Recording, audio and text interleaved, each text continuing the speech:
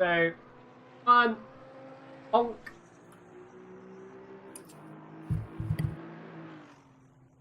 Bonk.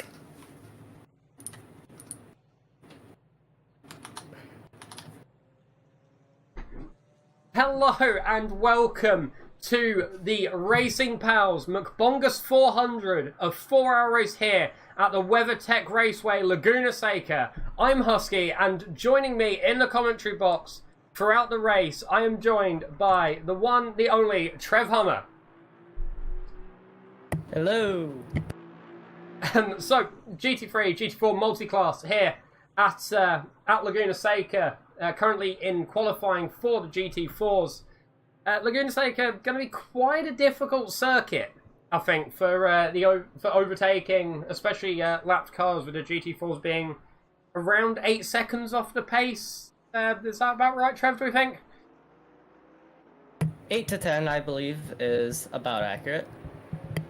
Yeah, I mean, we've got quite a good grid, I think. 29 to 31 cars, I think, signed up today. Well, signed up over the course of the previous, I think, month and a half where we've been advertising it.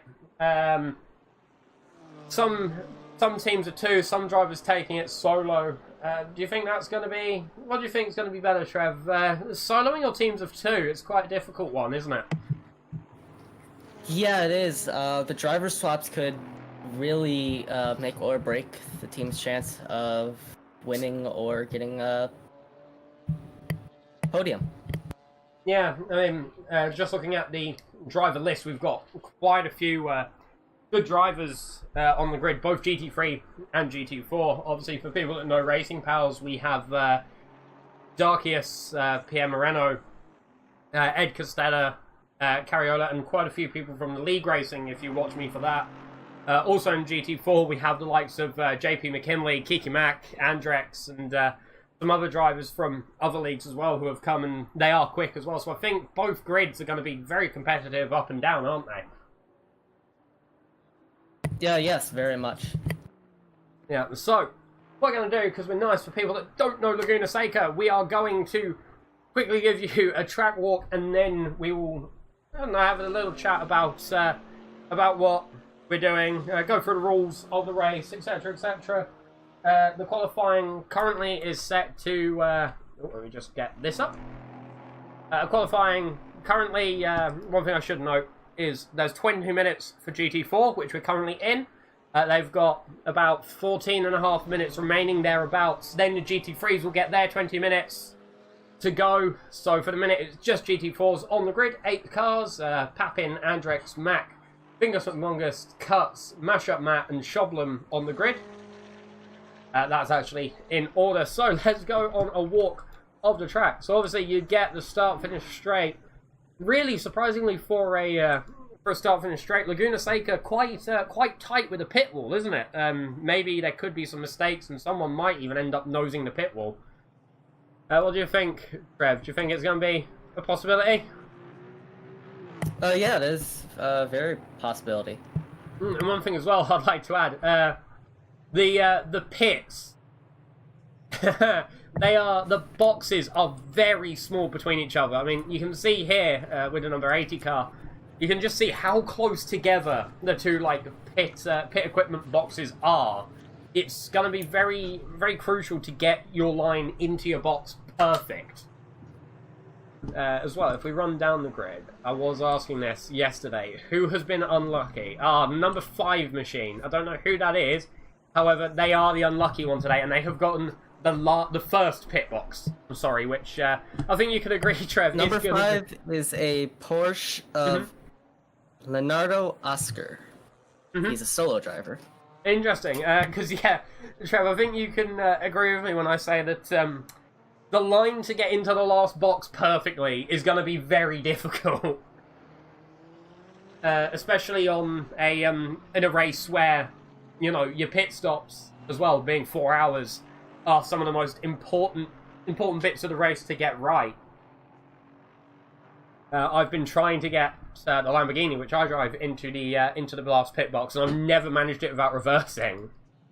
But anyway, let's go on the track walk. So you get the start from straight under the WeatherTech Raceway Laguna Seca bridge. You get this kink here, which is apparently T1 according to my track map. So here is turn 1. You then run down to turn 2 of the Andretti hairpin.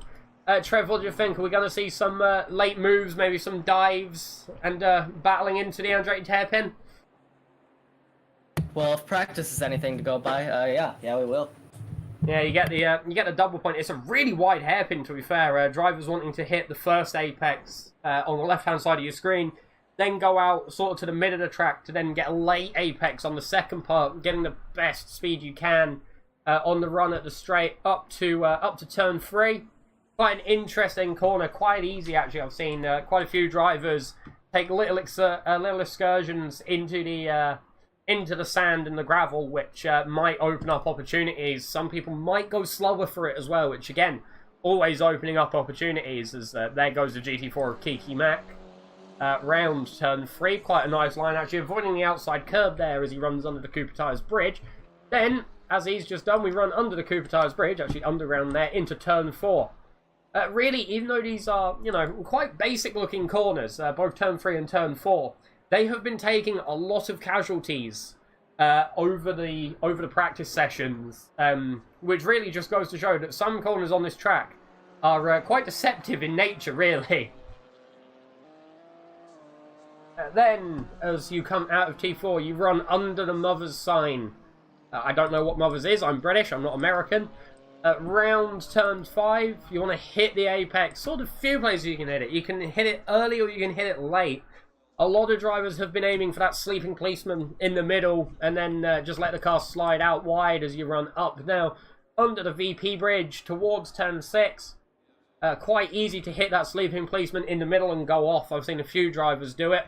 I mean, you can even see some skid marks on the floor of where drivers have been doing it today.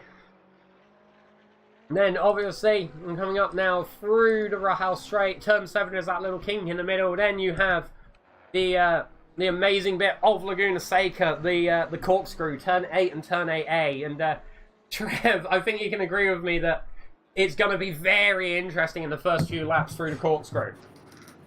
Oh, yes, it will. Quite a few drivers have been taking excursions as well. Weirdly, in my opinion, for the kind of corner that it is, you're not too far from the tyre barrier on the outside if things do go wrong. And No, you're not. I think a lot of drivers might be taking it, quite conservatively through the corkscrew just to be able to get the car out in one piece. Because, yeah, 4 hours is a long time, but obviously you want to make sure that you're not going in the first 5 minutes for damage here. As you can see, I think that's the Aston Martin of Will Treasure going through the corkscrew there, actually avoiding the inside curve. Then you obviously run down under the third bridge, Laguna Seca having a lot of bridges, into turn 9. Another sleeping policeman on the middle. Again, we've seen a lot of drivers through practice go off into that tyre barrier or even just into the gravel, which, with how ACC's tyres work, even a little spin can have knock-on effects for many laps with tyre heating. Then, we're coming up now towards the end of the lap. Turn 10, quite a quick right-hander, avoiding the sleeping policeman in the middle once more, getting very close to it, has been the idea for a lot of drivers in practice. Again, maybe a corner where there could be some overtakes, or even just get out faster for the final square left-hander of turn 11, where I would put money on it that we're going to see a lot of cars sending out the inside or even trying to get switchbacks around the outside at today's race. What do you think, Trev? Oh yeah, that is definitely a prime opportunity to overtake there. Yeah, exactly. Then obviously it brings you back now to the end of the lap. You're going to want to make sure that you do get a good run out the final corner, because even though this is a long straight, there is plenty of opportunities to overtake down the straight. As well, one thing that is interesting, I think we have... we don't have one from every manufacturer. We have 2 Aston Martins, but quite a diverse grid of GT4s actually today, isn't there? Yes, very. More than I was expecting. I'm just trying to find someone on an outlap here.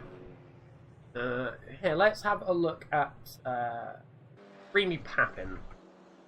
Currently running in provisional pole, but Kiki Mack only 0.051 behind him on time, so that's going to be very close up the front between the AMG and the KTM of Kiki Mack.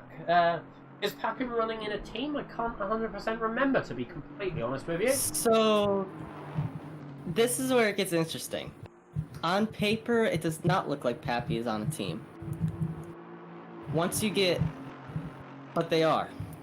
They do a physical driver swap at their house. They physically swap out of the sim. So yes, it is a team. Okay, so maybe one to look out for then with how their driving style changes throughout the race.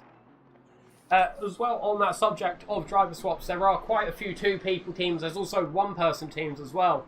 There is no minimum amount of pit stops. However, there is a 70-minute stint timer. What this means is you have to stop every 70 minutes. I believe in ACC, this doesn't mean you have to have any work done. You just have to do a stop-go, and it resets your timer. I could be wrong, but I'm pretty sure that's what happens. As well today, I think there's a few strategies that have been floating around the Discord over the recent weeks. A lot of people seeming to go for the one swap one, the two swap two, and then obviously the one swap, one swap, one swap, one swap. Very interesting to see how drivers are doing it. I was speaking to a few drivers who will remain nameless as well, because I can't actually fully remember. Who are considering doing double stints on the tyres and even the fuel and just coming in for a reset, which is going to be very interesting. I've heard good and bad things about that, really. What do you think, Trev? Do you think it would be worth even trying a double stint, or might you lose more time than you actually stand to gain? From my little experience in ACC, that's going to be very bold, and you have to basically baby those tires around this track for 2 hours, and I personally would not want to do that.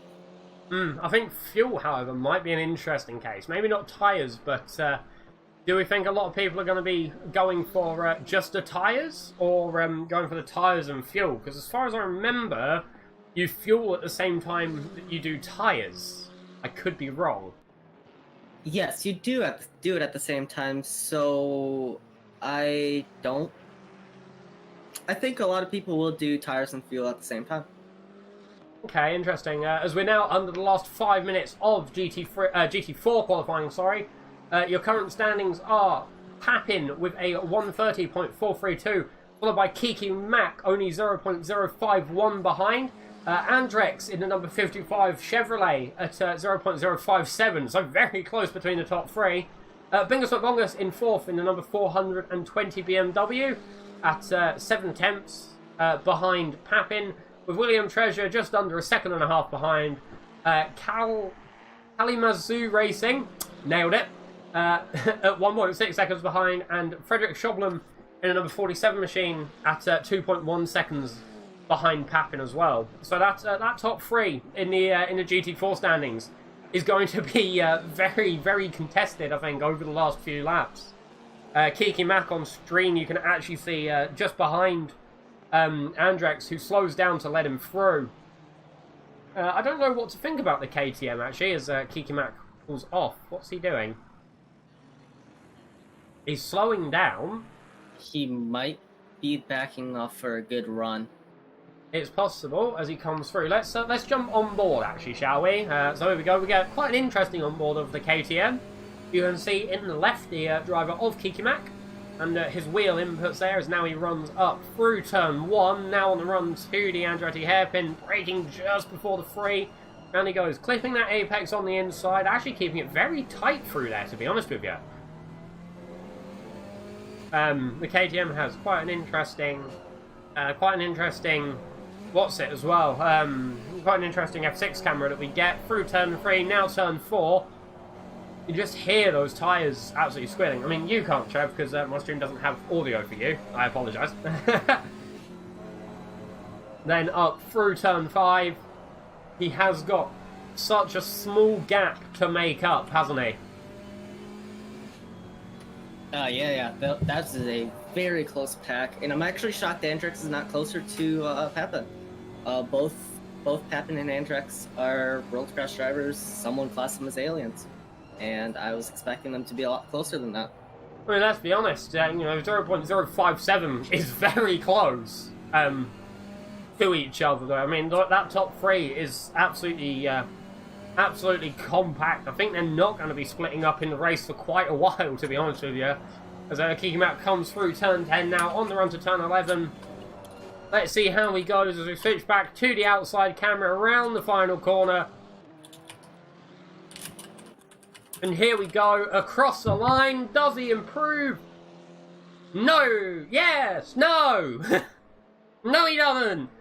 A 130.531, so he will get, I think, another lap left. One thing we should note, once the timer hits 20 minutes remaining, GT4s are to finish the lap they're on and then go back to the pit lane.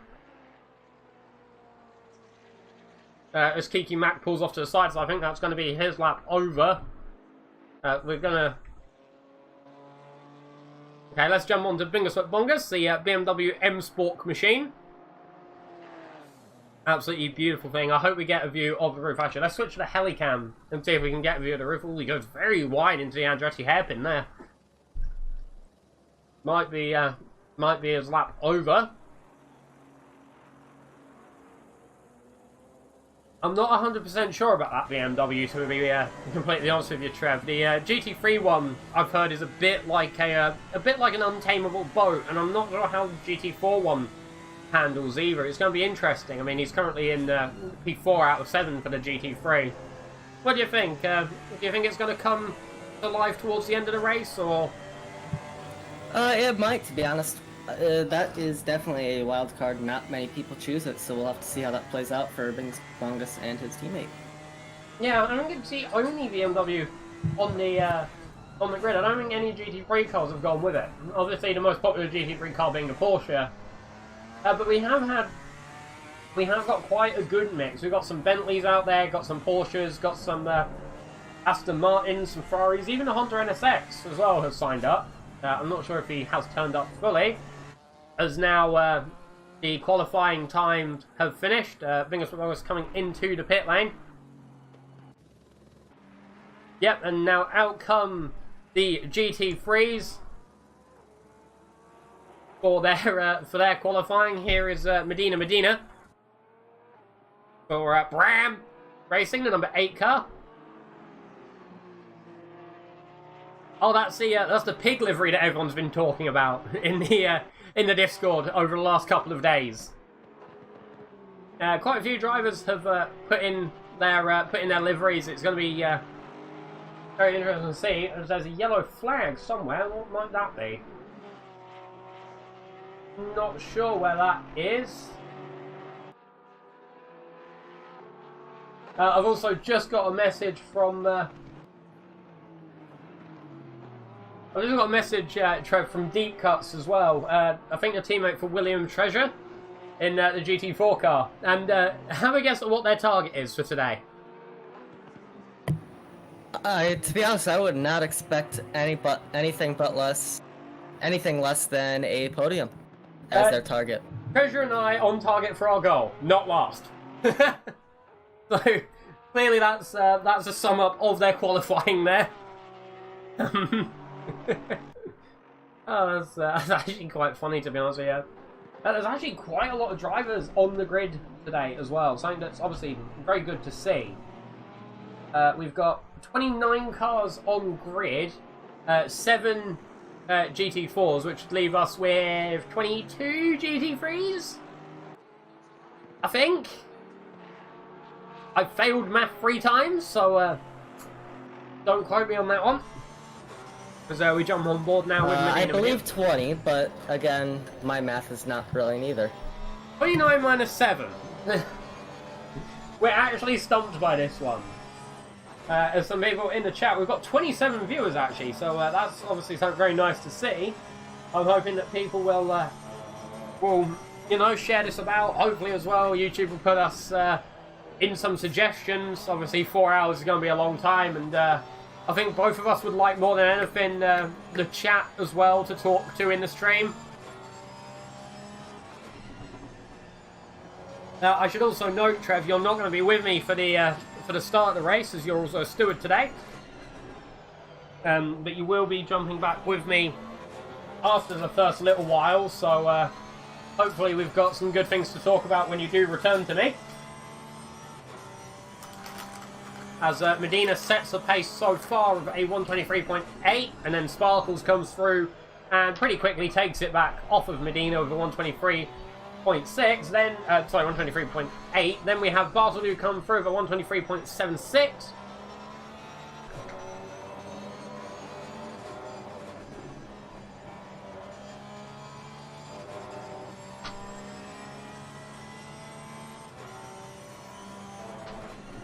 Where's the person who we are looking for? Here he is. Here is Pierre Moreno from Spectre Racing.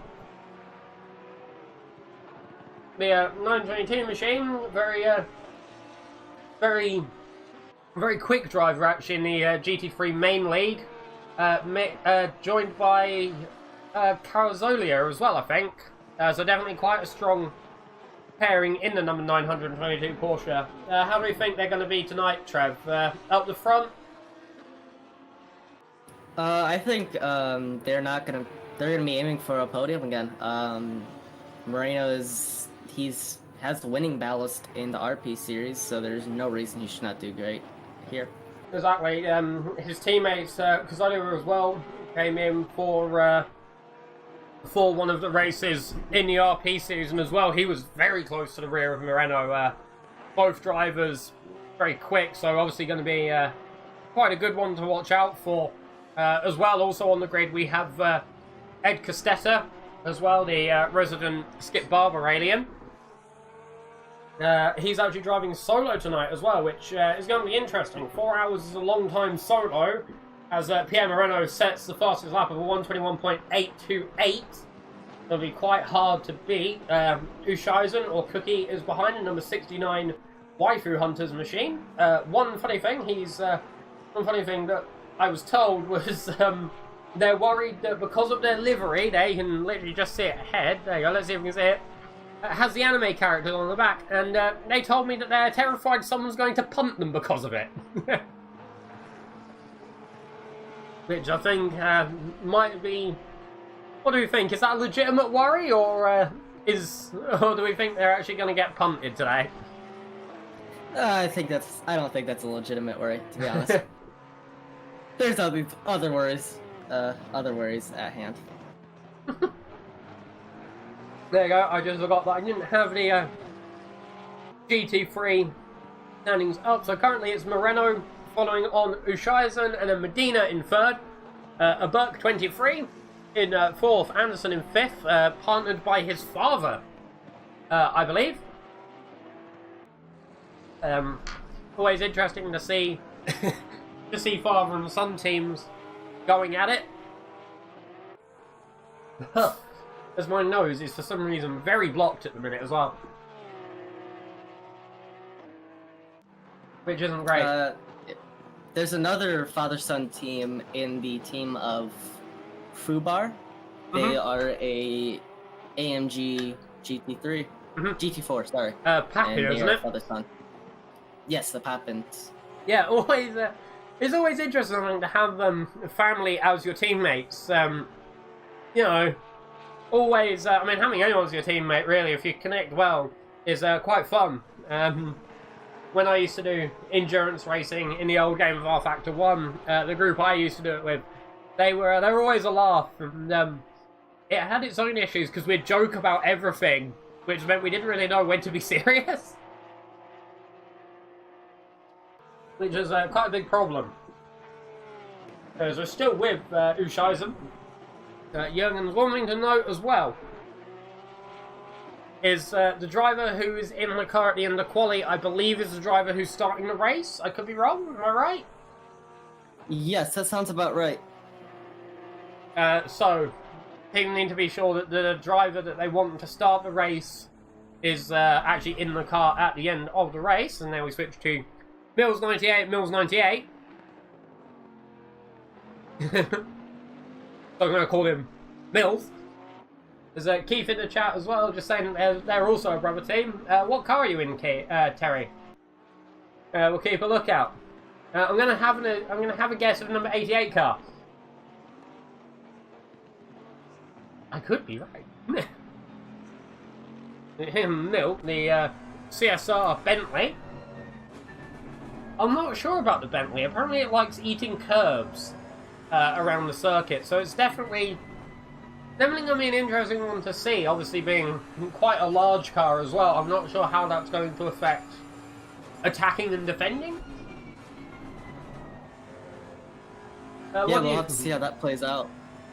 Oh yeah, for sure. I'm expecting that maybe they can use the size of the car for their advantage. As someone just goes absolutely hurling off there at turn 6. Not sure who that was, but they're gone. As Moreno still holds the lead as well. Still holding the lead of 121.8. Oscar behind in the number 5 Porsche. Only just under 6.5 tenths. Same as Mills as well. Just under 6.5 tenths. Carl Cook has also taken over the number 20... sorry, not number 23 machine, number 69 machine. Yeah, let's have a look at Elliot Miller for Nat 20 Racing, number 279. CSR Bentley eats curbs.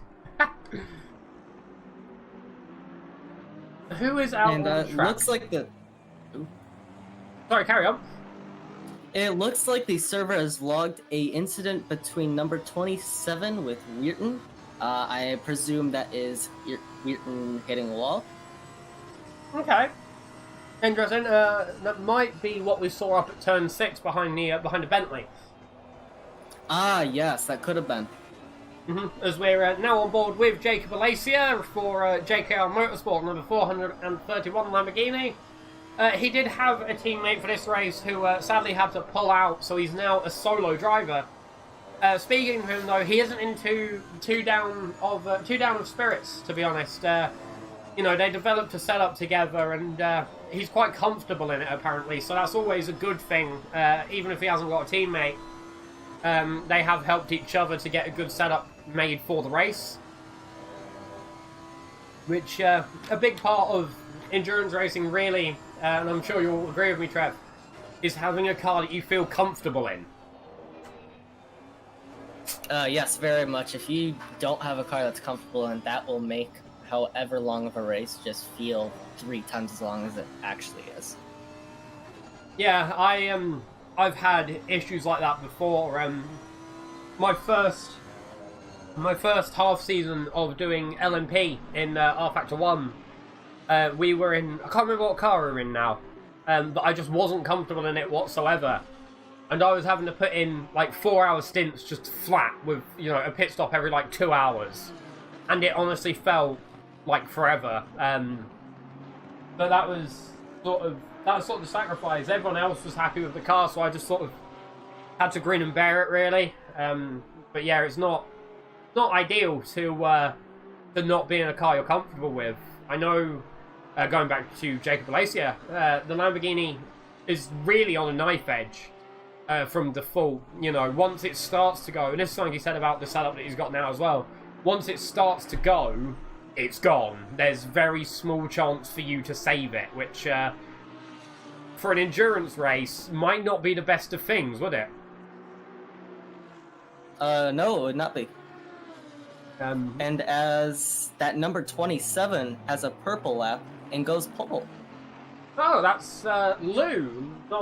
Not a name I'm familiar with. Pushing Moreno down into second by 1/10 and then an extra 2 on the end. So really, that gap up the front is very close. I'm actually very interested to see that the only Honda we have on grid has actually slotted into pole time at the minute. I'm not sure about the Honda. I do like it. I used to drive it as my main car, but I'm not sure. Every time I've seen them, they've been more in the mid-pack. So definitely one to watch out for as well. But I'm sure tonight, and Trev, I think you'll agree, Laguna Seca and the mix of GT3s and GT4s are going to give us a lot of action tonight, aren't they? Because the race is starting at 3 AM in game, so we'll be starting in the dark and then running through to 7 in the morning. So where the sun will be coming up as well. So it's going to be a night endurance race as well, which might change how different drivers go about their quali and their race setup. Because obviously the temperature is going to be a bit hotter here at 2:30 in the afternoon. Obviously Laguna Seca being in the middle of a desert. Probably not the greatest of places for a racetrack, but it works. And it looks like the stewards have gotten back. The collision with the number 27 of C. Lou looks like it was a collision of pit exit. It has been noted. I don't believe it is no further action. Okay. We'll see what they say. Here is Cardin Lou stopping on the pit exit there and jumping back into pit lane. I thought he might have just been waiting for someone to obviously head off. But we switch back now to Matthew Sparkles in 11th for 1.7 seconds off of pole time. In the number 73 Aston Martin, it's either a black car or I haven't got the livery, but I should do. I think it might just be an actual all-black car. Yeah, it is. I can see the other colours. Slightly reminiscent, Trev, I think you'll agree, of the Rich Energy Hearth colours on that machine. Oh, there's someone round at the corkscrew. I'm not quite sure who that is. It's one of the Porsches. It's Philip Gromtka, number 44, High Voltage Racing. He seemingly went round at the end of corkscrew, which I think corkscrew is going to take quite a few lives tonight. It's very easy to overcommit on the first curve and go round, which clearly not something you really want to be doing. I just got back through the stewards. It looks like it was a connection issue that caused it. So it was just a noted. There's no warning there. Okay, awesome. Thanks for that, Trev. We're now with Sam Maudsley for Team Parker Racing, who slots from 16th up to 12th with a 123.463.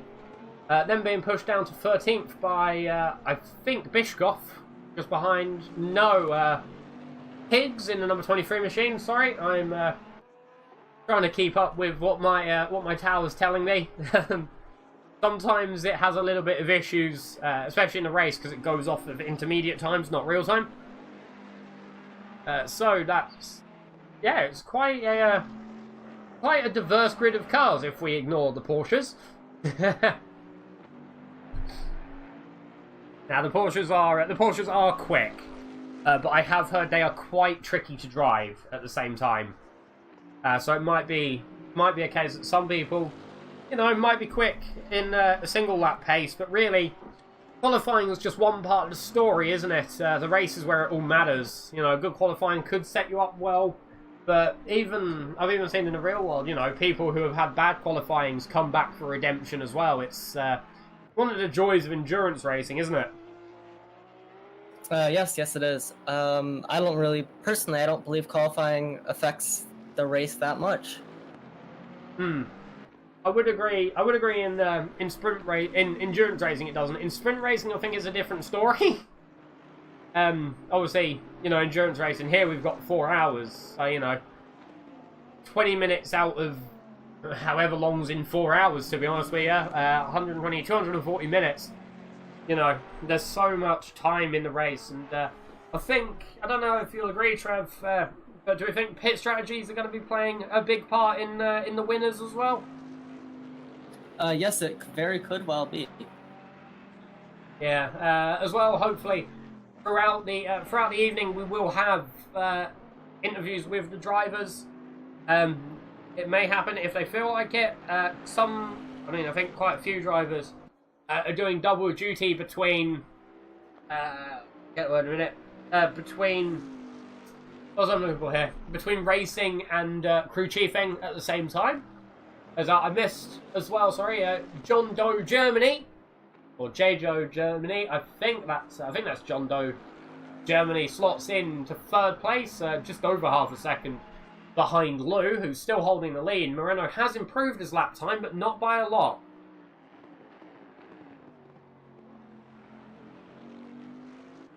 No, he still has 10th to gain on Lou. Yeah, it's I don't know where Mr. Ed Costetta is either. I can't see him on the thing. It's weird because Ed Costetta, we're used to being really quick. Is he even? I don't think he's actually in the server. He's in the number 75 Porsche. Is he even in the server? No, it looks like he does not have a valid time. No, he's not in the server. No laps completed.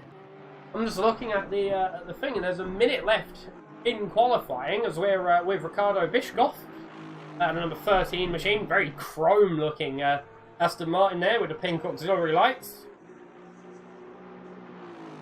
Let's see if we can jump on board with him. Yes, we can. This is heading through the corkscrew. It's very easy to overdo it on the inside curve. Because really, by the time you hit the inside, a lot of drivers have told me that when you hit the inside, you want to already be turning for the second part of corkscrew. Because your wheel lifts off the floor for a second. Ooh, as Bischoff hits the sand there on the outside, coming into the last corner. He has Terry Liggins just ahead, but I think there's a close enough gap now as we'll be coming to the final lap. So that means Lou, John Doe Germany, Alacia, Higgs, Forsberg, Maudsley, Terosh, Gramotka, Mazak, and Anki will not be able to set another time. So the drivers who can improve will be Moreno, Oscar, Mills, Bartoldu, Anderson, Bischoff, Sparkles, Galbraith, and Liggins. So not many cars actually out on grid for the final lap of qualifying.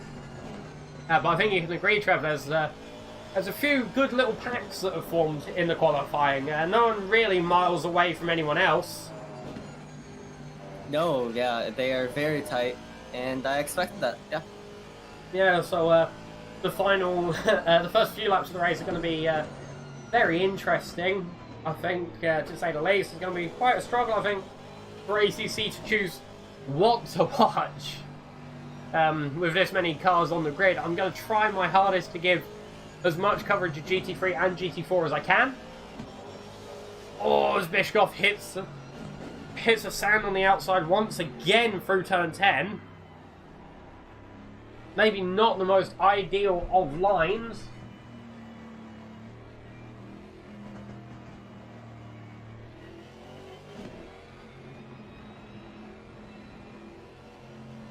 As that's the session over. So we're just going to wait now for the final few drivers to finish up. There we go. So your starting drivers, it seems, is Lou, Moreno, Newman. Sorry, I'll do this in car order. So number 27 is being started by Lou. Number 922, Moreno. The number 666, Newman, who came through in third. Mills 98 is starting in for the 98 car. Oscar in the number 5 car. Medina in the number 8 car. Alacia in the number 431 car. Ham in the number 273 car. Anderson in the number 80 car. Cook in the number 69 car. Aberkey 23 in the 23 car. Bischoff in the 13 car. Forrester's SG5 in the number 7 car. Sparkle starting in the number 73. Maudsley in the number 31. Galbraith in the 32. Liggins in the 808. Keefe in the 88 car. Gramotka in the number 44. Malazak in the 159, Anxi in the 279, and Papin starting the number 6, GT4. So now going on to the GT4s, Papin starting in the number 6 car. I'm not sure what Papin, there is a Papin, not sure what one. Kiki Max starting in the 17 machine. Andrex UK in the number 55. Mcbongus in the 420. Deep Cuts in the 710. Kalika Mizzou Racing in the number 28. And Arnold in the number 47. What I'm going to do now, because he gave me a bit of a tag, is I'm going to quickly drag someone in for an interview. Trev, you going to jump down to the stewards for the start of the race, mate? Yes, I will. I will Awesome. just say one thing really quickly. Out of the top 10 in qualifying for GT3, 6 of them are Porsches. So let's see how that plays out for them. Awesome. Right, I'll see you when you return to me, Trev. Yeah, see you on the other end. So I'm just going to quickly bring in an Ugarov. Hello, Mr. Ugarov. So you qualified 4th in the GT4s. How does that feel to be up there in the BMW? Do you think you're going to be able to take the fight to the podium? Yeah, it feels great. We're a little bit off the pace of the top 3, but something's going to happen, and I think we'll be good for a podium after 4 hours. And I picked up on it earlier. How does the BMW drive? I've never driven the BMW GT4. Extremely under theory. Ah, so it's like the normal GT3 one then. I'm guessing just a bit. So smaller. I think you'll have to excuse me since I'm driving for a stint and there's 20 seconds left. All right, awesome. Thank you for coming and chatting to me, mate. Good luck out there. So that was Ugarov with a quick word on how they're thinking. So we're now coming up to the start of the race. You can see the lights. What we're going to do is bring out to the custom camera. There will be the formation lap here as they're starting away. There is Lou in the number 27 Honda. There's Moreno. There's the Bentley. And there's number 5 machine. There's Alacia coming through there, and then quite a group of cars. I think I saw Terry Liggins in there somewhere. There's Hutchins, and yeah, you can just see quite a few different lights coming through here as they all go to start the formation lap.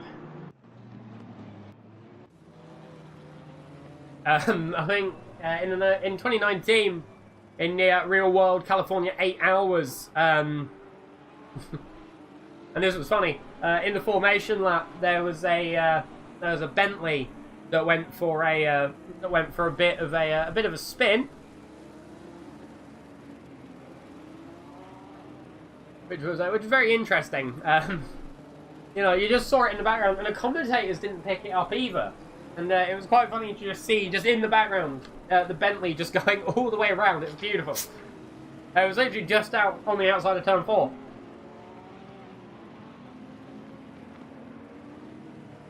So 4 hours, I'm currently on my own. Mr. Hummer, my co-commentator, also helping with the live stewarding this evening.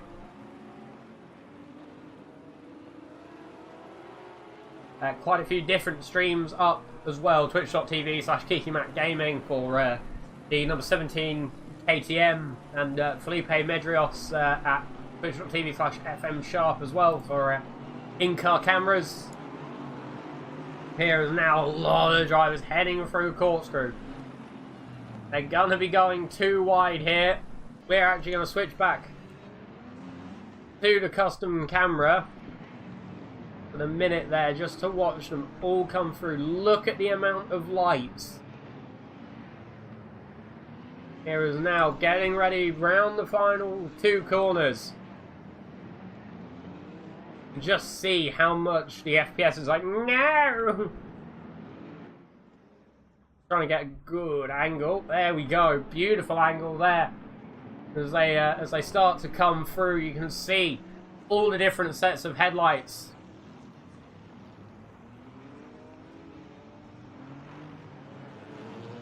Through come the final GT4s.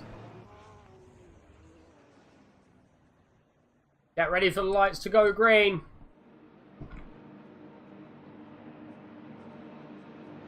And we are away here now for the 4 hours of the Mcbongus 400. Many cars coming through here towards turn 1 and the Andretti hairpin. Let's have a look as they all go 2 wide round. Even some cars going 3 wide round there. It does look like, though, very clean start as they start to run. Now around to turn 3.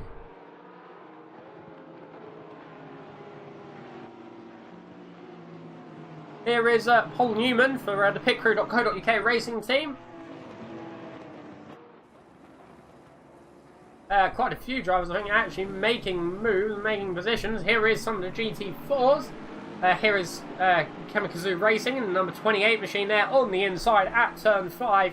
He's got William Treasure fighting back against him as well, as there is an Andrex just ahead, going a bit wide outside of turn 5 there, almost getting collected by the BMW M Sport of Mcbongus and Andrei Ugorov. Andrei Ugorov currently in the car to begin with, as they head through corkscrew there.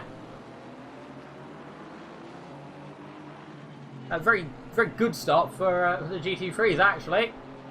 And the GT4s, for that matter. Here is Medina. In the front Porsche there, you can see the Brown Racing machine. Currently being chased down by Kyle Cook, who's starting for the number 69 Waifu Hunters. Yeah, very interesting. Very interesting livery and team name, really. They weren't going to show me it until the race starts now, as we're with Richard Anderson, who's chasing the rear of Malasek. The lead, I think, the lead is still Cardin Liu. Yes, it is, followed by Pierre Moreno and Paul Newman.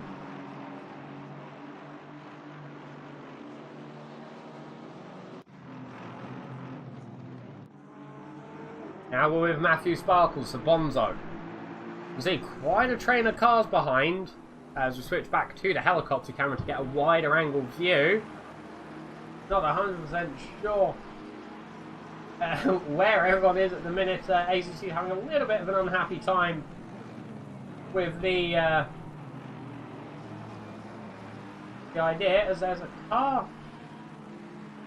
There's a Philip Promatka, who apparently I don't think he's actually started. I think he's actually at the pit lane, as Matthew Sparkles there trying to attack Galbo ahead, I think, but he's also opening up the door to Keefe behind as well.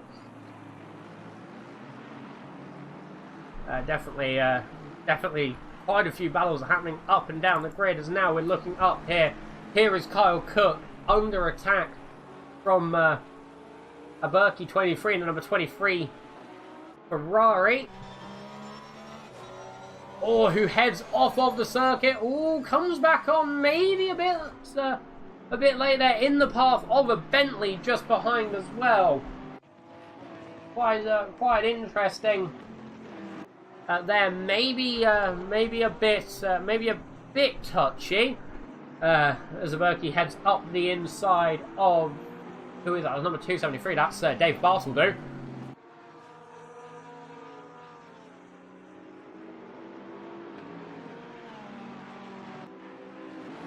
There, now he's on the rear of the Bentley once again. As they head through corkscrew.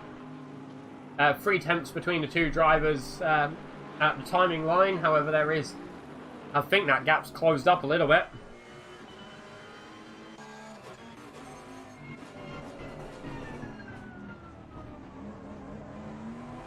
Now looking on the rear wing, and just see how close that group of cars is together.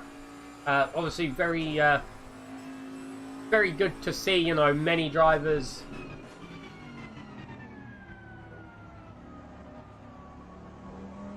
Many drivers close together, up and down the grid. We're sticking with this battle for a little bit because you can see how close Aberkey wants to be to that car. I mean, he's gonna, I think, go for a move at some point. Also, for the viewers, if any of the noise is not done right, or the game needs to be louder, or I need to be louder, just let me know. When I see it, I'll rectify it. Obviously, I'm trying to make the best experience for the viewers that I can as well, so if there's something that needs changing, let me know. And if I can do it, I will. Here we go, through corkscrew again. A Berkey very, very close now to the rear of the Foster SG5 in number 7. The leader still Lou, with Moreno chasing behind hot on his heels, and the gap between Moreno and Newman has opened up quite a bit, I think, actually, as we head through the start-finish line once more. Yeah, just under 3 seconds and 3.5 tenths. So Lou actually starting to widen the gap between himself and Moreno at the same time. Very good to see. Lou is in the only Honda NSX, I think number 27 machine. Yeah, the only driver for that car as well. So he's soloing with a few people actually there. As someone goes off onto the sand just ahead. I think that might have been Kyle Cook, but I could be wrong. Kyle Cook. No, it looks like Alacia. As now, all looking up the inside at turn 6. Will Berkey make the move? No! He doesn't make the move just yet. He is looking though. And we're not even the first 10 minutes into the race, and he is looking. As through corkscrew they go. All drivers, I think, in that little pack getting through cleanly. Kyle Cook also chasing the rear of Jacob Alacia. As there's someone off ahead, I think that's actually Alacia. Yes, it is. That's Alacia off the track at turn 9.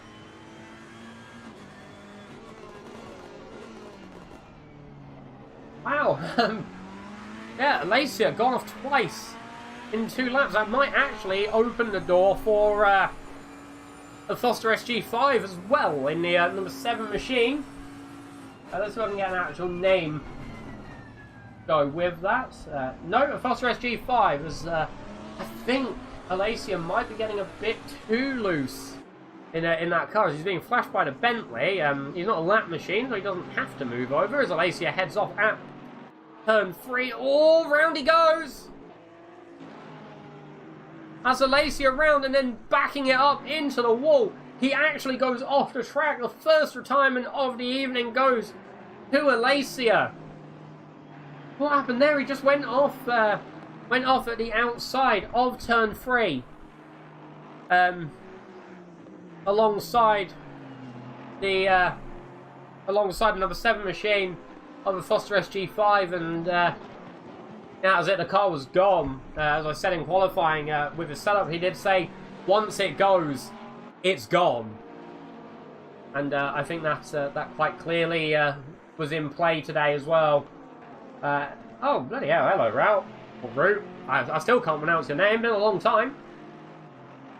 As now up the inside goes a Berkey 23 at the last corner. Is he going to get the move? Now it all depends on who can get the power down first and what car has better acceleration. I think it's going to go to the Ferrari. No, they're still side by side as they go across the start-finish line. Through turn 1 now to turn 2. A Berkey's going to have the inside line. Is he going to get the apex block? Yes, he is. Round they go through turn 2. A Berkey pulling ahead as well. What a good move there for a Berkey. It went at the last corner, went all the way around, all the way up the start, finished straight, and then actually managed to get the move done at the turn 2, the Andretti hairpin. Now we have seen some moves already today, but I think that might be a contender for best move so far.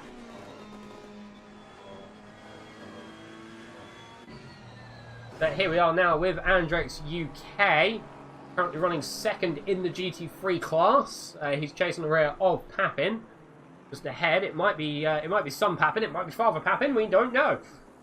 I think though they're getting quite close to each other. Actually, the Camaro GT4, being run by Andrex UK. I'm not 100% sure why he chose it. Obviously, drivers choosing their own car. Just part and parcel. And it's always interesting to see why people choose the cars that they do. Obviously, these drivers, I think, Well, I'm pretty sure they would have put in laps in all the cars that they had available and found the one that works best for them, or even just have one that works good for them already as they head through Corkscrew. And see how close Andrex is to the rear of that machine, as we're actually going to jump back now to Andrei Ugorov, the number 420 BMW M Sport machine.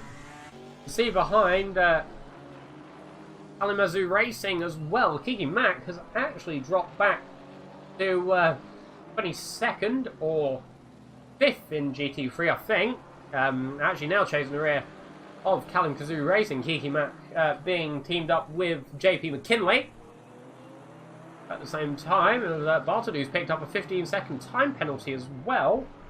Not sure what that's for.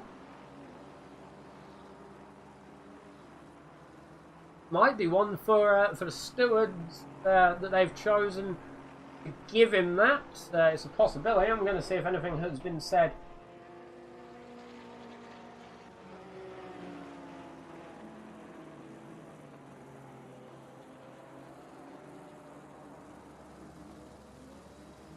Accident involving 73 and 808 at 28. That's not here though, is it? No. And also an accident involving 159 and 80 as well, so I'm not sure. That might just be a track cut warning.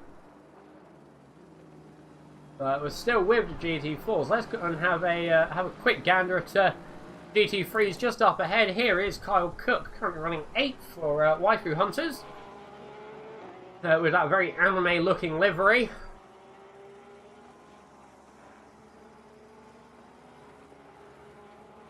Stewards, obviously, we have live stewarding tonight. They'll be looking at incidents and collisions up and down the grid as well. There'll be obviously drivers and teams can put in incident reports as well. There are 4 stewards tonight, but clearly they're going to be looking here as we're already getting the GT4 cars being lapped. Newman there going up the inside of William Treasure. Mills also taking the opportunity to head up the inside at the final corner as well. Quite a good manoeuvre. Mills 787 behind, 0.787 behind, that is, behind Newman.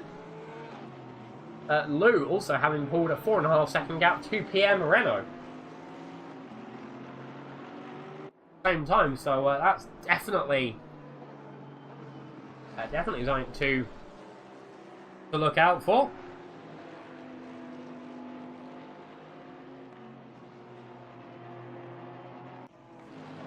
You can see ahead the BMW M Sport machine of Andrei Ugorov, number 420 BMW M Sport, being flashed by Newman. Even the outside line, Newman heads up the inside. Now he has Mills, who also heads up the inside, who quite nicely moves out the way as well, which is obviously something that we do love to see. Mills will now be coming up to Kiki Mack as well. Yes, he is. There is Kiki Mack in the number 17 KTM as they head through turn 9. Kiki Mack slowing down to head up the inside. Oh, Mills having to take a long way around as well. Now he's going to have Kalamazoo Racing as well to contend with. There's a Porsche GT3 heading up for the lapping party as well. Obviously, you want to get lapping done as quickly as you can. As now, here is Terry Liggins. He is chasing the rear of number 32 machine. You can see just ahead of Calbath. You can also see Anki behind in the number 279 machine as well. This is the battle for 15th or 16th, depending on how you want to look at it. As we've got 3 hours and 45 minutes left to go at the race here. Going to be quite a few laps, I believe.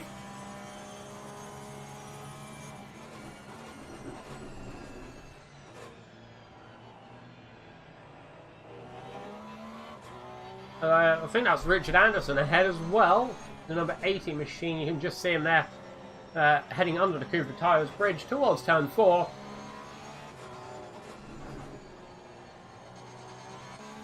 Now Dave Bartledo actually is chasing the rear of Maudsley in the number 31. Machine Bartledew in the Bot Stack Racing 273 Porsche. Here, let's get the rear wing camera on Maudsley. Bartledew has 15 seconds. I'm not sure why. I'll have to ask Mr. Trev Hummer about that when he heads back. There is William Treasure in the mix as well. Maudsley taking the opportunity beautifully to actually use that GT4 car to widen the gap between himself and Bartledew. Now, obviously, something the drivers will be able to do is use the gap between themselves as Kazoo Racing drops down to 20 seconds. So let's have a quick look at the standings. In GT3, you're still being led by Lou, followed by Pierre Moreno, and then Mills 95, Newman, Oscar, Medina, Aberkey, Cook, the Foster SG5, Bishkoff, Maudsley, Bartledew, Sparkles, Anderson, Galberth, Liggins, Ansky, and Terosh. In GT4, you have Andrex UK in the lead, followed by Papin, Geeky Mac, Andrei Ugarov, Kalikamazu Racing, Treasure, and Shoblem.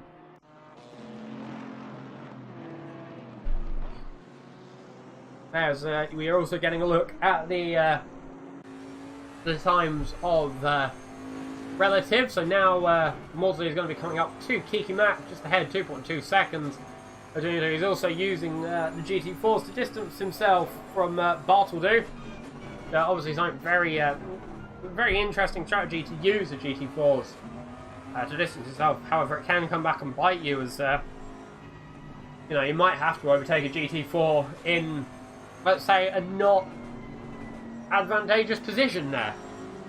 As Maudsley there heads up the outside of Kiki Mac. Around the final corner, he's now got a 3.5. It does go up and down. Gap between himself and Bishkoff, which he's obviously going to want to start eating away at behind as well. As we're going to jump back now to Remy Papin, the number 9 Team Parker Racing Machine. Oh, and... Oh, Keithy, mate. That's actually really bad luck. Have you guys retired, or are you still in the race?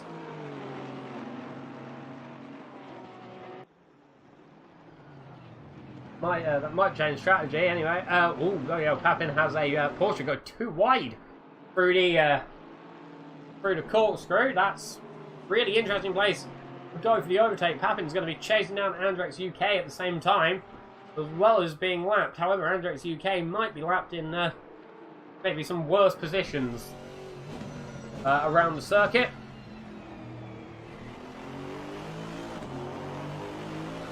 There, now heading up the start finish straight goes Papin.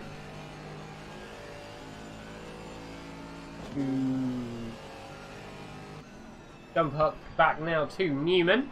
Number 666 car, pitcrew.co.uk racing team. Porsche chasing the rear of Mills 98.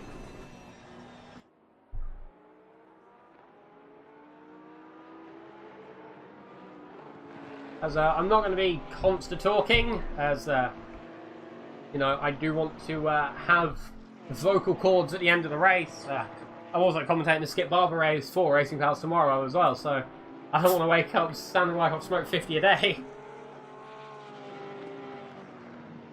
As the gap between Newman and Mills has been going up and down throughout the timing lines. Very interesting to look at. Newman looks to be faster, maybe in the corners, but then I think Mills actually extends it through the straights. Was that Lou in the number 27? The number 27. What's it? Number 27 Honda. There we go. That's the word I'm looking for here.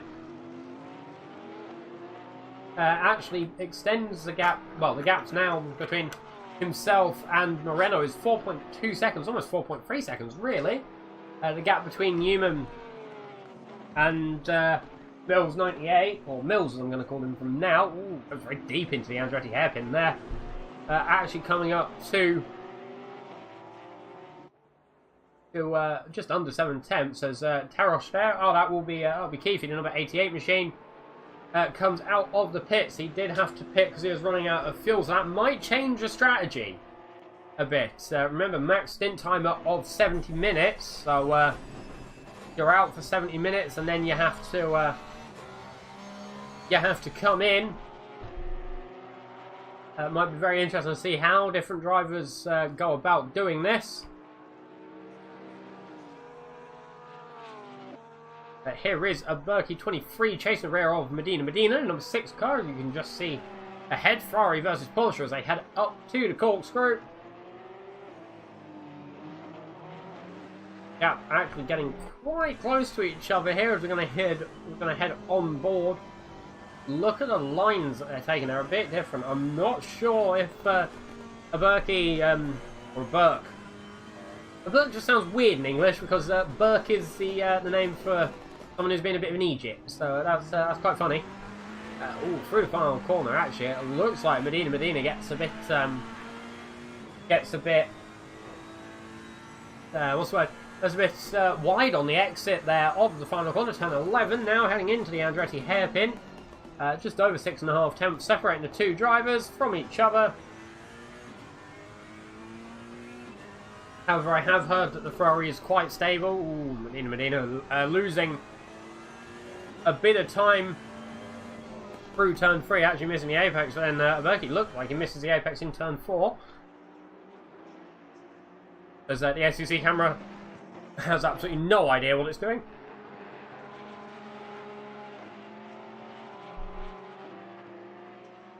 Here we go, on the run now to turn 6. So Berkey under 4.5 tenths behind. Not making a move yet as they head down the house straight up towards corkscrew. Through corkscrew they go. That's Kyle Cook heading up behind as well. He's actually closed the gap up through the lap as well, so it's going to end up being a 3-car battle between Medina, Berkey and Cook. I believe the White Hunters are running a pit stop each hour, maybe a driver swap. Cook is partnered up by Ishaizen. At the same time, Cook apparently has been having issues on high fuel load, with the car feeling understeery or oversteery. It was on the other. It does look like, however, he has been putting in the practice and he has been able to piece together a consistent run so far in 8th place, which obviously is something very good to see.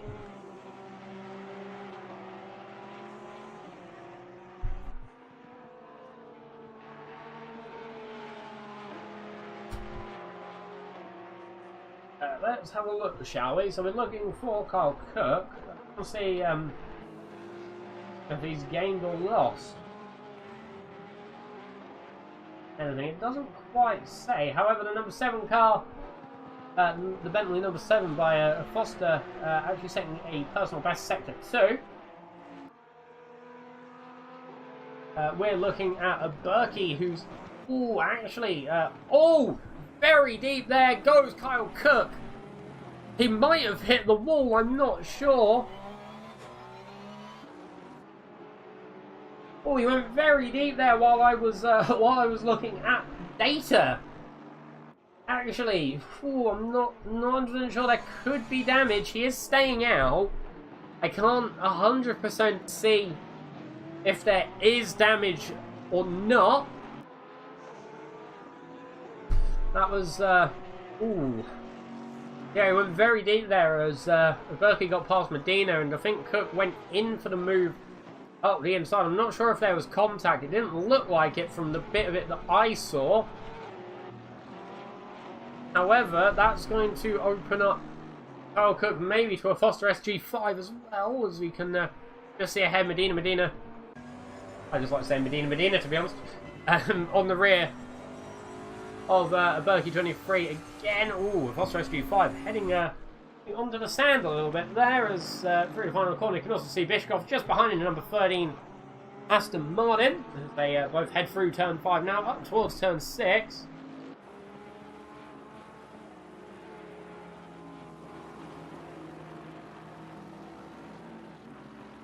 Oh, as the Foster 5 heads off the circuit at turn 6.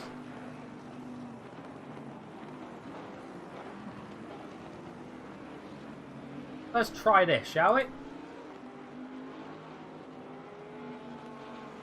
See where we get with hello Jake. So yeah, JKR Motorsport having retiring the number 421 car. This on the race, with rubber padding on the steering wheels, clamp came unglued for the oh, that's not great. Yeah. Okay, yeah, I get that. Obviously, not the best of things to happen. Mechanical issues in the real world can affect races as well. So we're now with Mills 805 there, lapping. I think that's Will Treasure in the GT4. It is a GT4. Goes up the inside, leaving. I think that's Newman there to go around the outside at turn 9. No, corkscrew. Sorry. Here is Matthew Sparkles, number 73 machine, while ACC is having a little bit of a cry, trying to figure it out. 8.5 seconds between Sparkles and Bartledew, just ahead.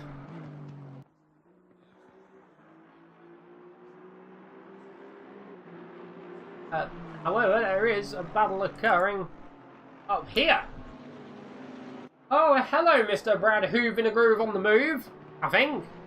Must be. Sadly not grooving, hooving and moving in this race, however he is here in the chat. I think is Hoove in a groove on the move in this race? Not 100% sure, actually.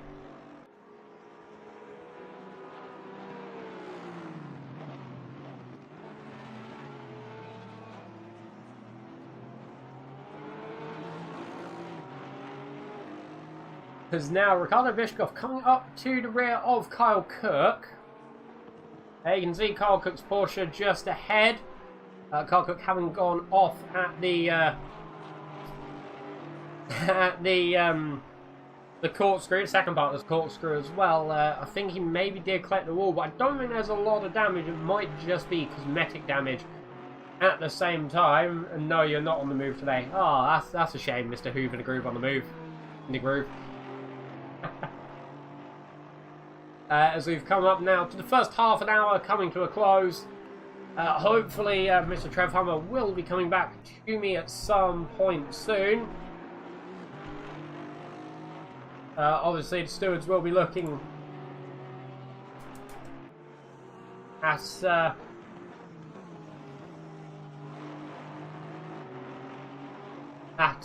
things as well. A bit of an update on Stewart's decision.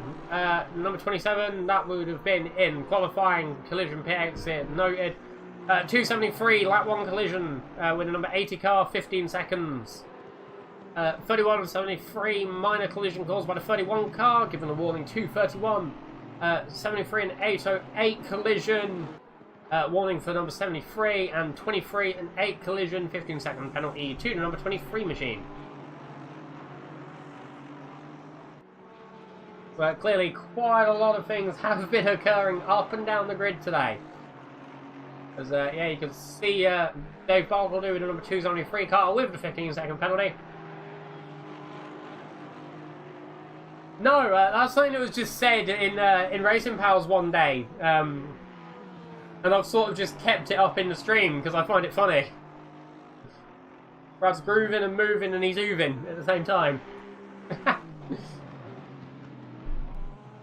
Oh, there's... Who's that round? That's the Ferrari. That's number 279. That's Anki round. Yes, we can. The GT4 field. So, GT4s are being led by Andrex. Andrex UK. The number 55 Chevrolet, who's just been up on the number 88 car. Tapping in second, just under 2.8 second gap between himself and Andrex. Followed by Kiki Mack in a 17 KTM machine. Callum Kazoo, Andrei Ugarov in the number 420 car taking fourth. Callum Kazoo Racing in the number 5 car.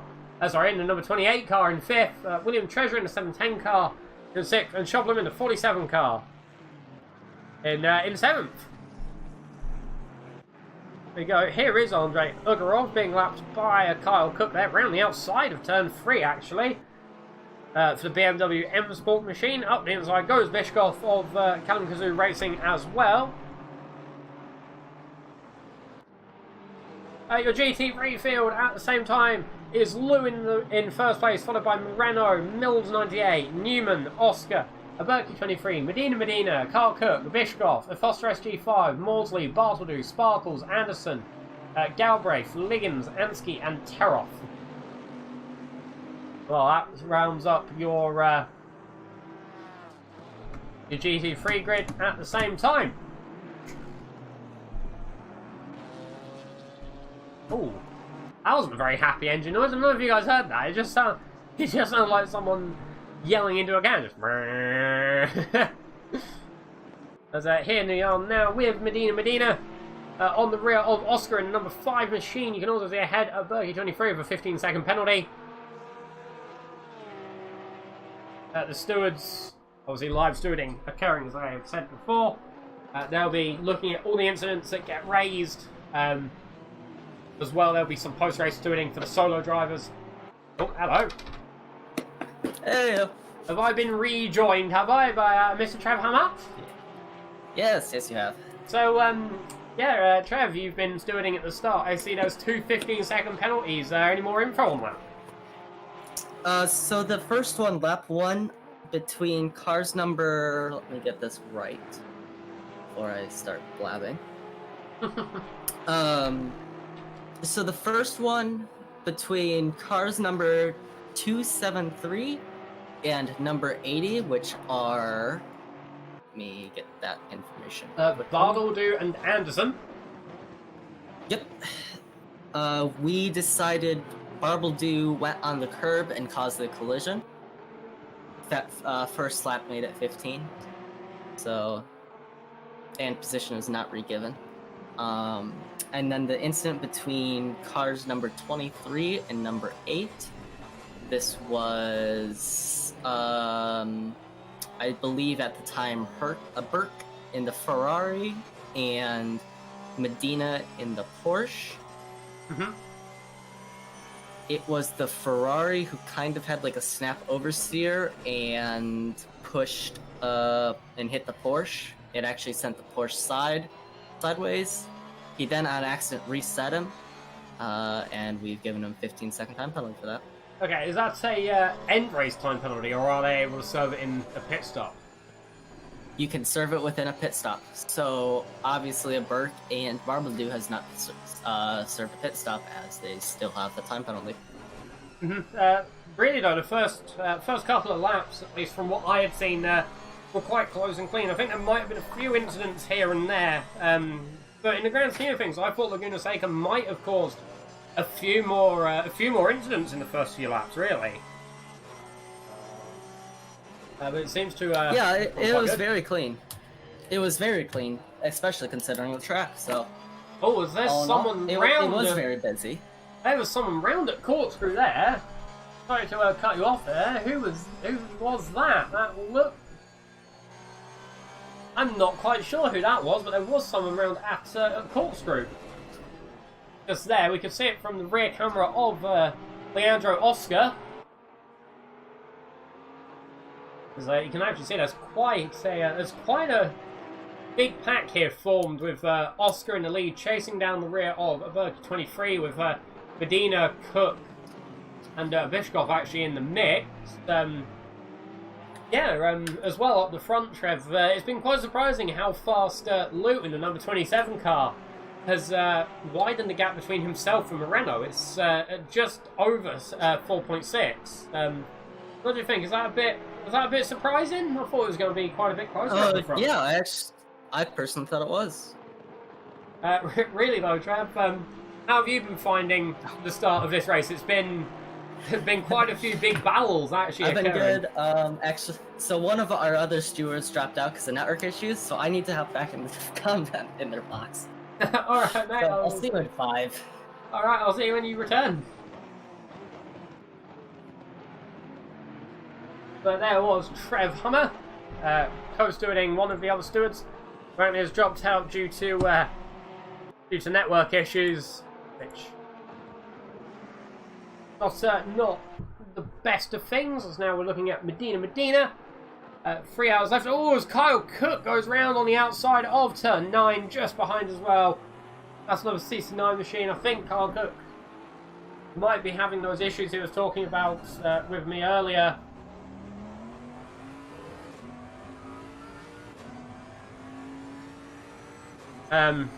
Yeah, really not the best of things.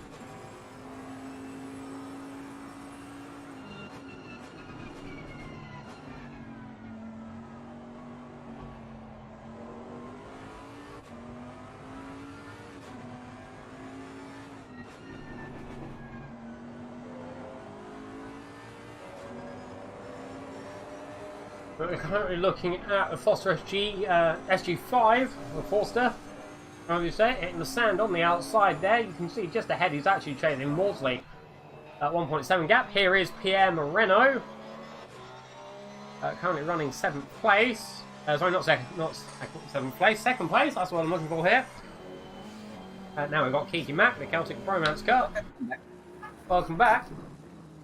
So, apparently, we have another incident where it is worthy for a drive-thru.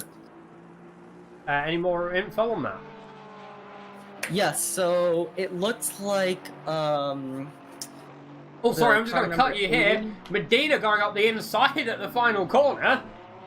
There, actually, against Oscar. Ow. Sorry, that just came at the perfect time, didn't it? I know, yes. Because Yes, they're running side by side here through turn 1. I think Medina's ahead. No, he's not. Oscar also pulling ahead now through turn 2. The Andretti hairpin. They're still side by side. I think Medina's got ahead. Yes, Medina slots into 6th place there. Alright, okay, Trev, carry on, mate. I'm sorry. Give me a minute.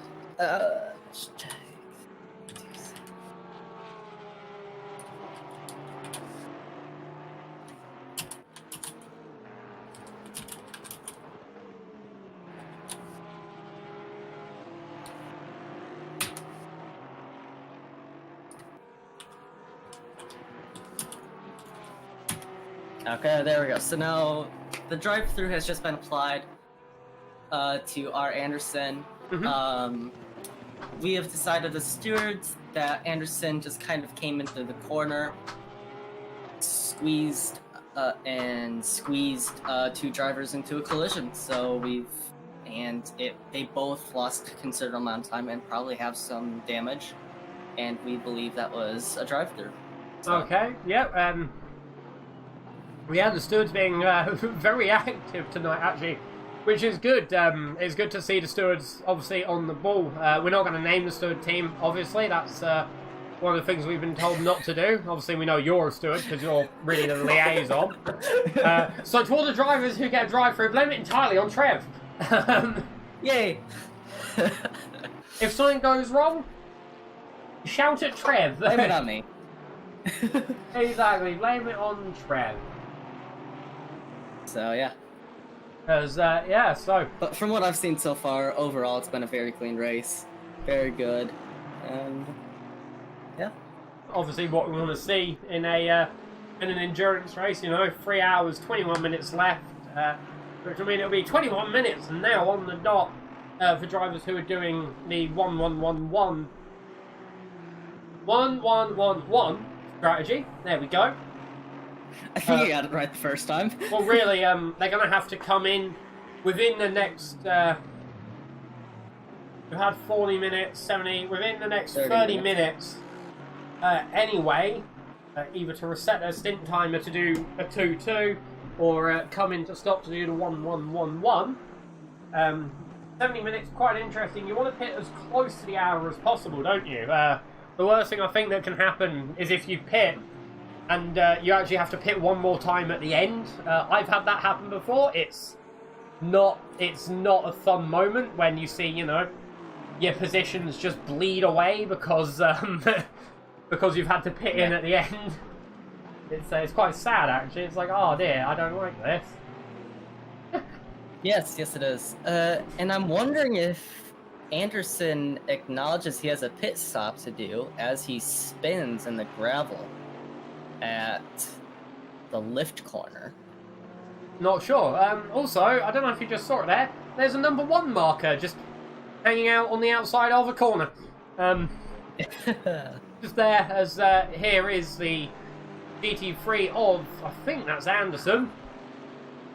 I could be wrong. Oh, they're appealing. They had all the track to the right. Okay. They're appealing. Unfortunately... Hang on, then. I need to hop back. Yep. So they're actually appealing their drive-through penalty. That will need to be dealt with very quickly, as got to serve a drive-through penalty within, I think, 3 laps. But yeah, they'll be. I think they're appealing that. Well, that was just said. They are appealing. I'll keep you guys updated on what happens. Well, I say I will. Mr. Trev Hummer will keep us updated on what's occurring there, as now we're with Kyle Cook, the number 69 Waifu Hunter's machine. Also, I don't shill very often, but I'm going to do it tonight. Make sure that you subscribe to my YouTube channel. I mostly stream my sim racing on Twitch, at twitch.tv/thathusky. However, all the replays come over onto the YouTube channel at the same time. I am planning to move over to YouTube for the commentary 100% over the next few months. So make sure you subscribe, turn on the bell notifications, all those things that YouTubers say that you need to do. Yeah. Obviously, turn notifications on so you'll be notified whenever I'm live. I do quite a few commentaries. Well, I do commentaries over the weekend. So make sure you stick around for those as well. We've got the Racing Pals Skip Barber tomorrow at Sepang. So obviously going to be a very good one to have a look at now, as Carl Cook goes up the inside of William Treasure into corkscrew. I think that's also Bartley behind, who has a 15-second penalty. Anderson's driver has been removed. I'm guessing that's because he is appealing at the minute. I might be wrong, but I'm going to guess that they...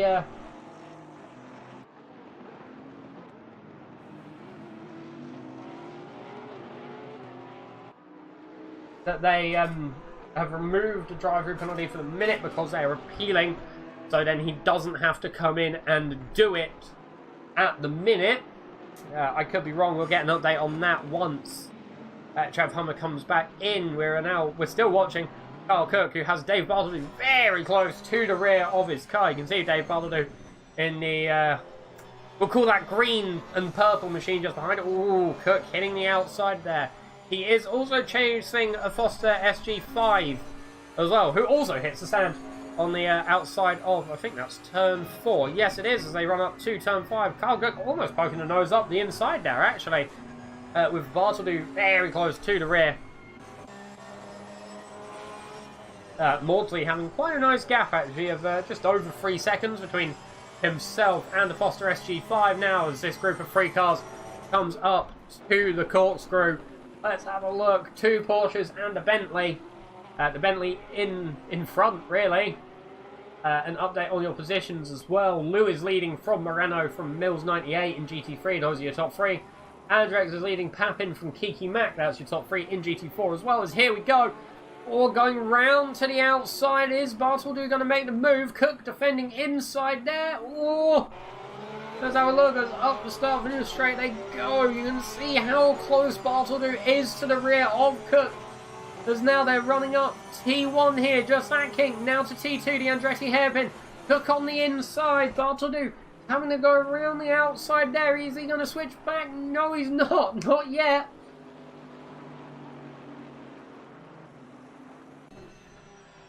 That was very close there. You can see how close the rear of Bartledu's car was.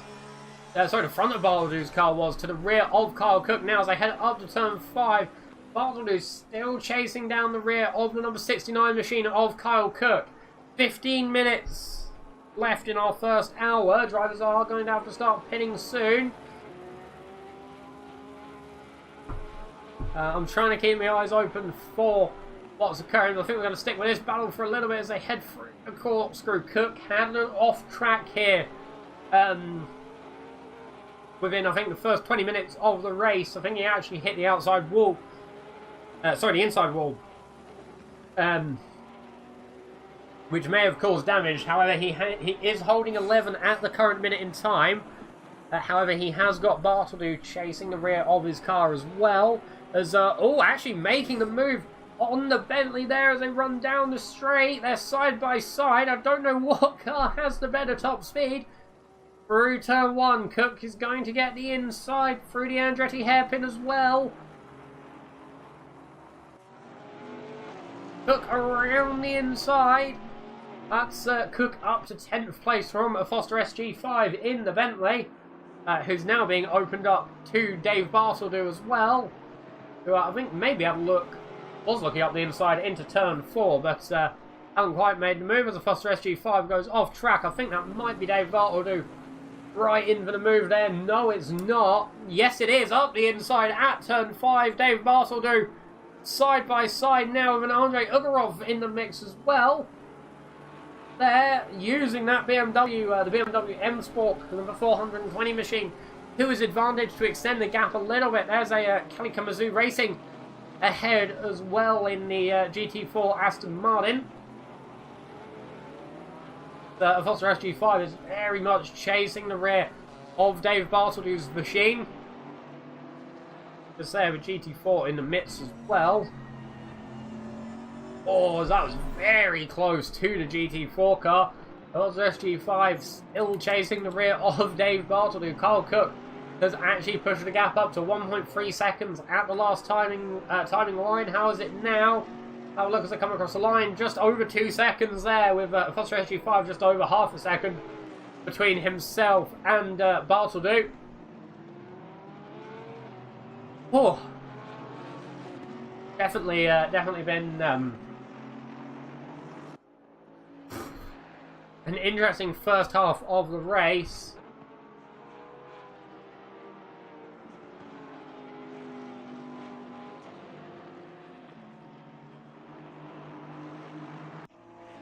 So we are just going to have a quick go to the auto for a moment. Get a good look as we run through the Steward's things, the new ones anyway. So the 80 car of Anderson, the number 710 car. That was a drive-through penalty that is being that has been, I think, might still be being contested there with the number 6 and 666 car. That will be the GT4 machine of Papin and the car of Newman. There, a warning for the number 6 car of Papin.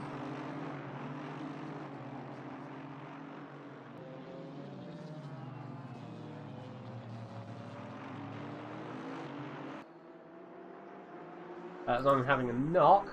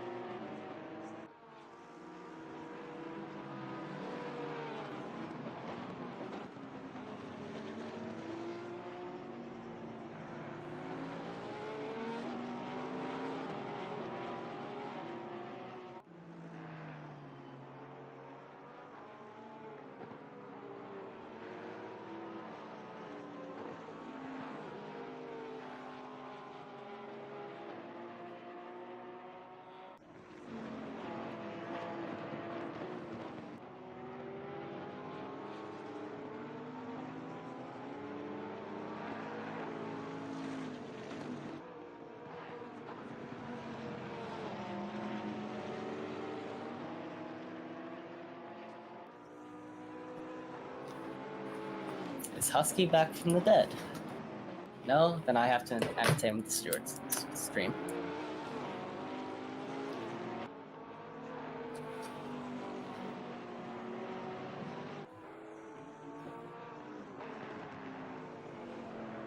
So how's everyone doing on the stream there today? Hey, Husky's back in the bed. Or is he? Barely.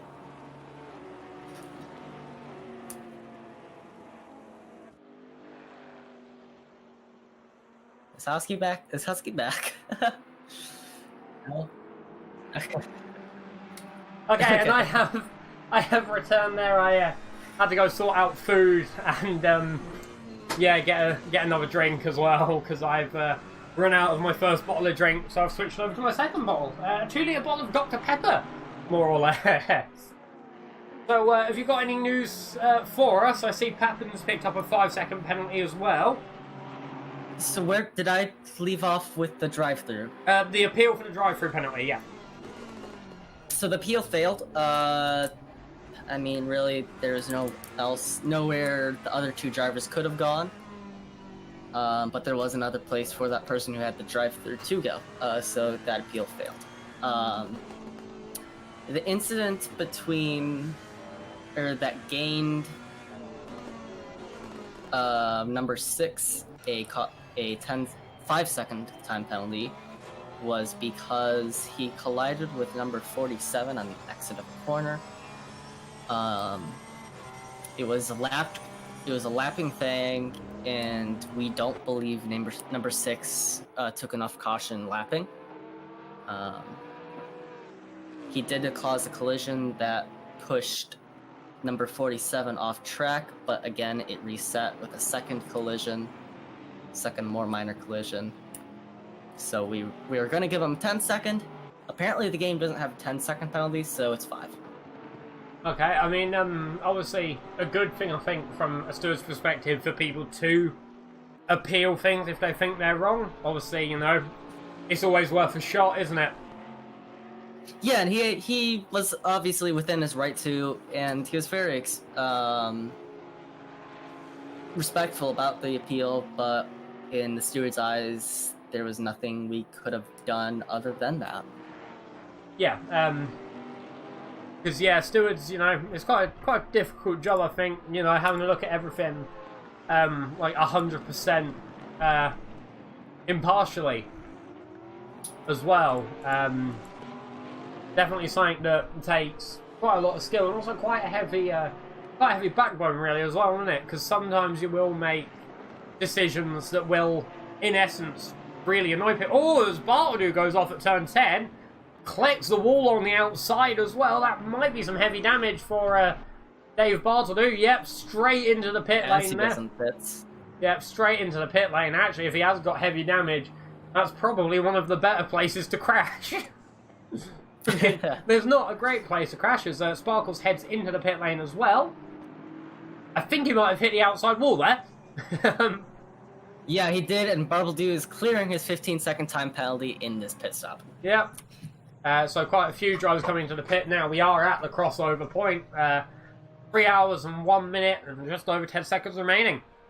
So the first hour, Trev, it's been Summit, hasn't it? Oh yeah, for sure. And has there been any, in your eyes, has there been any standout drivers so far? There's a few that I can think of, but I want to know your opinion. To be honest, no, because I'm always looking at the reports. I definitely think Moreno is doing a great job out there. But I think the most unexpected driver I've seen is C. Lu in the Honda. I don't recognize the name. He came in my eyes, as an underdog, and he's just smashing out of the park. Yeah, normally in the league, I'm used to seeing even Magash, who's teamed up with Sparkle, so they're in the 73 machine, or Moreno, or even Ed Costetta when he's on good form. He hasn't been to many of the league races, either just accelerating away from the field, and it's not, I wouldn't say weird, but it's definitely a different change of pace to see Moreno with, you know, Yeah, a very much. 21.6 gap between himself and Lou. It's something that I'm not used to seeing, and obviously it's really fun to see, you know, drivers who we haven't seen in the league before, or even in one of the races before, come in and really shake things up at the front of the grid. Oh yeah, very much so. One thing that I am very much impressed is Andrex's overall pace. He's nearly 11 seconds ahead of Papin, and that is pre 5-second time penalty. Andrex is, we know him to be a consistent driver as Kiki goes into the pits. We know Andrex is a consistent driver, and it just shows again here today.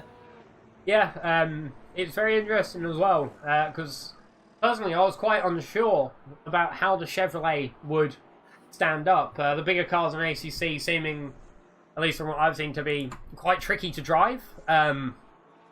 Maybe even in times being just outright slower than the smaller, lighter cars. Obviously, great way of seeing this is the Porsche versus the Bentleys, or the Porsche versus the BMWs. But it's really interesting to see, you know, a big car such as the Chevrolet come in and lead the front of the field in GT4. And if anyone knows how to do that, that's 100% Andrex. He just has a tremendous amount of skill. And it looks like Papin might have closed the gap a little to Andrex. I wonder if Andrex had a mistake. Yeah, 9.7 seconds at the timing line. I think it might be a bit smaller.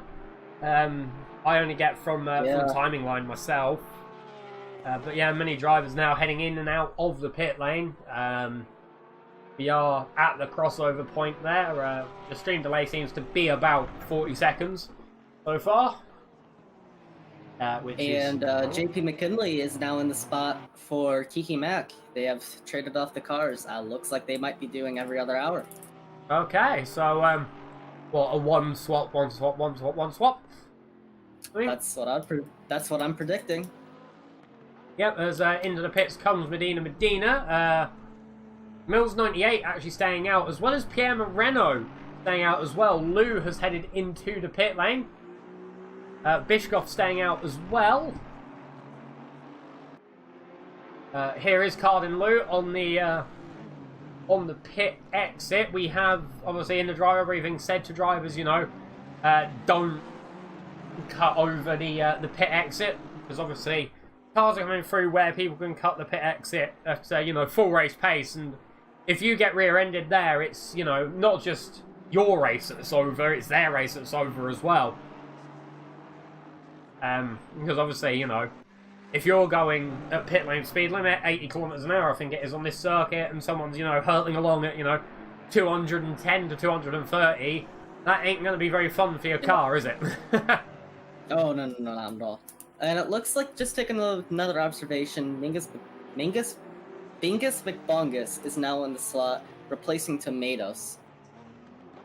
That's and the 420M sport. Yes, and I believe Callie might have given his spot to Mashup Matt.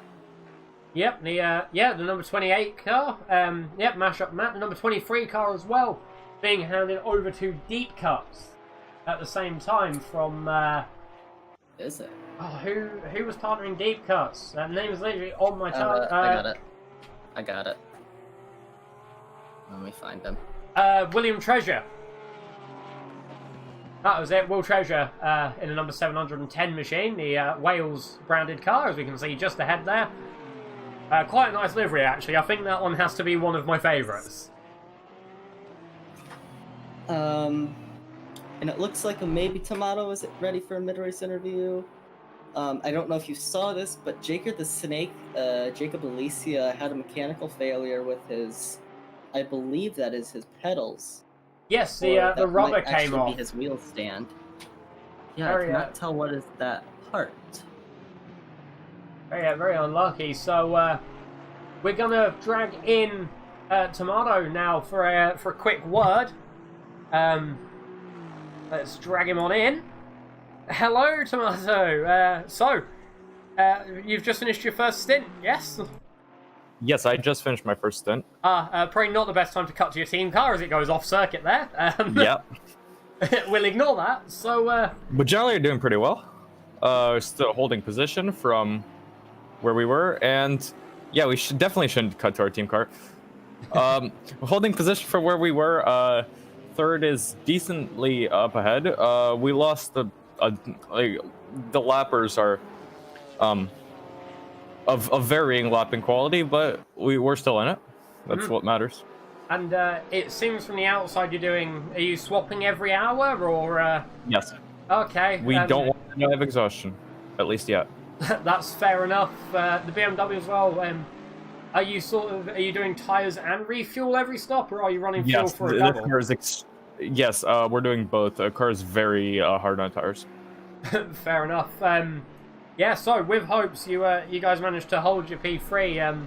Hopefully, Mcbongus, once he gets into the zone, in the groove, in a hoove on the move, he'll start putting in consistent laps and even start to maybe catch up to the leaders as well. If there's anything you'd like to add, Tomato, feel free to add it. Well, Hoove on the Move makes you like $1 every time you say it, so keep saying it. Other than that, thank you. Okay, thank you, mate. I'll drag you back up now. Oh, I can't. You'll have to rejoin your own room. I'm sorry. Yep. I can't drag people because it's a locked room. So that was Mr. Urov for the number 420 BMW M Sport machine that you can see on screen right now being handed over to Mcbongus. For those of you who are Sherlock Holmes in the chat, you might understand that the Mcbongus 400 is named after Mcbongus. That was... No, did that not work? No, clearly not. No. So, Trev, the 420 car, yeah, they've moved up into P4, I think, so holding position. How do you think they're going to do during the race? What do you reckon? Well, with the competition of Andrex, Papin, McKinley, Kiki Mac, and the others, it's definitely an uphill battle if they want a podium position, but I believe they can do it. Yeah. Obviously, the best way to be, be optimistic and look forward. As now we're on Higgs, who's 1.6 behind Oscar in the number 5 Porsche there. You can just see ahead, as well as a Mr. Arnold. Sorry, not Mr. Arnold. Yes, Mr. Arnold. Sorry, I'm losing my train of thought. Really? The update on the positions is Moreno in the lead. Mills 98 in second, however, he has jumped into the pit lane. Lou in third. Bishop fourth. John Doe, Germany, in fifth. Medros in sixth. Seventh is Ushaisen, who's taken over from Carl Cook. Eighth is Camilio. Ninth is Oscar. 10th is Higgs, who's taken over from Maberg, I think, in the 23 machine. A Foster SG5, Magash has taken over in the number 73 car from Sparkles.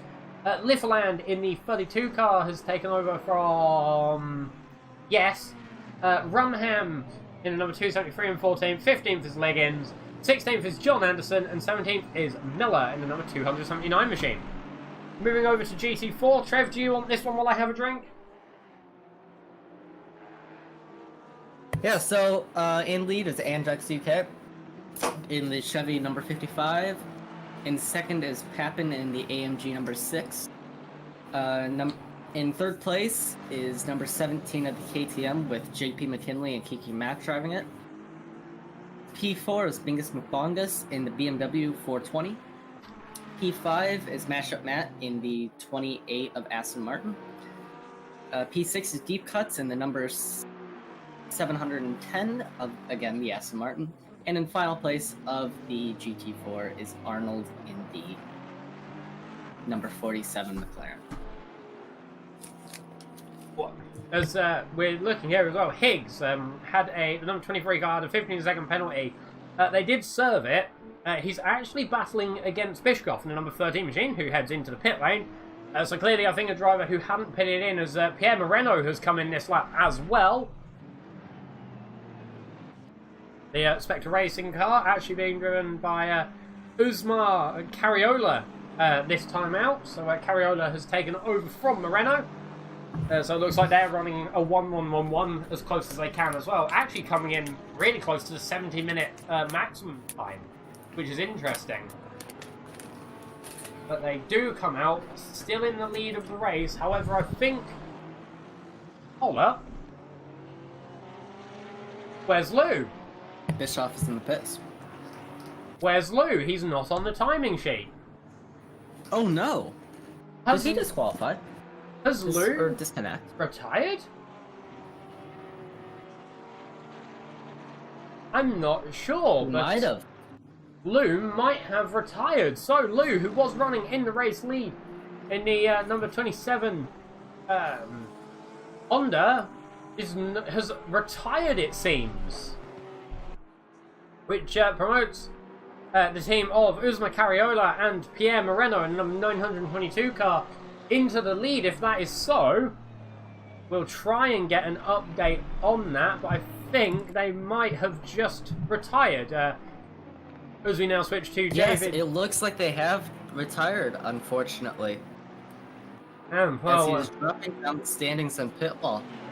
He's just dropping down. He's done 48 laps, and he just keeps dropping like a rock to the bottom of an ocean. oh, sorry, up the inside of turn 2 goes Higgs. I don't know if you caught that, but that was an absolute... That's not the end of it. That was an absolute blaster of a move up the inside, with a GT4 in the mix as well. That was the GT4 of Papin. So David Chamilio, taking over the number 31 car, has actually dropped down to 9th position, with Higgs now taking 8th, now being opened up on the back of Oscar just ahead as well. You can... I think he's just ahead. I could be wrong. Yes, he is. He's right there. Wow, so already this race has had, I think it's fair to say, its own share of thrills and spills, hasn't it? Yes, it has. Winton just posted in the Discord his game disconnected while running first. Oh, that would be Lou. I believe that. Yes, that is Lou. So I believe that is his run over. Jeez, that's...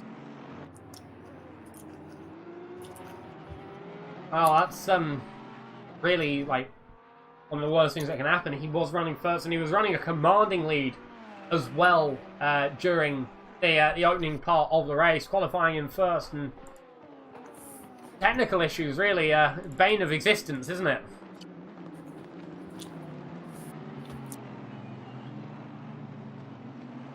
As Medina, the number 8 car, being taken now by Medeiros. Also posting in the chat as well. We'll keep an update on the chat. We're now going to switch. I'm now going to have a look at Discord chat. Sorry, not Discord chat. YouTube chat. There's some French. I don't speak French. Yeah, I'll attempt it because it'll be funny. Jean Paps au volant. Nailed it. Yes, so I believe that is one of the foo bars. I don't know which one, sorry. But that is one of the foo bars. They speak French. I've raced with these guys in a couple different leagues. And I'm wondering who started the first stint because that was... I don't know whose driver that was, but he's been really good in the fast one. It is the young Fubar. But yes, the dad Fubar does not speak anything else but French, so he probably doesn't understand. I've also been told that my French was apparently perfect. Right. Well, it's better than mine if I tried. I'm not gonna lie. In school, and this is a funny story, in school I took one French class. I went there, I learned one word, which was obviously bonjour, and then I left. I went and took Russian instead. And then I didn't go to school for the rest of the year, so that was great. As ahead, a Foster SG5 has taken the position from Chamilio in the 31 car, now Eat Magash. Second place in the RP GT3 League. Very quick driver in the GT3 cars. Normally in... I think he does normally drive the Aston Martin. I could be wrong.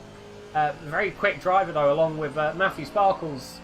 He's now chasing the rear of Chamilio as well. I think it's, you know, I'm not going to try and sound rude here, but I think out of the two, Magash probably is the faster driver over a 1 lap pace. However, Sparkles has been very consistent through the races that I've seen. Oh, it's off the track goes Magash. Is he going to hold it? Oh! Did the other car get contact? I'm not sure. He might have. He did lose the back, but Magash managing to get the car slowed down. Very dramatic slide. That was very right dramatic. Now the server is not logging it as an incident, but we'll keep an eye on that for sure. For sure. Magash, though, back right up the rear of Shamilio's car.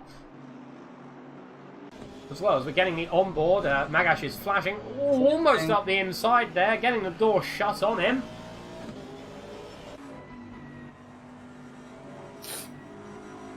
I think this is the closest battle on the track at the moment in time.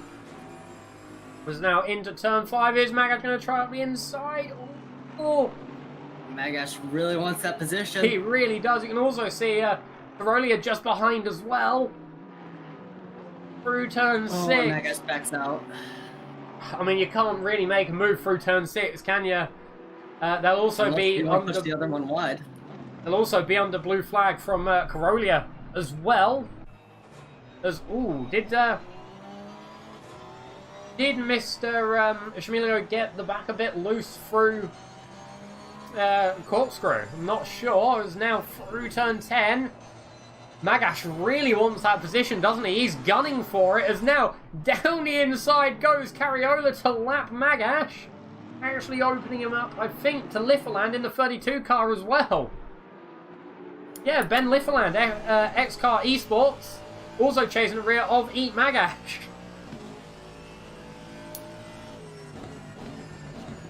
Eat Magash from out of, sorry, not Eat Magash, Cariola from out of nowhere. Really throwing a spanner in the works for Eat Magash now. Who now has Lifferland go up the inside at turn 3 while trying to overtake Cariola as well. Well, Trev, I think Cariola... Yeah, sorry, carry on, man. Looks like Medina might want to hop in comms, so I told him to hop in the waiting channel, so if he starts up. I'll drag him in. Or you can drag him, either works. I'll wait until he jumps into the waiting channel, because then I can do it on the other computer. Instead of having to tab out of ACC. Ben Lifferland actually making a move on Shamilio as well, with Eat Magash just behind now. Trying to move against him, but Eat Magash up the inside, side by side with Shamilio. How is this going to go? Wow. That Bentley is really, really wanting to keep 10th place, isn't he? I'm not sure how long is he going to be able to defend from Eat Magash.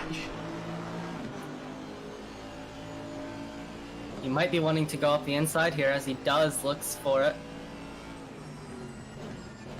Makes the move under braking. Maybe, but he's going to go wide. Is Shamilio going to go up the inside? No! And he sticks it. I think that was a move that was coming for a few laps, actually. He finally got the move done as well, so I think that might be a bit of a brow wipe moment there for Magash.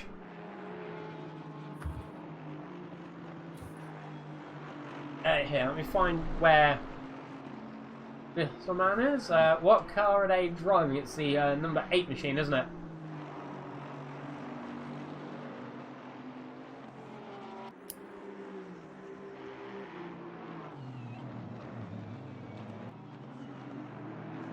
Down the grid. What else is happening? We're now going to jump back to... oh, that's the wrong tab. We're going to jump back now to Mr. Rumham. In the number 14 car, chasing the rear of Terry Liggins. John Anderson behind as well. There is Felipe Medeiros. Medeiros. I think I got that right. Yeah, that sounds about right. Just waiting on his teammate to jump into the common waiting room, and I'll drag him down. Ushaizen still holding the car, the number 69 machine, having taken it over from Kyle Cook. They're up in P5 as well. 5.8 second gap between themselves and the number 8 car of Medeiros. Rumham here in 14th for bot stack. He's chasing the rear of Terry Liggins. Two cars with quite a similar colour scheme, really. Green and pink, and green and slightly darker pink. I think that's more or less how it goes, isn't it? Isn't darker pink just purple? No one will ever know. Yeah, this is great. You know, we've had the racing. Now it's just time for us to just make really dumb jokes for the rest of the stream. and obviously do the interviews as well. Here is my Carriola going round up the inside at the final corner on Arnold in the 47 car. Arnold running up the back of the GT4 grid, but really, you know, we're not even at the halfway point of the race yet, and clearly anything can happen, can't it? Yes, it can. Obviously. Yeah. Can Medina actually see the commentator in chat? I can't remember if you can or not. Yeah, he should. I don't know. That we're on board with Guzman I'm Carrier. trying to persuade him in. Yeah, that's fair enough. We'll try and get as many mid-race interviews as we can with drivers. Obviously, it's not a requirement. It is entirely up to the drivers. We might even get something with Jacob the Snack or Jacob Alacia, as he's known in ACC. My nose is really blocking up today as well. I'm not sure why. Oh, that's not fun. Oh, that's not fun. We are currently watching your current race leader, the number 922 Vector Racing Powers machine, sponsored by Simsoc, which is a company ran by Uzma Carriola and I think his father. Actually, they do socks specifically designed for sim racing. So you know, obviously, Simsoc is sim racing socks. Free advertisement. It's great, isn't it? But no, they're currently running in the lead, 7.7 seconds ahead of Go Germany in the 666 machine. I'm not sure if he's a solo, is he? Have a look. No, he's not. Oh, that's John Doe Germany, who has taken over from Paul Newman. That's the pitcrew.co.uk racing team car. They're currently running in second place with that crash out from Lou. Boardman in the number 9. Oh, there goes Jürgen Zuscheisen in the number 69 machine.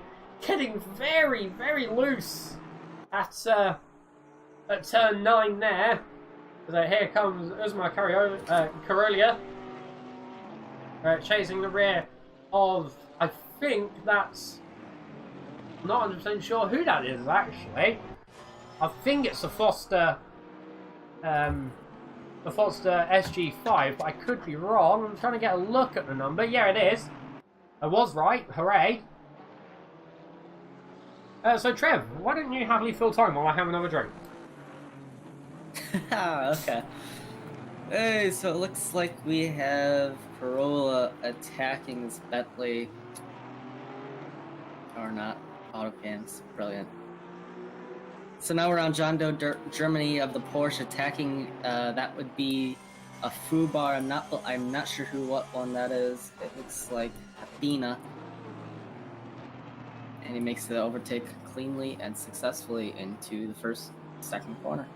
6.9 seconds separating John Doe Germany from Carolia as well. Both drivers very, very, very talented, in my opinion. Definitely, they might start closing the gap up, especially with the GT4s in the mix. Around Laguna, there's obviously better and worse places to meet a GT4, really, isn't there? Oh, yeah, there is. He's also coming up to Eat Magash, who's moved up into 10th. He's chasing the rear of Niffeland, who has run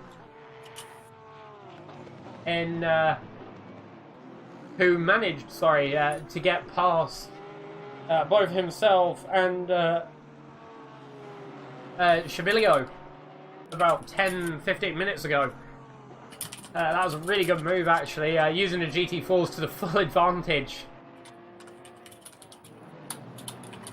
Because we're going to switch the camera now to... Let's have a look at Ben Litherland here.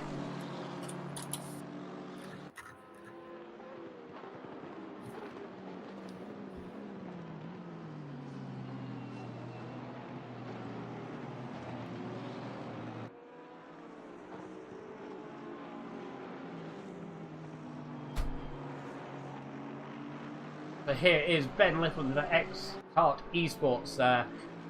1.5 seconds separating himself from the number 7 Bentley. You can just see ahead of a Foster SG5 with Heat Magash actually apparently 4 seconds behind at the last timing line.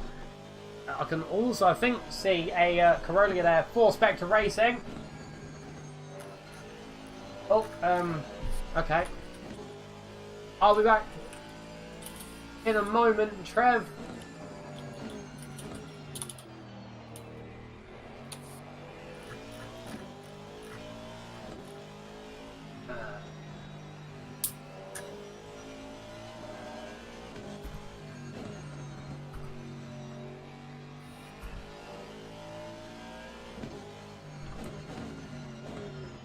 I was sorting out chat here as Ben Litherland very close to the rear of the Foster SG5 now.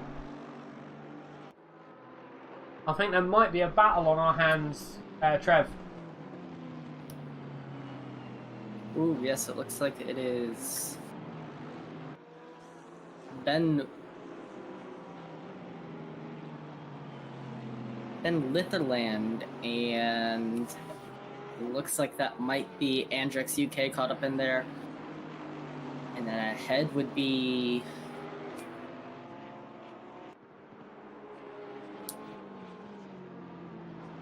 Would be a Bentley. Would it be the Bentley of Aster Forzook? That was awful.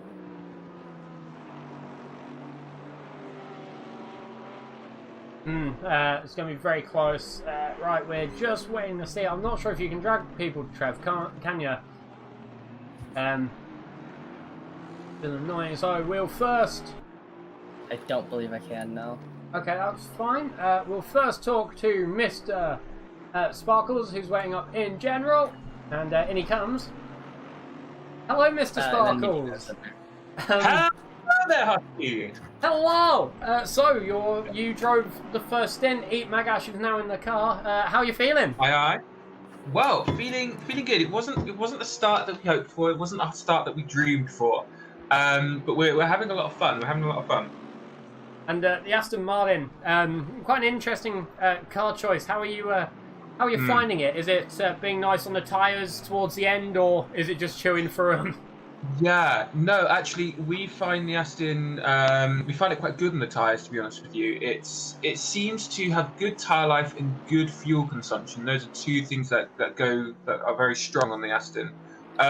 It's got a good turn in on with the trail braking, which is pretty fab. So if you loosening off the brake, it really rotates when you want it to. It's my favourite car. Magash uses the McLaren a bit more, but he likes it too. I'd say that its weak points are possibly straight line speed, and the traction control can be a little bit interfering. And Eat Magash up in 10th place. What was your target going into the weekend? Where did you think you were going to place?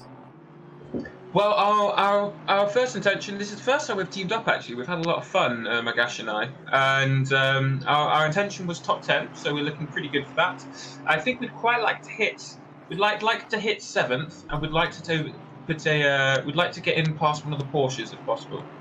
And obviously you came out the car on the first hour. Are you, is Magash going to run the next hour, which half an hour left now, and then are you going to jump back in, or is he going to run 2 hours and then you do the last? How's that going to shape up?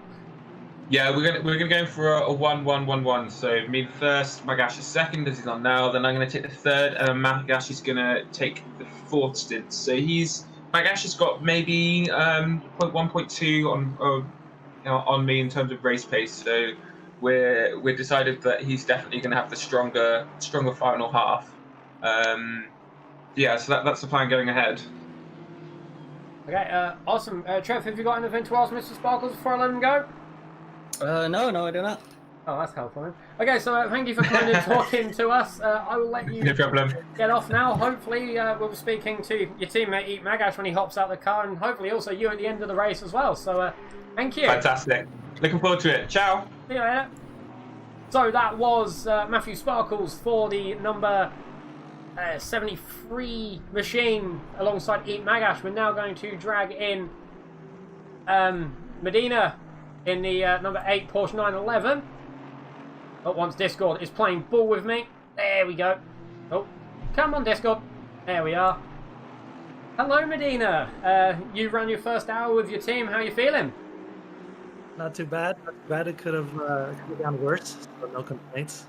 Car felt great, and I had support from letting what was going on around me. So yeah. And you're up in P5 at the minute. Are you wanting to hit that podium maybe? That's what we're eyeballing. I don't know if we can. I know some guys had some technical trouble that took them out. Gives us a better shot, but my teammate here, Felipe, is working hard on getting us into that podium. That would be pretty sweet. One thing I did want to ask, Porsche being quite popular, how does it feel to drive? Does it come to life all the way through, or is it sort of, do you have to be a bit more gentle with it towards the end? Yeah, well, the Porsche is a car that always feels lively, and fuel and aero balance really affect it. In this track, you've got a lot of undulations and things that suit the Porsche, but also make it tricky. But I think our setup allowed us to really, we were really able to keep the pace. As you see, he's doing pretty consistent lap times throughout the whole stint. Towards the end, you get a little bit of the front tires were scrubbing, going in hard on the brakes, losing a little bit of traction, creating some understeer, but it couldn't have been better, to be honest. And if I'm right in thinking, are you guys also running the 1-1-1-1 strategy tonight? Yes. Seems to be quite popular. I'm guessing it makes sense. Don't tire yourselves out too much, really, in it. Yeah, exactly. I mean, he might go a double stint here. He's toying with the idea, so we're just kind of playing it by ear. We've got our strategy ready either way, and yeah, we'll finish at the sunrise. I guess the sun is rising. Yeah, the sun's already coming up. It's actually starting to get quite light on the track. Yeah. No fog, none of the typical Laguna fog that just sits in the valley there. But maybe Kunos left that out so that it didn't add an extra layer of intensity. It's a possibility. Okay, thank you, Mr. Medina. I will let you go now if there's anything you want to add. No, great event, guys. Glad we could join you guys. Thanks. Okay, awesome. Hopefully I'll see you again at the next stint. Yeah, maybe at the podium. Who knows? Maybe that's the goal. Yeah, thank you. See you later. So that was Mr. Medina in the number... I had a number in my head there for a minute. The number 8 Porsche eyeing up a podium today, actually. What do we think, Trev? Do we think they can push and get it? Yeah, they might be able to. They have some pretty good competition up ahead, but yeah, it would be close. Pretty stiff competition, actually, up and down the grid tonight. This being, I think, the first full endurance race Racing Pals has put on, and I have to admit, at least up to this point, not at the halfway mark yet, 2 hours 26 minutes left to go. It has been actually quite a good race today, hasn't it? Yeah, it has been. Very good race.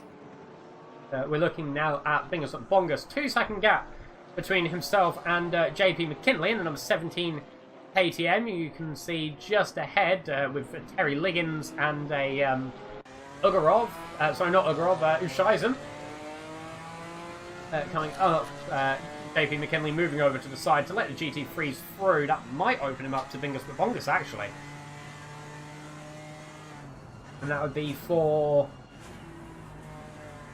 second in the GT4 standings. While we're there, actually, we'll go through the GT standings. So in GT3, you have Carolia and Pierre Moreno in the number 922 Spectre Racing Machine. 66 laps in the lead with John Doe Germany driving the number 666 Pit Crew Racing team car. 5.9 second gap I saw there between himself and Cariola, so they've closed that gap up very well. You then have Boardman in the number 98 Bentley in third place with Uscheisen under a second actually between Uscheisen and Boardman, the number 69 Porsche. Medeiros in fifth with Medina in the number 8 car, the Ram machine. Sixth is Oscar, the number 5 machine. Seventh is Higgs, the number 23 car. Eighth is Little in the number 32 car. Ninth is a Foster SG5 in the 7 car. 10th is Eat Magash in the 73 car. 11th is Shamilio in the 31 car. 12th is Harmoning in the 13 machine. Liggins is in 13th in the number 808. Rumham is in 14th in the 273 machine. John Anderson is in 15th in the 80 machine, and Miller is in 16th in the 279 machine. Now, Trev, I'm going to hand over to you to do the GT4s. Okay, so again, predictably leading the GT4 class is Andrex UK in the 55 Chevy Corvette, whatever.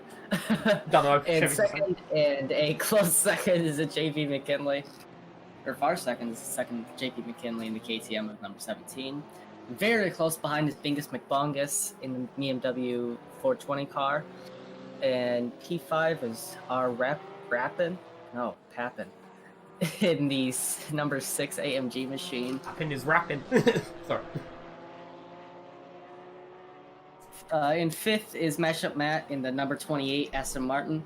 Seventh is Deep Cuts in the Aston Martin of 710, and P7 is Arnold in the number 47 McLaren. While we were doing those standings, it looks like Bingus Mcbongus might have closed the gap to within a second. 1.7 between himself and JP.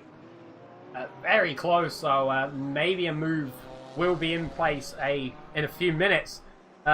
All the while, though. And McGash just hits a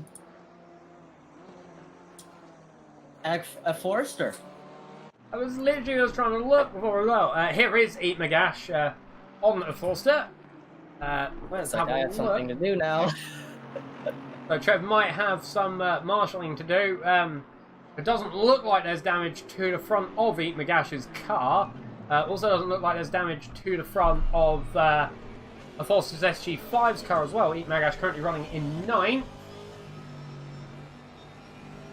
A lot of people in the chat now. Sorry, I've not been looking. Sench and Pierre Moreno. Oh, it's on the inside. There is contact on the right-hand quarter of Eat Magash's car. It just clicks the rear bumper of a Foster SG9, but he is coming back. He's getting the inside. They might start to be getting a bit hot-blooded here. As up the inside goes the Foster SG9. There is a little bit of a delay. As Eat Magash comes back, there's contact. A Foster SG9 goes round on the second part of the Andretti hairpin. That's a Foster SG9 off into the gravel at turn 2. That will definitely be something for the stewards to look at. It looked like Eat Magash went up the inside and just hit the quarter panel of the Foster SG5, who got spun round into the gravel on the exit of turn 2. I'm just going to re-watch that on the stream. So it looks like he went wide, and then Magash tried to go up the inside, hit the quarter panel, and round went a Foster. That might be some damage there, actually, to the suspension of that Bentley. I'm not too sure. So I think I hear a Trev Hummer. And Mr. Trev Hummer's return. So is there has there been anything to do with that? There was just contact between Eat Magash again and a Foster SG5, actually sending a Foster SG5 off into the gravel. Yes, we do notice he waited, but he is already on his first warning, and because this is a warrant, we run on a warning system. your second warning is automatically stepped up a tier, so that means he was going to receive a warning. Since he was already on his first, this got bumped up to a 5-second penalty. Justin, Mcbongus is coming up to Arnold. I think Arnold's actually a lapped GT4 car here, being lapped by Mcbongus. Yes, he is. Round goes Mcbongus, who's now 3.7 seconds behind JP McKinley. He was very close to JP McKinley, then the GT3s came in. So definitely going to be one to look at as the race goes on. Clearly, I think there's someone off just there at the corkscrew. It's John Anderson for AA Racing, the number 18 machine. Doesn't look like there's damage, but we never know. There might be. Could just be down to steering. As now we're going to set onto Leandro Oscar as well. Oh, I forgot the slash. Great job there, mate. There you go. Thank you. There's Magash there getting a 5-second time penalty. I'm guessing that's for the incident with Mr. Foster FG5 getting him another warning. And it looks like we have a report between the number 17 of KTM and number 47 of Arnold. I don't... Not sure what that is about. I see it, so we'll keep updated on that as well. Lap 62. As it's still with Leandro Oscar, who is chasing the rear of Medeiros. The number 69 Waifu Hunter car as well has moved up into 3rd place. Also, John Doe Germany in the number 666 Pit Crew Racing Machine has closed the gap now to 3.3 seconds. So definitely I think the Pit Crew Racing car and the Spectre Racing car might start coming to blows within the next stint. Maybe that would definitely be something to see, but now we're with the battle for 5th, Porsche on Porsche, Oscar in the number 5 machine and Medeiros in the number 8 machine. Let's have a look here. But Trev, at this point now, halfway into the race, what do you think? Has the Mcbongus 400 been a success so far? Oh yes, it has. I did get word last night when I was speaking to Mr. Mcbongus that he is already thinking of the next race to put on if this is a success, and I think we'll be seeing another endurance race, maybe actually quite soon. Yes, and if it is available and it is within my schedule, I might become a racer.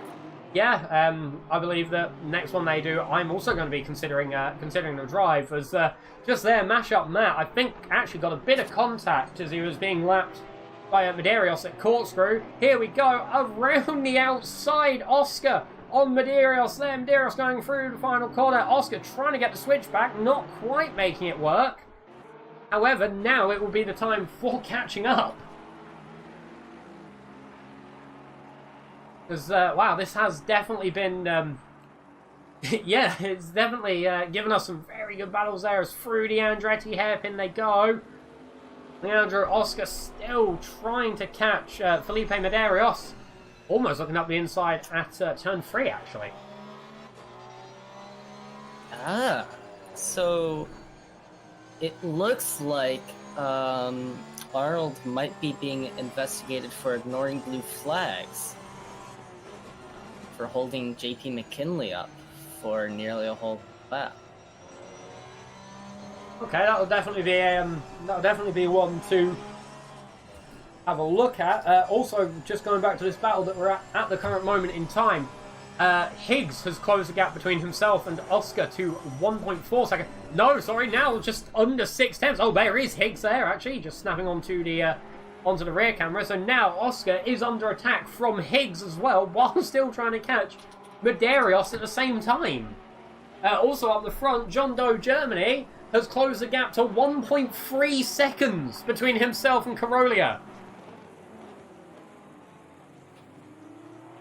The gaps, honestly, are coming down at the front very quickly. As there is a Papin. Is it Dad Papin? Is it Son Papin? Who knows? It's a Papin. But yeah, 3-car battle now for 5th place between Medeiros, who's holding 5th, Oscar, who's in 6th, and Higgs, who is in 7th. For that note, it's the black Porsche in 5th from Medeiros, the blue Porsche in 6th of Oscar, and the green Ferrari is 7th of Higgs. Or Higgs is looking. We're going to stick with a helicam because it gives us a good angle. Higgs, oh, he's going to get the outside into turn 5.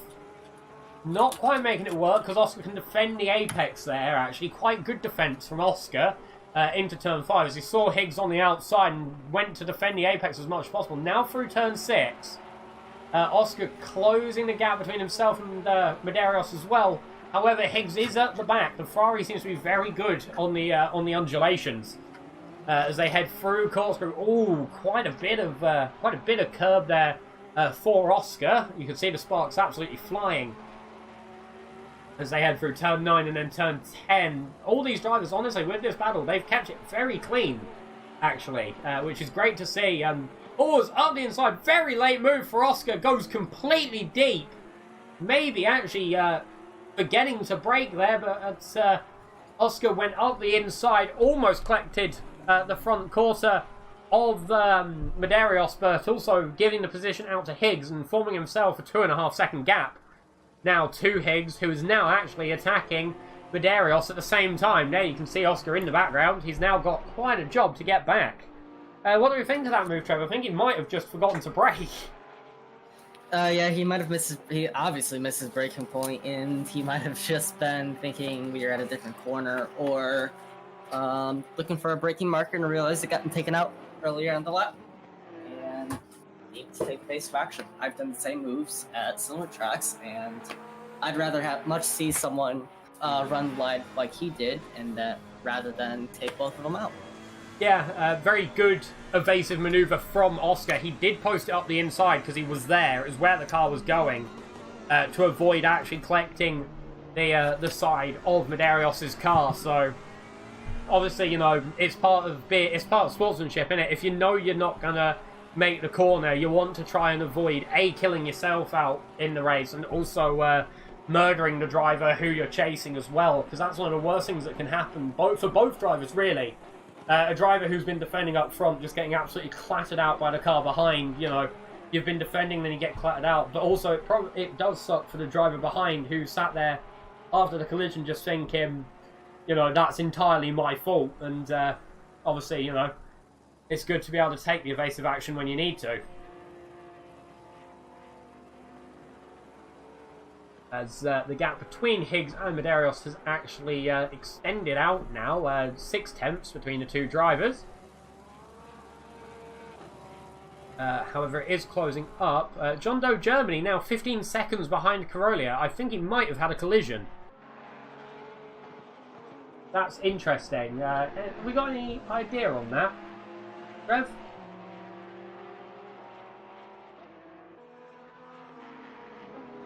Does he jump back into the stewarding room? No, he's still there. Okay. Oh, as Medeiros goes wide up at turn 6. That's going to open the door now to Leandro Oscar, as well as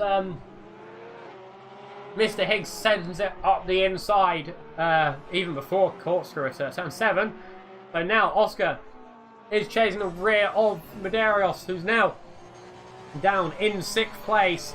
Oh, Higgs getting a bit of sand on the outside of turn 10. Oh, an update on John Doe Germany. He spun at the kink. Ooh. That's obviously not the greatest thing to happen. There is still time, though, so I wouldn't discount that he's out of the race yet. He's definitely the pit crew racing team have got two drivers with, you know, impressive pace. And I'm sure we'll see them come back up to fight at the front against the 922 car of Moreno and Carolia. But is Trev here? I don't think he is. I'm muted. Well done! As here we see Leandro Thank Oscar you. go around the outside, or at least try to, of Medeiros there. Still side by side now up to turn 6. Someone's going to have to give. Who is it going to be? They're not. They're going side by side through turn 6. No one. Now up to turn 7. Are they going to go side by side through corkscrew? No, they're not. Oscar drops back. I think that might be a good move from Oscar there, actually. Drop back. And Medeiros. Looks like Oscar comes through since Medeiros move out. Wow. And Oscar has it. Cool. Well, that was... Oh, wait. Yeah, he does. That was... Wow, that was definitely something very very interesting there. Medeiros going wide at corkscrew, giving Oscar the ability to move up. Arnold there just ahead as well. However, Higgs has actually moved the gap quite heavily away now, to be fair. Here is the Foster SG5, currently 13 seconds between himself and Eat Magash. Here is Eat Magash coming up. I think that's the AA racing machine just ahead. Yeah, I'm pretty sure it is. You can also see Mashup Matt's GT4 in the mix there. Moreno is saying in chat how many corners they're going to be side by side.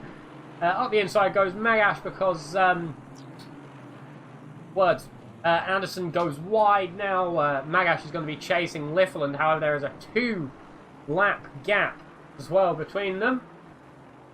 Here are your standings for GT4. Andrex 2 laps ahead of JP McKinley. Bingus Mcbongus 4.5 seconds behind JP McKinley. Papin in 4th. Mashup Matt 5.2 behind Papin. Deep Cuts 3 laps behind Mashup Matt, and Arnold 4 laps behind Deep Cuts as well. So that's definitely one to look at. Go on, Trev. You can have the GT3s today. Okay. In the lead is Hugh Carola in the Porsche 922, correction. And second is John Doe Germany in the Porsche, again, number 666. I know. Number 3 is Jason Oostin in the number 69 Porsche, all Porsche top 3. In 4th is C. Boardman in the Bentley of the number 98. In the number 23 Ferrari, M. Higgs in 5th place. In 6th place, L. Oscar in the Porsche number 5. In 7th, F. Medeiros in the number 8 Porsche. In 8th place, B. Litherland in the number 32 Aston Martin. In 9th place, E. Magash in the number 73 Aston. Number 10 is A. Forrester in the number 7 Bentley. In P11, D. Chamilio in the number 31 Bentley. P12 is L. Harmonring in the number 13 Aston Martin. In the 13th place, Terry Liggins in the 808 Porsche. And 14th, R. Ham in the 273 Porsche. R. Anderson for 15th place in the number 80 Aston Martin. Number 16th is E. Miller in the Ferrari 279. Definitely still a close grid here as we're following David Chamilio in the 31 car. You can see behind Luca Harmoning, he actually went for a move at corkscrew. Actually had to take a bit of evasive action, it looked like. But the gap is still very close between them. 6 tenths over the start-finish line.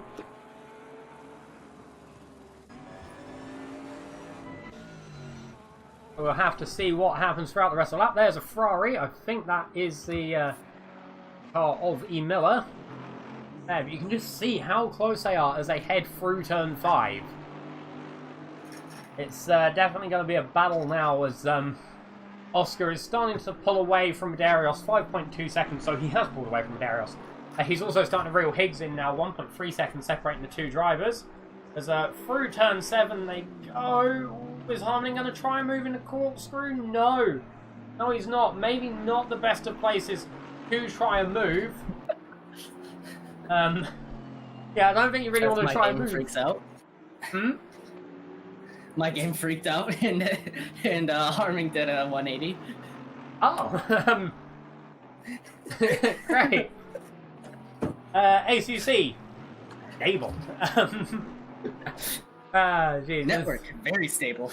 We come through to start another lap here. 80 laps so far for the race leaders. John Doe Germany. Bit of a mouthful there. He was 15, maybe 16 seconds behind Carolia, having spun at Corkscrew, thanks to Pierre Moreno from the 922 Spectre Racing team for giving me that little bit of intelligence. He was 15 to 16 seconds between himself and Carolia. Now it's actually dropped down, I think, to about 10 seconds. Yeah, 10 seconds, almost on the dot. So clearly, over, you know, a couple of laps, he has actually started to reel that back in. Definitely going to be an interesting one. We are coming up as well to the pit crossover window. A lot of drivers running the 1-1-1-1. So we'll definitely be seeing pit stops come into play. Yes, and I believe this is Danny Patman driving the car. I've been watching him for the past couple laps on my own stream, and it looks, just based on pace comparison from what I know, I believe this is Danny Patman. Fair enough. We're still with Luca Harmoning on the back of Schmilio. Let's see, no one dropping into the pits yet. There's now the GT4 of Danny Papin there being lapped around the final corner. Actually, a very good gap.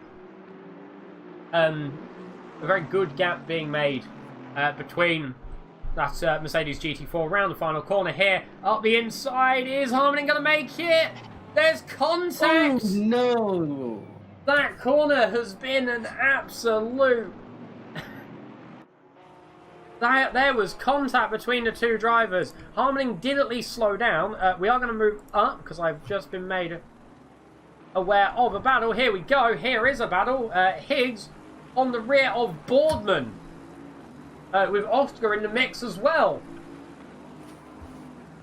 Here we go. Matthew Higgs in the green Ferrari. Boardman in the white and green Bentley. You can also see Oscar, who makes the move up the inside at turn 5. Lapped traffic everywhere. That Ferrari has nowhere really to go.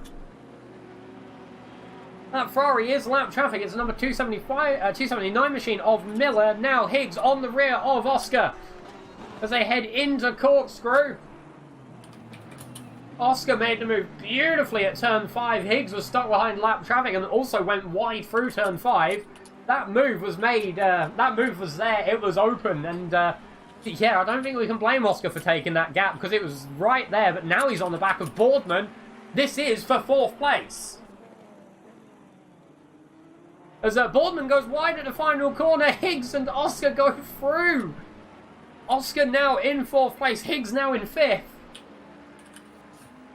It's absolute pandemonium. As well, just coming out of the pits there is number 420 BMW of Ugarov, having taken over from Mcbongus. Now we'll see Higgs unleashed on the rear of Oscar. We know he has the speed. Schmilio getting a 5-second penalty as well. Any info on that, Mr. Hummer? Actually, to be honest, no. No, for once. Let me get info on that one. I'll be back then. Yep, so Mr. Hummer's going to go and get the info on that 5-second penalty. It might be for what happened between himself and Harmoning. A lap or two ago, but we're still with Higgs on Oscar. You can see Mashup Matt's GT4 there being lapped. This is there's contact between Mashup Matt and Oscar side by side. Matt came back and just collected the side of Oscar. He's gone off the circuit. That might be big damage.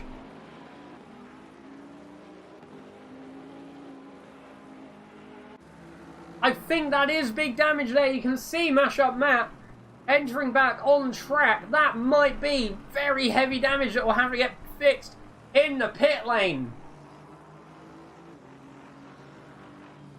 I'm running out of breath.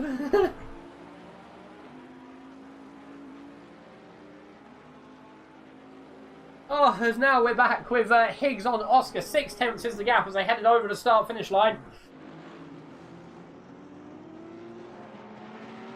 We're now coming up to the halfway point. It's definitely a crossover point. Rumham in the number 273 car coming in. Miller in the number 279 car coming in. Magash and Schmilio will have a time penalty to serve in this pit stop if they so choose. The gap now between Higgs and Oscar coming up now to just under a second as we're switching forward just up the road to Luca Harmoning, still against Schmilio, who has a 5-second penalty which can be taken in the pit. So that might be something that will play into the hands of Luca Harmoning. As you can even see behind, the battle of Oscar and Higgs is actually approaching here as the two cars get blue flag through Corkscrew. There might have been a bit of contact there, to be honest, as Harmoning lets Oscar through. Very good place actually to let him through turn 9. He'll now have to let Higgs through as well, but that might be at the final corner or even down the straight if he's lucky. Chamilio going into the pits, Harmoning staying out for another lap. Now we're watching Higgs, who's going to be gaining on the rear of Harmoning, who will be blue flagged. Andrex there in the number 55 Chevy as well, leading the GT4s, as now the green car of Matthew Higgs, the 23 machine, coming down to turn 2. Harmoning going wide to let Higgs through. Very good movement there actually to let Higgs through. You can even see on the helicam, you can just see the back of Oscar's car. Definitely going to be interesting to see if they try to undercut or overcut each other. Oscar moving up into third place because Drew Scheisen has pitted. I'm going to guess that's to switch over to Mr. Kyle Cook. Yeah, definitely been a lot happening. Yeah, it has been a race, hasn't it, Hoof?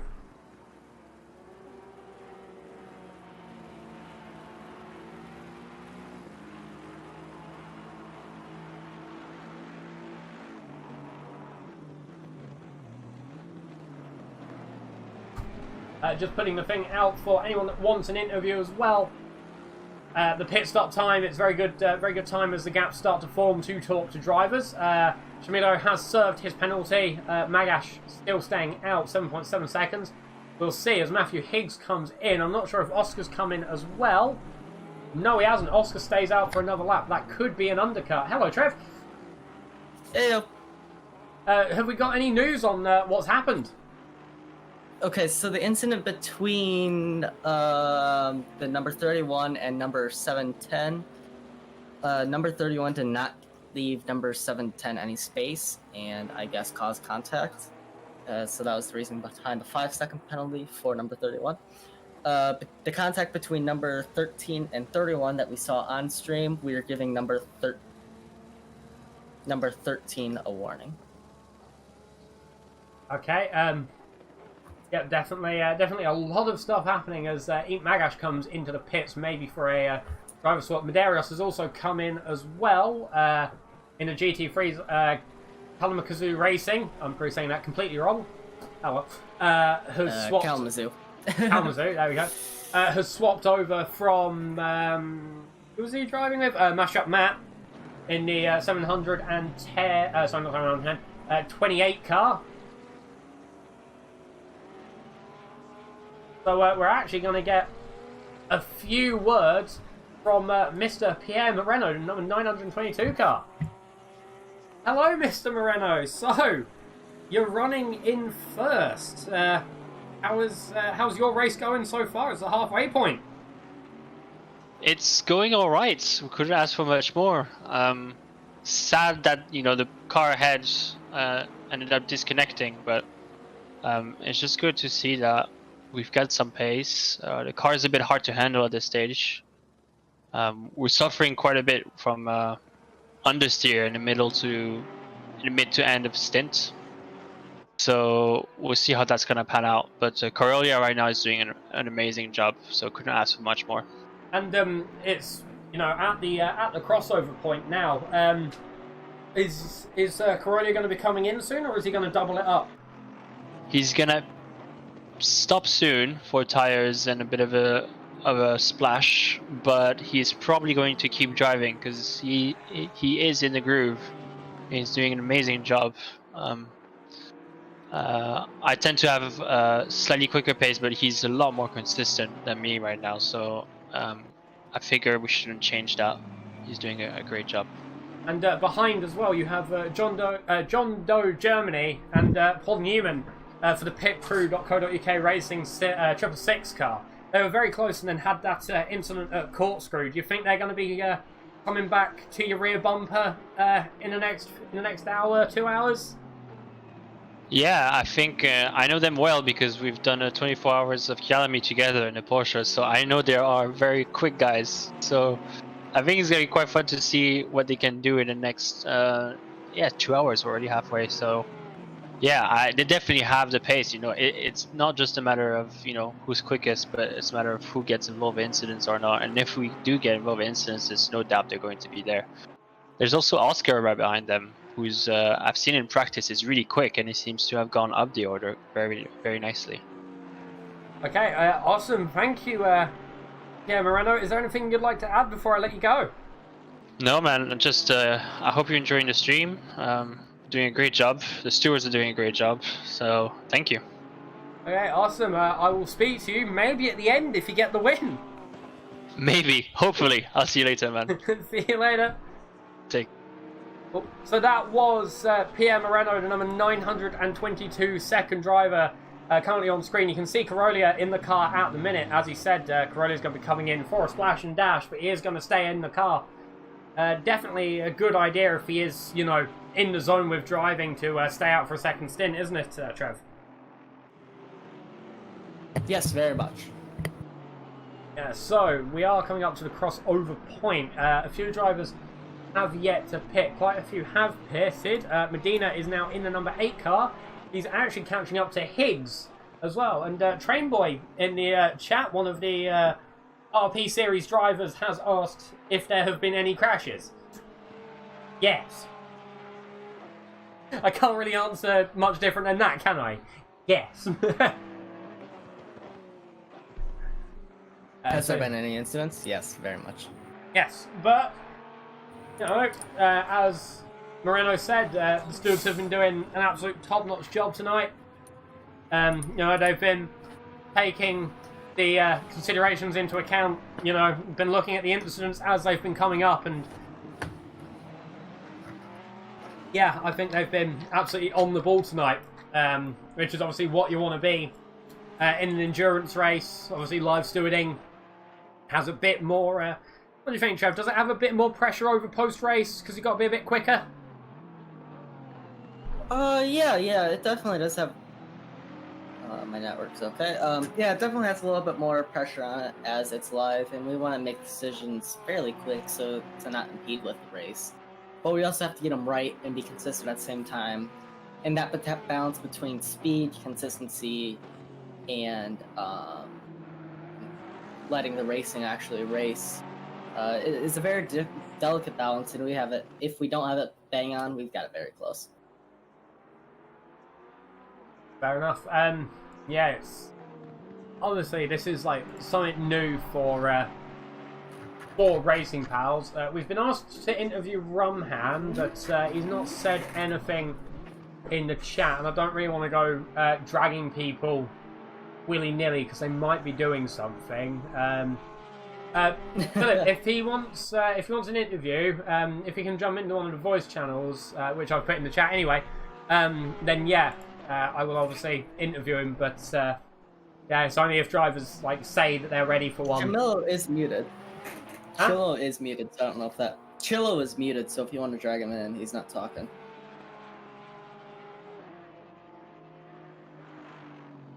Emilio.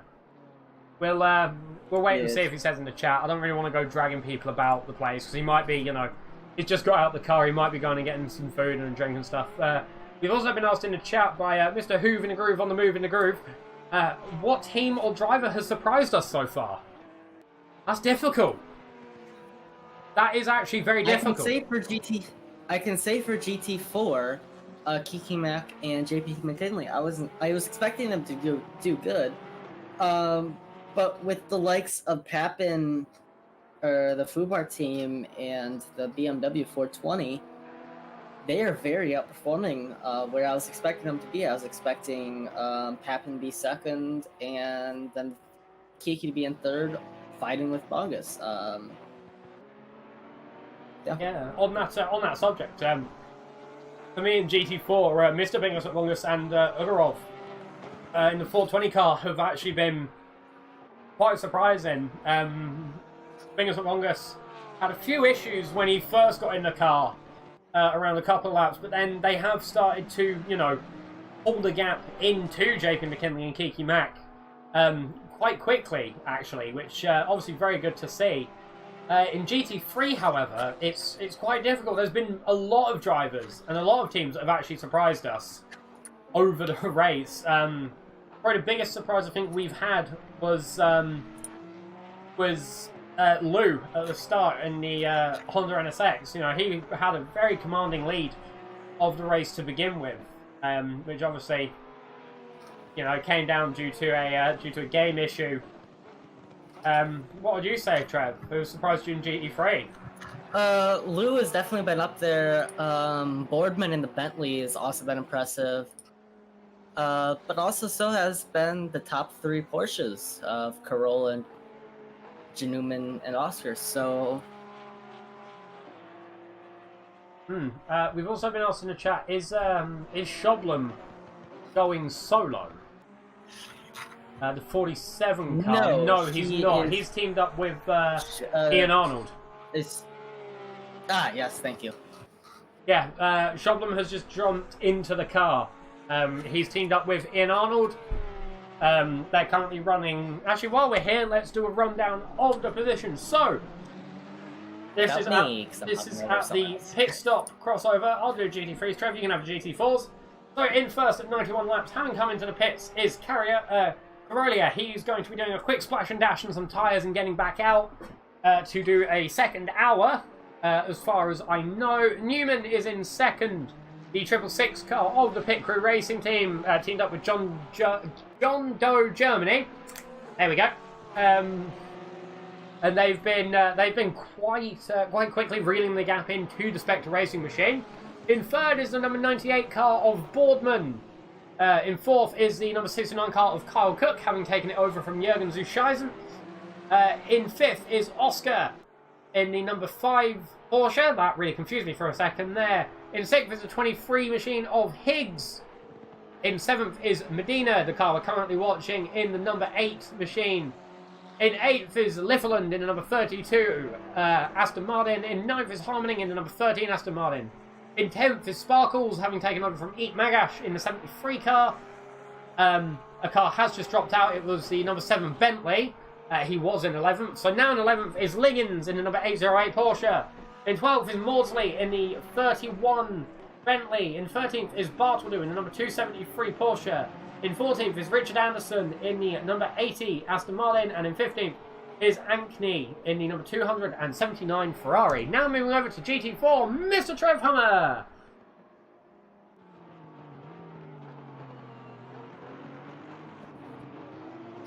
Okay, I'm back. Wow, you really messed up my my move over there. I just said, you know, now over to Mr. Trev Hummer, and then silence. So now to GT4 with Mr. Trev Hummer. I hate you. Oh, I'm sorry. Did my network cut out right as I said I would do it?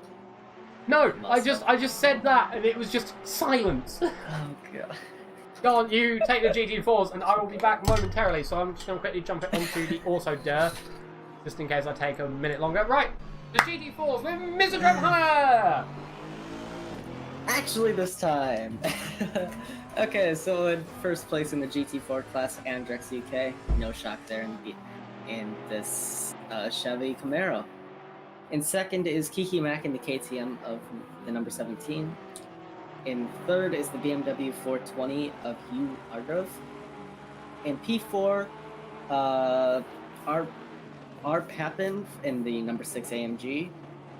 Fifth in GT4 is Deep Cuts in the number 710 Aston Martin.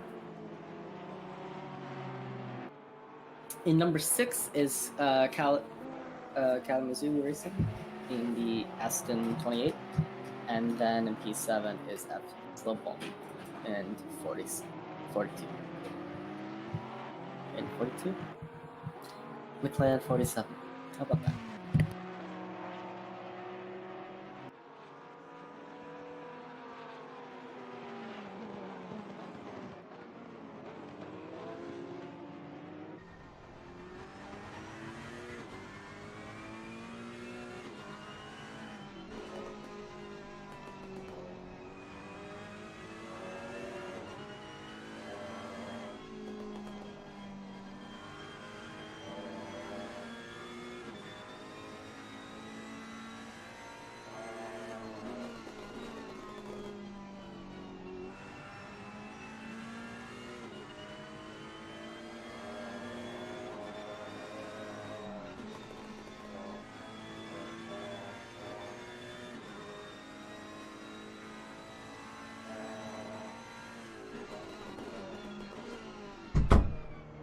man.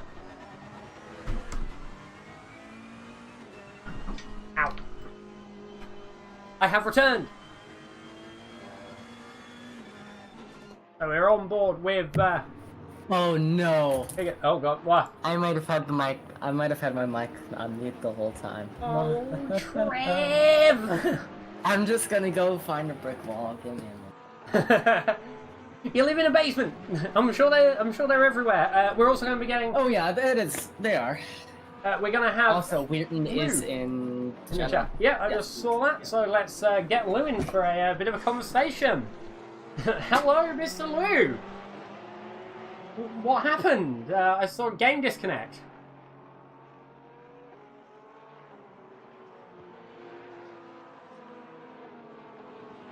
Ooh, mic's turned on. Does it work? That's the question. Hello, mic check. Oh, hello. I need to just turn you up a little bit. There you go. That should be better. So, why don't you walk us through what happened? Was it an ACC issue? No, my internet disconnected in the middle of the race, so qualified first, but well, that's how it is, I guess. And you pulled the gap to Moreno quite wide. How does the Honda actually drive for you? Because I've never seen it like anywhere outside of the mid pack. It's been quite a nice change of scenery for me, really. Well, it's a really fast car. I think at this track, it's really fast at the midpoint of the corner, but it's quite sketchy on exit. Because of the turbo lag, the car really wants to step out. I had a few sketchy moments in my stint. And obviously you had a obviously your internet cut out. That's never great. But the next one, the next endurance race we do, are we going to be pretty safe to bet that we'll see you again? Well, if I can get my internet sorted, then yeah, definitely. Awesome. It'll be great to see you at the next race. I might even be racing in it, so you never know. I might actually accidentally punt you. Who knows? Is there anything you'd like to add before I let you hop off, mate? No, not. Okay, awesome. Thank you for coming and talking to us then. Yeah, thanks for having me on. Hopefully we'll see you next time in better circumstances, mate. Yeah. See you later. So that was Lou in the Honda NSX, having had an internet issue causing him to retire, which you never want, do you? Never the best thing. You're also, Trev. You're being told to get a grip.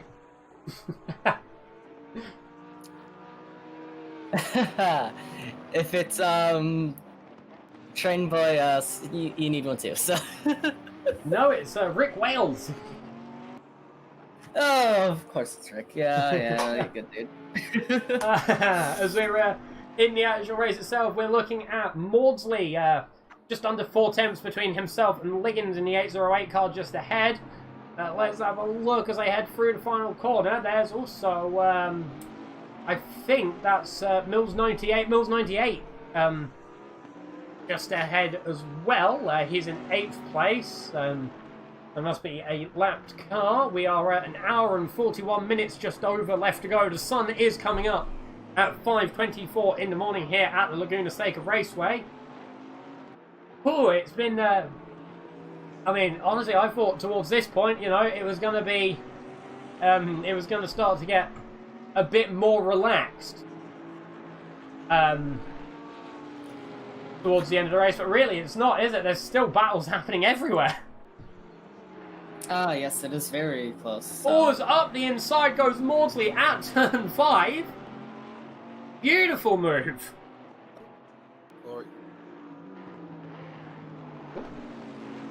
What was that? No clue. That was weird. I heard it also. I don't know what that was. Neither do I, to be honest. Okay. The ghost haunting our channel. The ghost haunting the commentary box. And who said commentators curse? as now with Ben Lifflin, the X-Car Esports 32 machine, chasing the rear of Medina. Sorry. He might punch me. The gap being around 7/10, I believe. Is there any updates from Stewarding to be aware of? So it looks like Arnold might be protesting the warning he got for ignoring blue flags, and there might be a new incident between number 31 and Biscoff for ignoring blue flags. So we'll see how that comes out. Since it's not a major thing, I'm just sitting out for this one.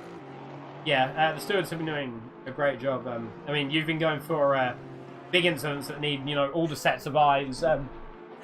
But really, you've been here with me for quite a while during the race, actually, and yeah, it's been a good time, hasn't it, Trev? Yeah. And we still got an hour and 38 minutes of shouting at virtual race cars. So strap in, because we're not going until the end of the race, where we'll have interviews with the top 3 from both grids, from both sides, GT4 and GT3. Obviously, if they want to, it's not a requirement. And then we'll also, as well, if he's up for it, we will have a word from the man who has made the concept of this race happen and has been planning in the background to put the things in place to give us this race today, Mr. Mcbongus. Also, Rick Wales is... I've spoken to Rick before, I've just remembered. Yes, it's Rick. Yeah, I'm sorry, my brain is dead. Dad of Kiki and Callum. Callum's too racing. Please don't ground me. Sorry.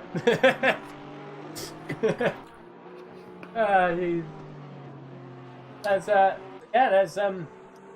still 21 people watching the stream as well, which I think YouTube has done better for getting us views. Obviously, the more people that can see with the next endurance race we do, the more interest we can get. The obviously more cars on the grid, the more racing we can put on. Which is always an upside. Oh, there's the sun there. That actually hurt my eyes. Jeez. As Liffland is just under 7/10 between himself and Medina. I need to stop doing that. I dropped some food. Oh, F in the chat, we. Camping.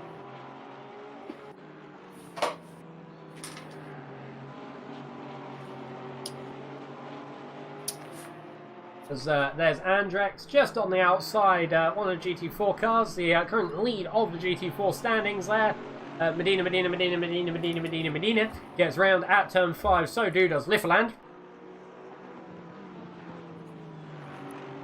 I don't know why I like that joke so much, I just do. It looks like we might have JP McKinley, teammate of Kiki Mac in the 17 KTM, looking in for an interview. Is he in the channel? No. Is he even in the Discord? Next question. That would be a good question. Yes, he is. Okay, there he is. He's in general now. Okie dokie, so we're going to have a word from JP McKinley. Hello, JP. It's been a long time since I've shouted at your virtual racing cars. How is your race going? Not too bad. My teammate's having some frame rate issues, but he's out on track, and I think he's managing it okay. And you guys are in the KTM, almost one of every manufacturer for the GT3 grid. How is the KTM handling as a car? What's it like? Surprisingly, very well. And I was shocked. It was Kiki that decided to take out the KTM, and yeah, it's handling superb. It's loves taking corners at speed. You just have to kind of point it at the right direction and just press the loud pedal and it goes. So that's what you want, really. You don't have to worry about it. And you're fighting in second place with Andrex, someone you know from other leagues. Do you think you're going to be able to grab him and take the win, or are you going to be trying to defend second? I think we could have possibly taken the win here, like for the GT4s, but unfortunately, Kiki had a bit of a rough start. But I think we could hold off Mr. Papin, another friend of ours. Yeah, I think we can hold off for second place hopefully, but yeah, I think we can hold off. We also we've got like a little inter team rivalry going with we've got the team number 28. Sorry, I need to cough. Team number 28 and car 6 and us obviously. So whatever team comes last for they have to run a forfeit livery in another league of our choosing. So it's basically whoever comes last has to do it. So that's why like there's pressure on for us to not be last out of us 3 teams. Oh, that's evil. Yeah, it is. It is truly. Yeah. That's absolutely evil. There's one in the I chat. think- Also. There's one in the chat. We I have. think Trev's seen it. I think, yeah. Oh, is it that one Sorry, that go was ahead. in the channel? Have I seen it? I think I might have. If you post it in the Discord. Have you posted it in the Very Discord? possible you might have. I might have seen Yeah, it. I'm not Is it a sure. flag? I think I know. Is it a flag? I think That's Trev all I'll posted say. it. Oh Trev's seen yeah, it, okay, yeah, I have seen it. Yeah, I know the yeah, one you're talking about. Is it a flag? Yeah. Well, I know that's what we're playing Yeah. for. Bosky, did you see that? yeah, I saw it. Yeah. Okay. It's the same one then. So, JP, I know you exist. Hello. I'm not ignoring you. No, that's alright. Oh, jeez. As well in the chat, we have Kiki and Kalamakazu Racing's dad in the chat as well. Do you reckon he's going to be putting the pressure on them? Well, I mean, he races himself, so he knows how to put the pressure on. He's pretty handy when he gets in the mood.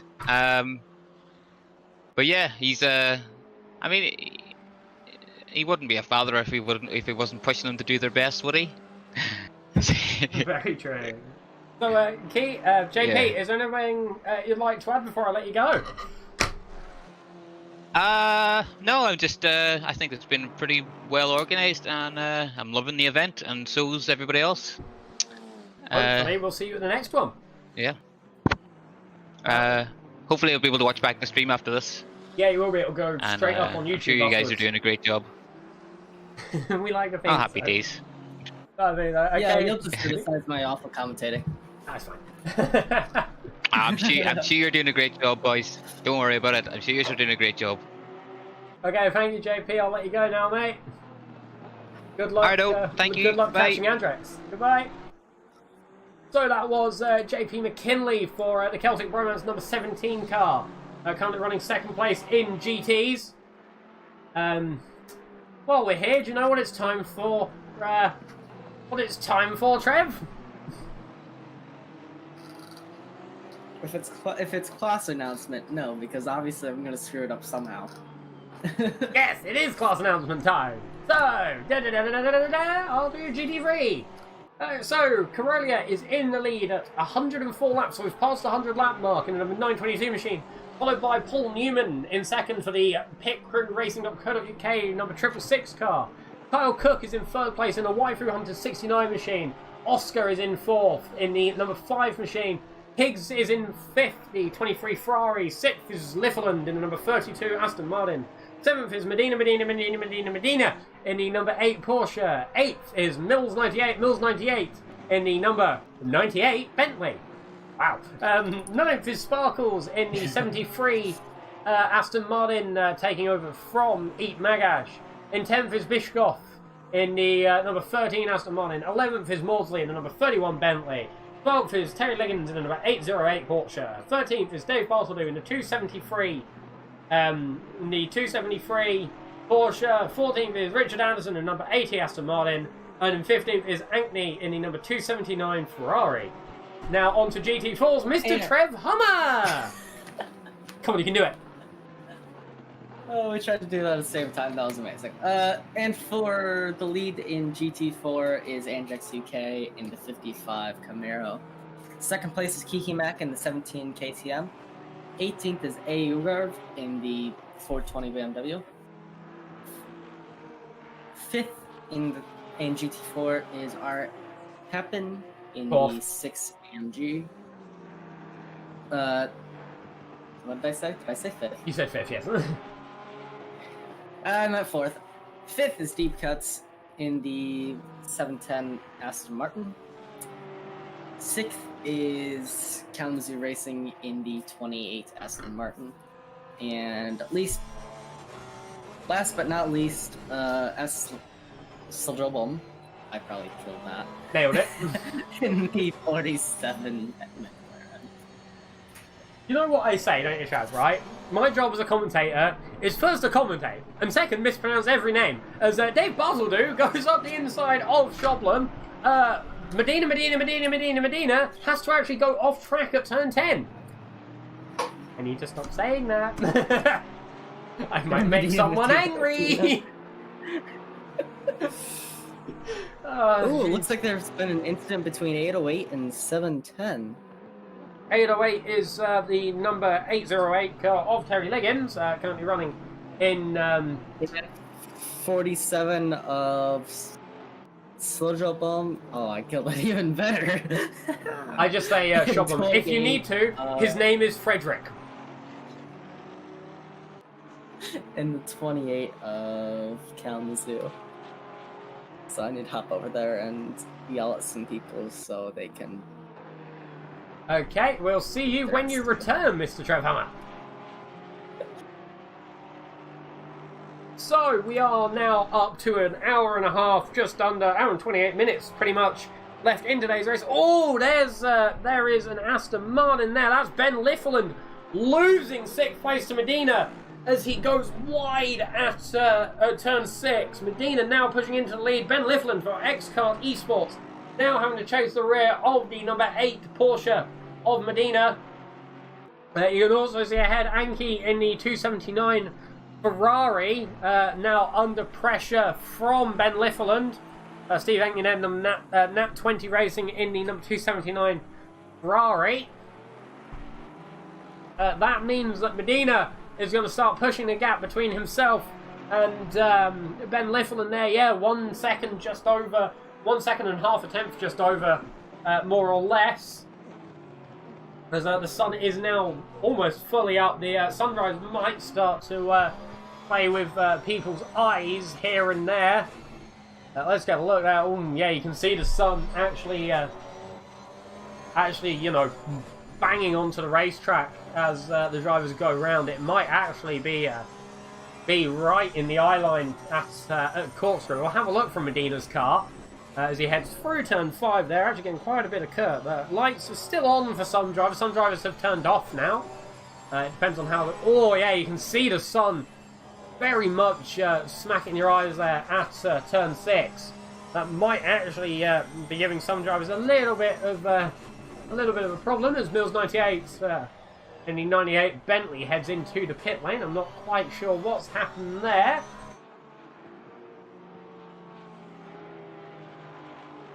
So here is your current race leader, Uzma Corolla, in the number 922 Porsche. Paul Newman, however, will be trying to come back as much as possible.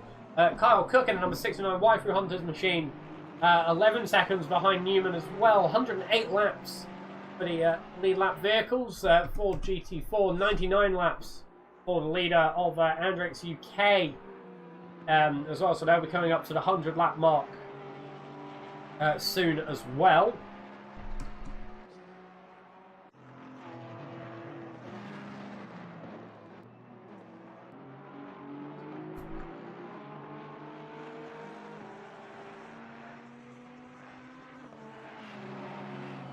The best lap so far as well, I believe, is held by the number 922 team as well of Uzma Corolla at a 122.470. Well, I think that's about where it is. We're now going to hop back to Ben Liffeland, who is once more trying to just chase down Medina. can see there is Papin in the background. A few people actually very much cheering Papin on. He's currently in 4th place in the GT4s. A bit of a gap between himself and Andrei Ugorov and D'Amato.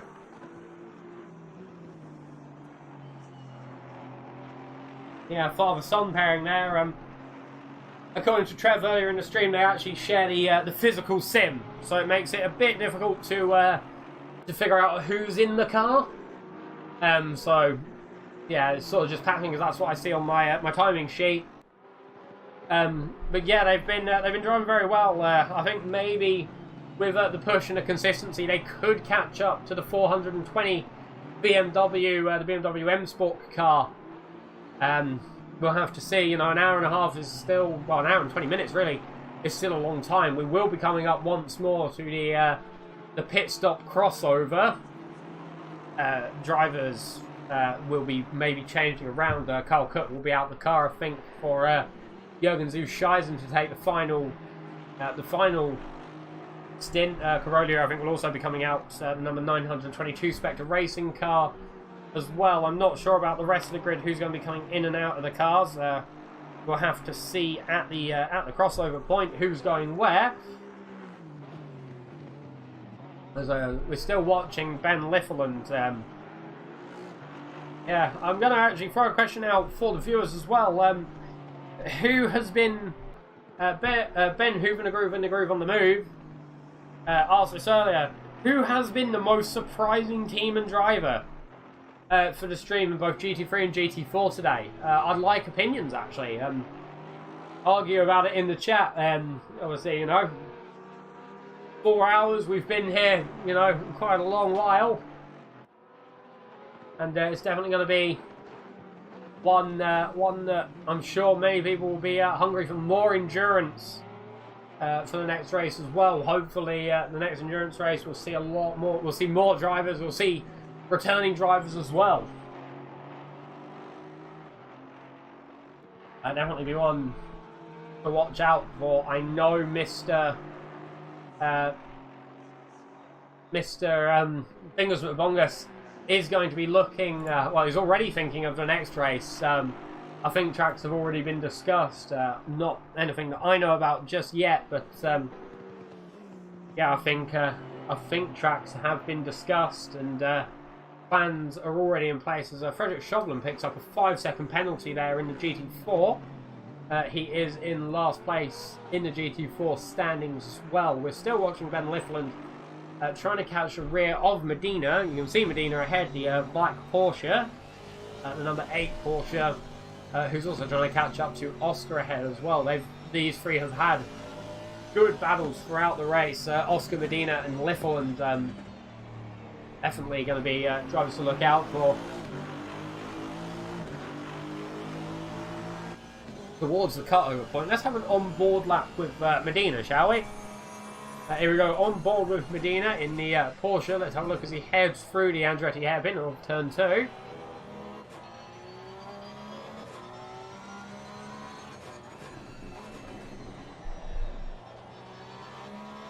I have a very big reward for myself at the end of the stream. I have a kebab waiting for me downstairs. So I'm definitely looking forward to it. Of course, there is a BMW M Sport of Andrei Ugorov, who goes off track at turn 5. I'm not sure where Papin is, but that could actually open the door. As off the track there goes, I think that was Bartoldu.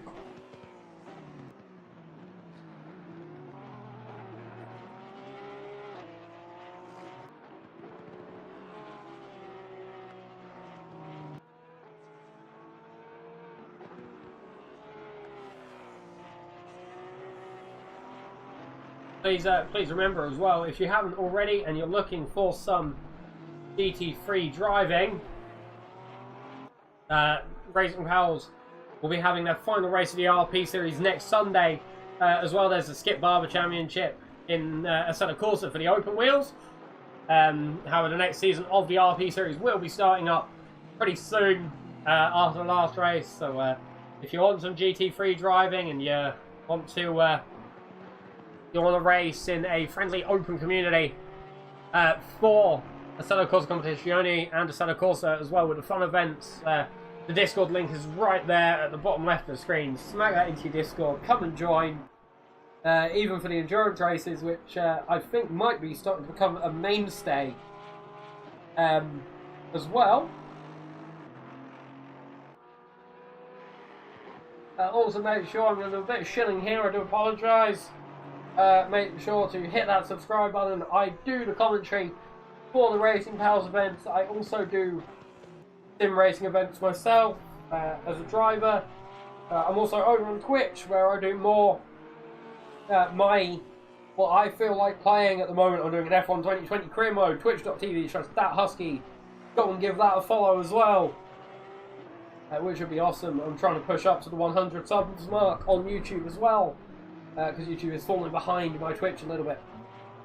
Booba is in now. You can see his lap times around 130. His dad was close to 133. Ah, so yeah, there's a bit of a difference in driving. Yeah, I mean, they haven't been doing too bad. I think they'll be able to push to get the number 420 BMW M Sport machine.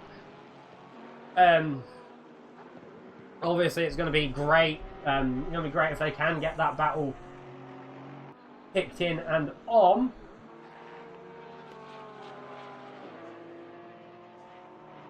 We're going to get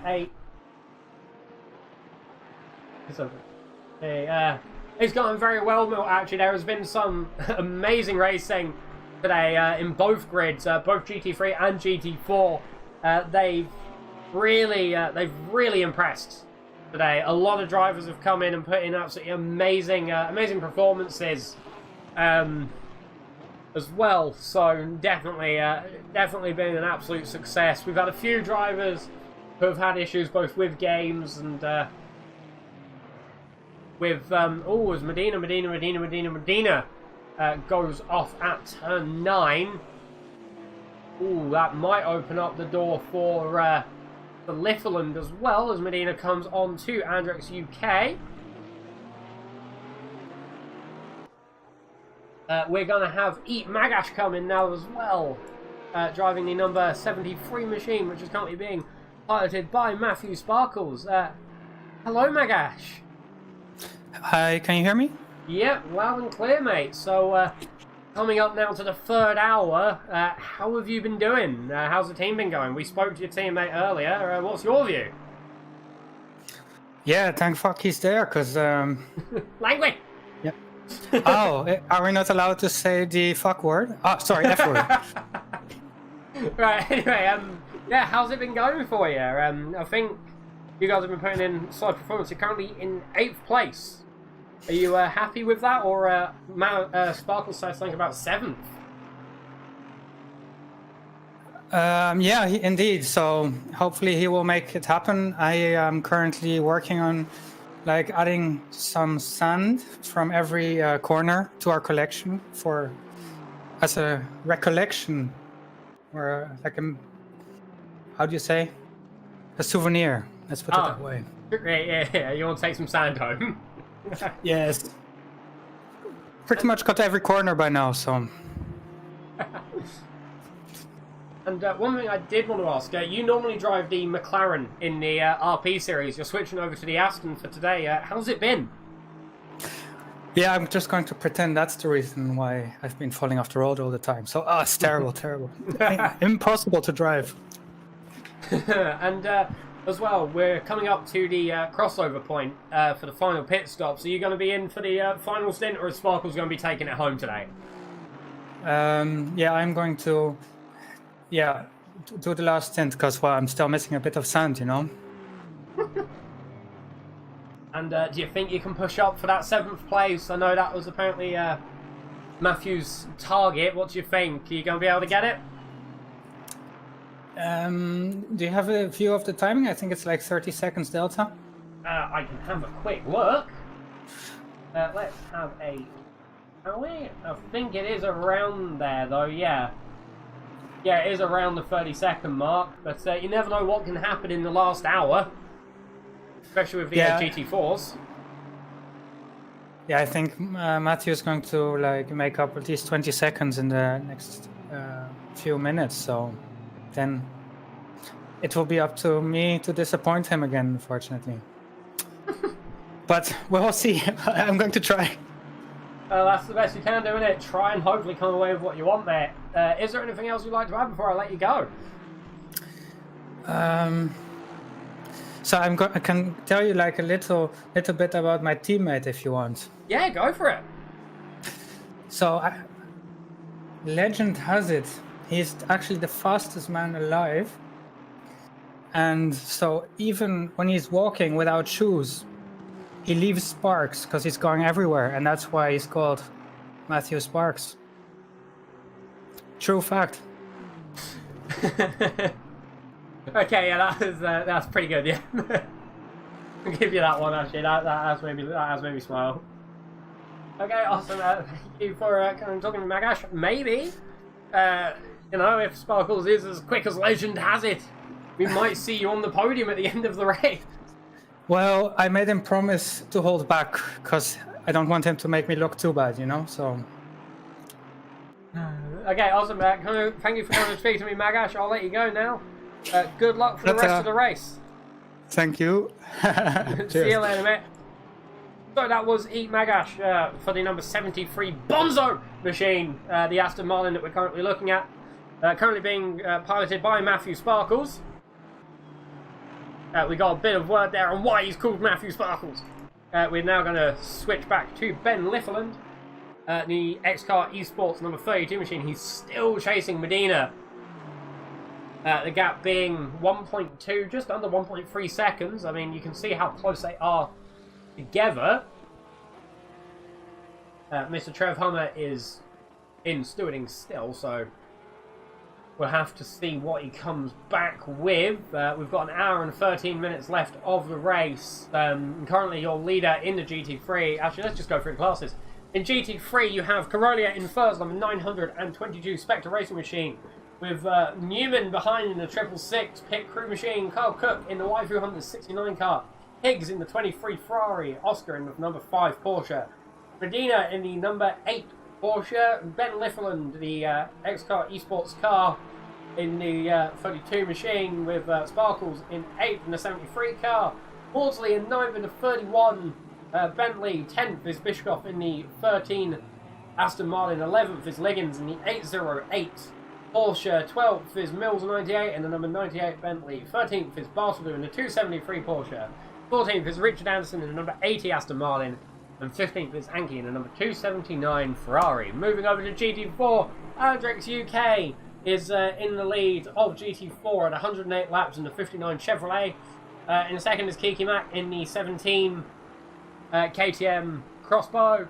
Third is Andrei Ugorov in the number 420 BMW M Sport machine. Fourth is Papin in the number 6 GT4 machine. Fifth is Deep Cuts in the 710 Aston Martin. Sixth is Callum Kazoo Racing in the 28 machine.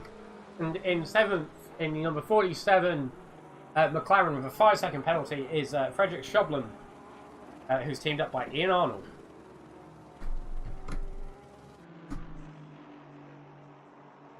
So, the gap between the battle for P6 is now 1.8 seconds. It's coming up. However, there is a battle in GT3 that we're going to cut to. Here is Remy Papin. He's chasing the rear of Andrei Ugorov for the BMW M Sport car.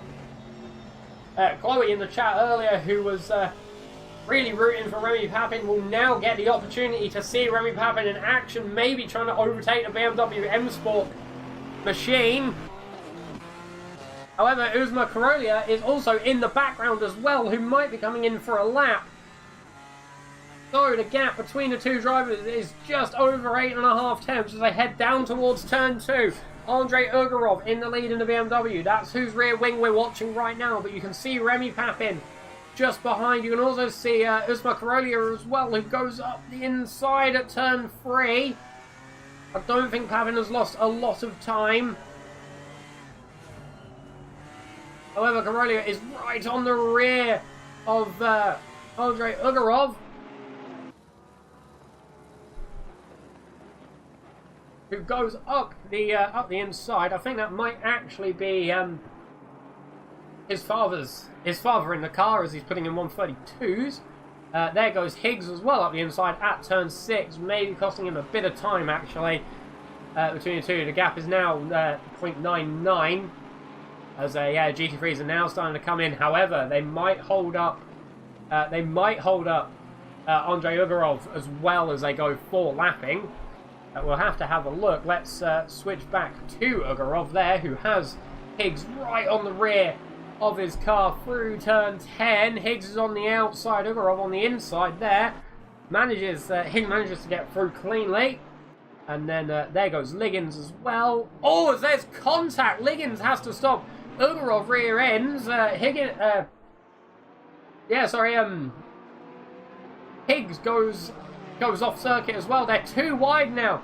Towards turn 1, the car of the number 98 machine of Mills as well has to slow down quite a bit towards the start-finish line, as Ugorov actually now still has Higgs in front, with Liggins just behind going in for the lapping as well. You can also see Oscar, who is in 4th in the background too. He's going to have a few lap cars to negotiate.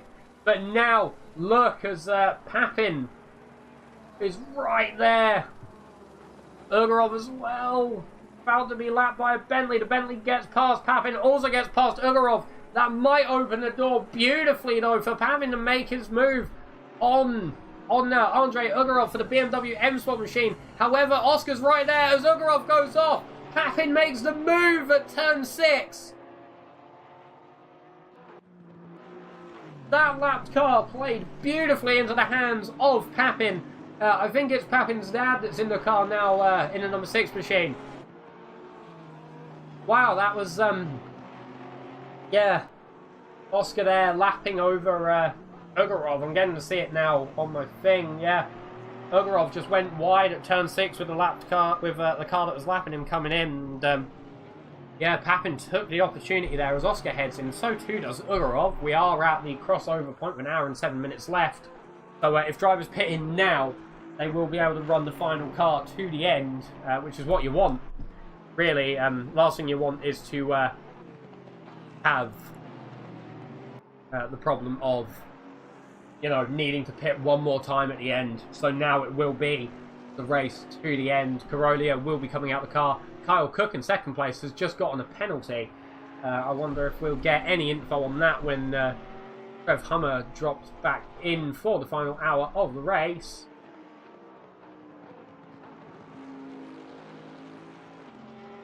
We'll have a look. That was definitely something interesting there, as Oscar has dropped into the pit lane as he did last lap. I think a solo driver, Ugorov, has dropped into the pits as well, making the GT3s, Andrex, Tiki Mac and Papin at this current moment in time. There will be one more pit stop for the cars, however. Mills 98 might be on a bit of a different strategy. He did pit earlier with something. Kalamazoo Racing coming in as well. It's honestly been such a good race today. I hope the people who are watching at home have also enjoyed the racing today, as well as the commentary. Really, as I say, my job is entirely dependent on how the other drivers are. Ubo staying in the car till the end and eyeing up 2nd in class. Ooh, that will be a push. But I think with the pushing and the consistency, it might be possible. We'll have to see. An hour is a long time. Definitely going to be interesting to see if that works out in the way that is hoped. John Doe Germany taking over the 666 car as well for the final stint of the race. Liggins coming into the pits as well. I'm getting inside intel. We know for a fact that Sparkles will be being taken over by Eat Magash for the final stint as well, so it's definitely a bit of a bit of time. There is Mcbongus, the BMW M Sport machine, so he'll be finishing the race for them. Currently running 4th in GT4. However, he does have the pit stop in hand over the other cars.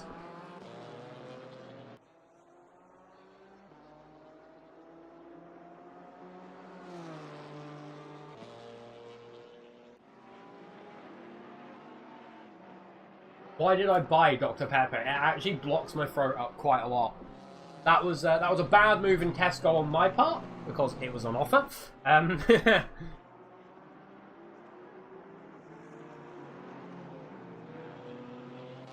just trying to look for who we should watch now. There is the car of Carl Cook. John Doe, Germany! The 666 machine. You do. Okay, so I'm back. Right, so Trev, a lot of penalties seeming to have been given out. How about you give us a run through on what's happened? I hear the piece of I'll just paper. run through. Yes, I'll just run through it. Number 28 and 47. I'm starting to really lose track of what caused what, but we decided it was a 5-second time penalty for that. Number 710 and 808. This is a lapping incident. 808 just kind of locked into 710's rear, so we're given 5 seconds to... Maybe I have that the wrong direction. I don't know anymore. So basically, 5 seconds to 47, 5 seconds to 710, 5 seconds for 69, warning for car number 17, warning for car number 66, 666. Immediately after that, a 15-second time penalty for 666. Ooh. So, yeah, quite a few penalties being given out. We're also being asked who has the best lap time so far. You know, I think the best lap time so far is held by the 922 Spectre Racing machine of a 122.470. I am just Very looking. possible, yes. I am just looking up and down. I believe, yeah, it looks like it. A 122.470 for GT3. For GT4, let me quickly find out. My entire thing has gone absolutely insane. Actually, there's a quick way that I can do this. No, it's not. Yeah, I don't know for GT4. I do apologise. I am trying to find out, but it's not coming easy for me. Let's have a look. There we are. Currently, the best lap for GT4 is a 130.468 held by Andrex UK. However, Remy Papin, the Papin family are quite close behind on their best lap with a 130.546. With Kiki Mac there as well with a 130.885. So very close in best lap standings between them. I was hearing from Rick Wales as well that Papin is looking to get second in class. Also, Fubar is staying in the car till the end of the race, and they are eyeing up second place in GT4. What do we think, Trev? Do we think they're going to get it? They have a genuine shot. Yeah, to be honest, they definitely have a lot of work to gain back. Actually, they're third now, so they have got they have one lap to catch Kiki. That's all they have to do is get one lap in. More than Kiki, I think it'll be close. Obviously, we're at just over an hour left. You know, an hour and 50 seconds, so an hour left, more or less. And I think we might see still some jumping around in the order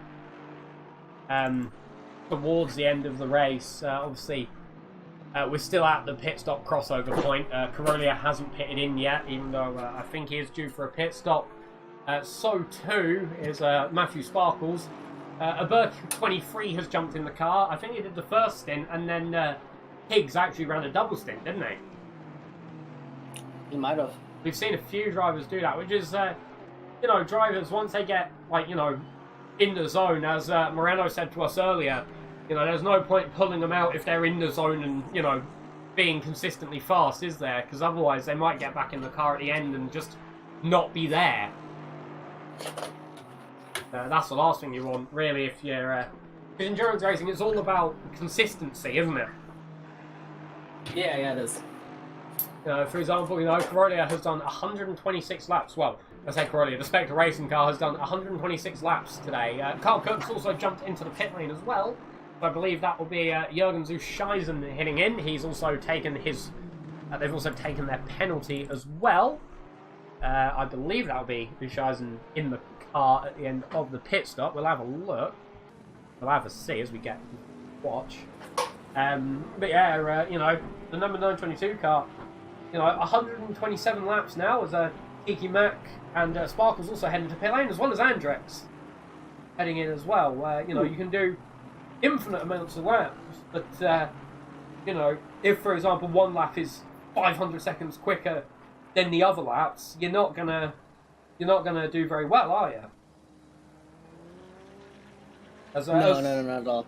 As I thought, Jürgen Zuscheisen coming into the Waifu Hunters number 69 machine. They're coming out in 4th. I believe Ben Litherland has taken his final pit stop. I could be wrong.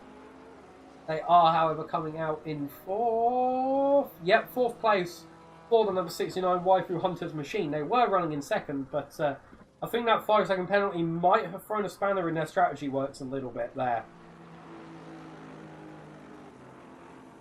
Bartledu also coming into the pit, as I said earlier. Andrex and JP McKinley coming in as well. Eat Magash taking over from Matthew Sparkles. John Doe Germany still having that 15-second penalty. They had been running in 2nd place for quite a high portion of the race as well. We are now under an hour left. 22 cars left out of the... how many did we have start? Around 29, I think it was? Sounds about right, yeah. Thereabout, actually, I can quickly check. 27. Apparently we had start. We're 22 left, so really not a huge attrition rate, really. Endurance racing does sometimes bring out a high attrition rate.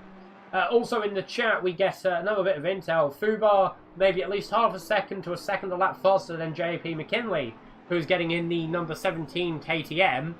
So that might be something very interesting for the number 6 AMG. Yeah, I don't doubt that it is that close of a gap. So I think Fubar, he might be able to do it.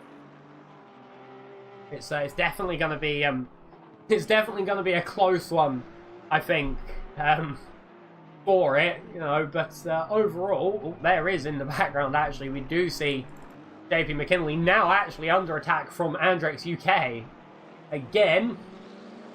There is Andrex in the number 55 Chevrolet Camaro. It's a Camaro, by the way. It's not a Corvette. Yeah, I realize that. It's too designed by a 5-year-old to be a Corvette. Let's put it that way.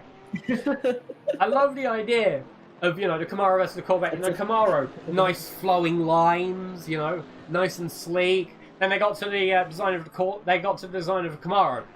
Square. Ow, my hand. That actually hurt my hand. This is how I see it. It's a knockout. How I see this, it's a knockoff Challenger. Oh yeah, good point. Someone I know. Do you know what they? Do you know how they described it? They described it as if what was it? A Mustang had a baby with a Gen 1 transit van. That's how someone I know described it, and I was like, what? That doesn't make sense. Then I thought about it, and it did make sense after a while. It's quite accurate, though. It really is. Here is John Doe Germany, a 15-second penalty hanging over them. I'm not sure if they're just going to let it apply at the end of the race, or if they're going to come in for a stop. Senja absolutely yelling about waifu for laifu in chat.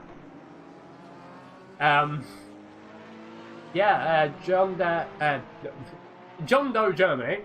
I'm going to call John from now on, because otherwise I'm just going to want to eat my tongue, has got a 6.6 second gap between himself and Magash in the last timing line. We'll see what that is next as he goes off track, trying to negotiate a Higgs, who's also trying to negotiate a Mcbongus, who's currently running 4th in GT4 as they get through round turn 5. What do you think they're going to do, Trev? Are they going to just let the penalty be applied at the end, or do we think they're going to go in for a quick stop? Because really, it'd be quicker for them just to let it apply at the end, wouldn't it?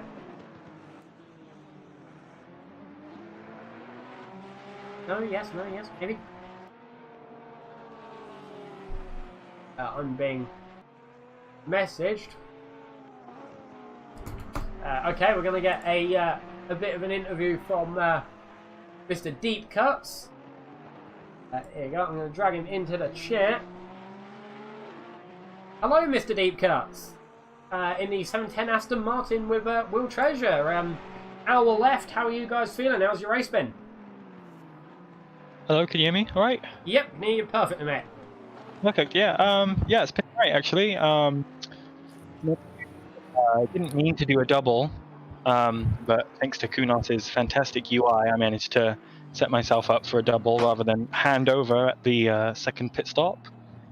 So I did a double. Felt all right. I definitely felt my pace dropping off towards the end there, but I said to Mr. Treasure, let's try and get the undercut on the car ahead, and you can take that full 70-minute stint. Yeah, try and gain a position, and it looks like that worked out for us. So he's doing a good job at holding it right now. So yeah, hopefully we can run that through to the end now. And I ask this to everyone who's come in, driving the GT4 Aston Martin, how is it feeling? Like, how does it drive throughout the stint? Yeah, I mean, honestly, I'm only really used to I race in the RP series with the NSX. I'm the only NSX driver in that league. And this is, the polar opposite to it. It's actually quite nice. It's set up so it's got a bit of a neutral slide right now. You can throttle out to kind of kick the back out if you're understeering through a corner. So it's quite versatile. The quali setup felt really fast, but I just couldn't get a good lap in today. But considering that we started in this position, 5th in class, and we've held 5th in class, and this is both of our first endurance races, I'm pretty happy, really happy. So, yeah. Oh, sorry, I'm just going to cut you off there. I do apologise. Uzma Karolia is stuck in the gravel. Oh, he's got himself free. Wow, that's Uzma Karolia, who's still yet to pit for the Spectre Racing team, off in the sand at turn 5. And he's actually getting a bit stuck. And there's the pit crew car. Who they made contact. And he pushes his wide. Did they make contact? It looked like they made contact. I've also just now noticed the server has logged a stop and go clear for number 47. He must have had track limits.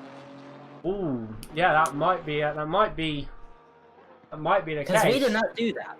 I can tell you that for sure. We did not give him that. Right, back to Deep Cuts, who just got completely cut off by our commentary.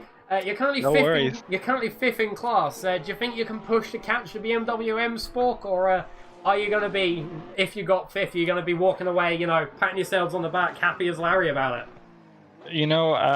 Our main goal was to finish not last, so we're doing that right now. To catch Mr. Mcbongus is kind of illegal, as he stated in the driver briefing. Nobody's allowed to be faster than him. But I know how quick he is. He's also quite a way up the road ahead, so we'll see if Mr. Treasure can get the hammer down. For sure. Okay, thank you for coming and speaking to us, Mr. Deep Cuts. I will let you go now. Is there anything you'd like to add before I let you go? No, just thanks to everyone, man. All the staff at Racing Pals, great job, Mr. Mcbongus, all the stewards, and yourself, man. Keep it up. Good work. Can't wait for the next one. All right, awesome. I'll see you later. You'll have to join your own room. I can't drag you into it. I do apologise. No worries. See you, man. See you later. So that was Deep Cuts, teamed up in a 710 Aston Martin with William Treasure. They've you know, as you said, they were aiming to finish, and you know, 5th in class for their first endurance race. I'll be honest, if I was in that position, I'd agree with them. I'd be happy just to finish, really. What about you, Trev? Oh yeah, same, 100%. There's also a train boy just vibing in general. I don't know if you want to yeet him into here or what. We're next going to yeet. Once I find their car, it will help if I found. There it is. We're going to yeet a tomato in for another interview.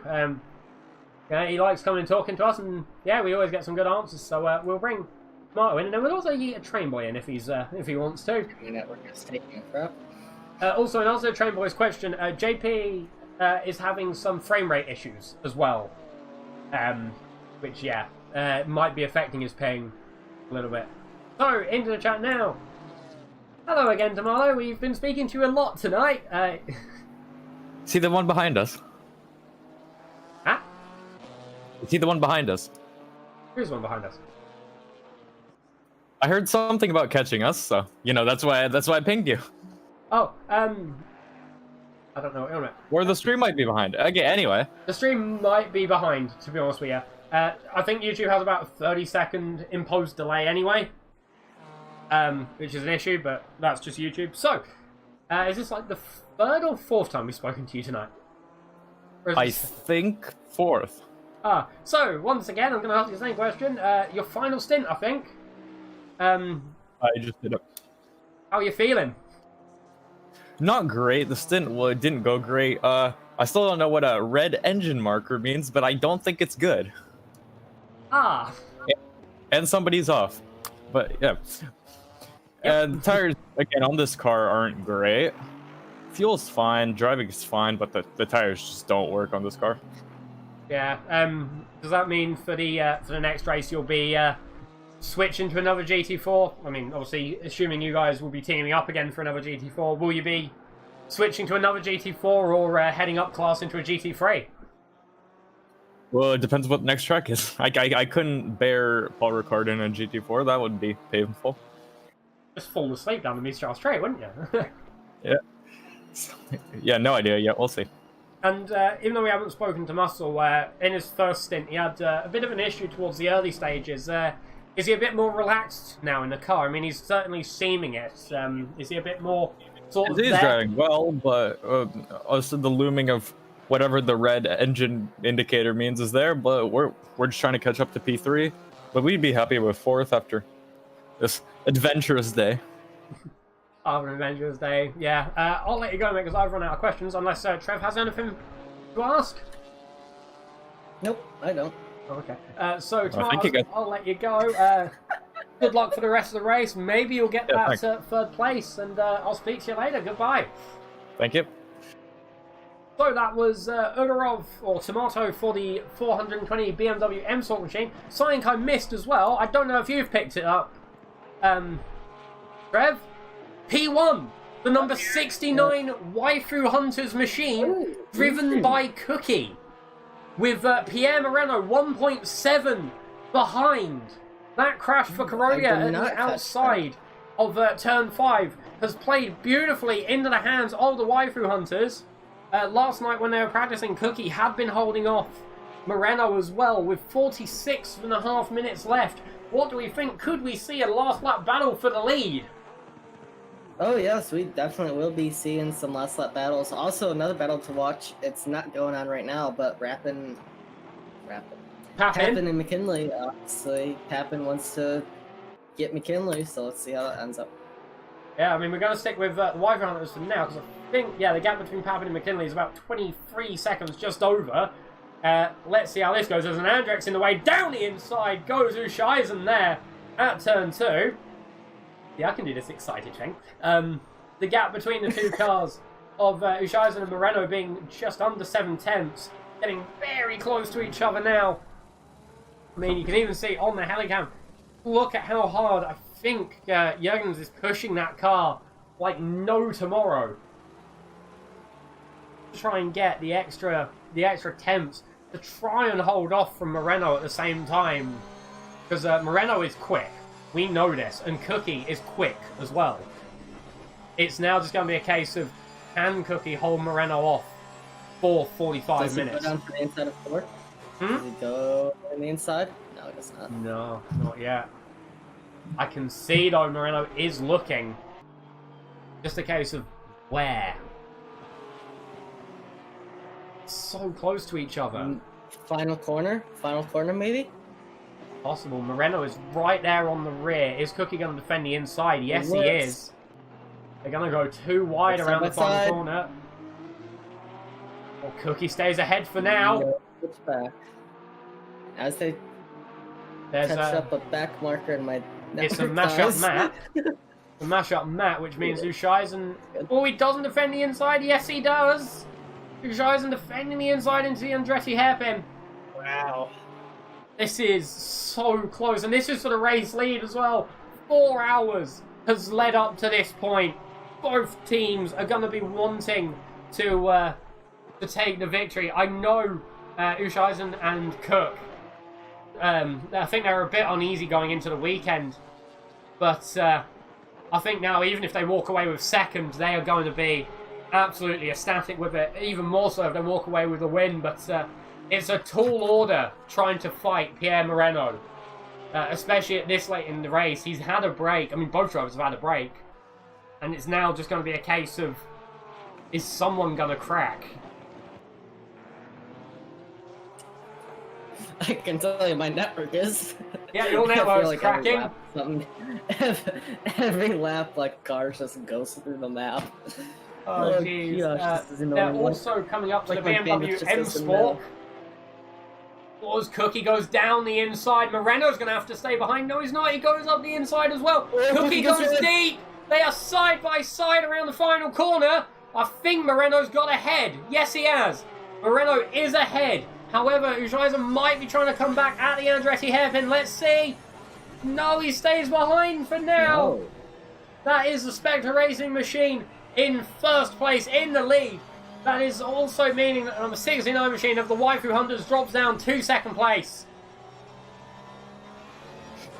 However, they are so close already, I'm sure they're going to keep up the battle. Also behind, Papin has dropped the gap now to 22.5 seconds to JP McKinley.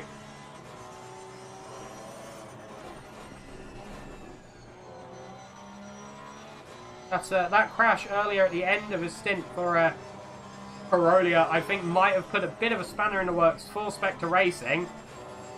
Now it's going to be a tall order for Pierre Moreno as well. You know, instead of having the big lead that they had before, he's going to have to push and push and push.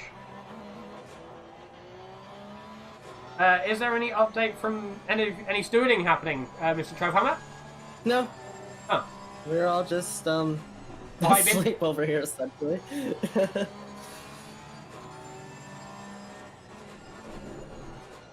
Just hear from the engine how hard Cookie is pushing. Like, let's get the interior camera there. Just look at how much his inputs are. You can see as he goes into the corner, he's braking as late as that car will let him. The gap being 1.3 seconds between the two drivers, with 41.5 minutes left on the clock as well. Today's race has been eventful. You know, we're coming in now to the final closing points.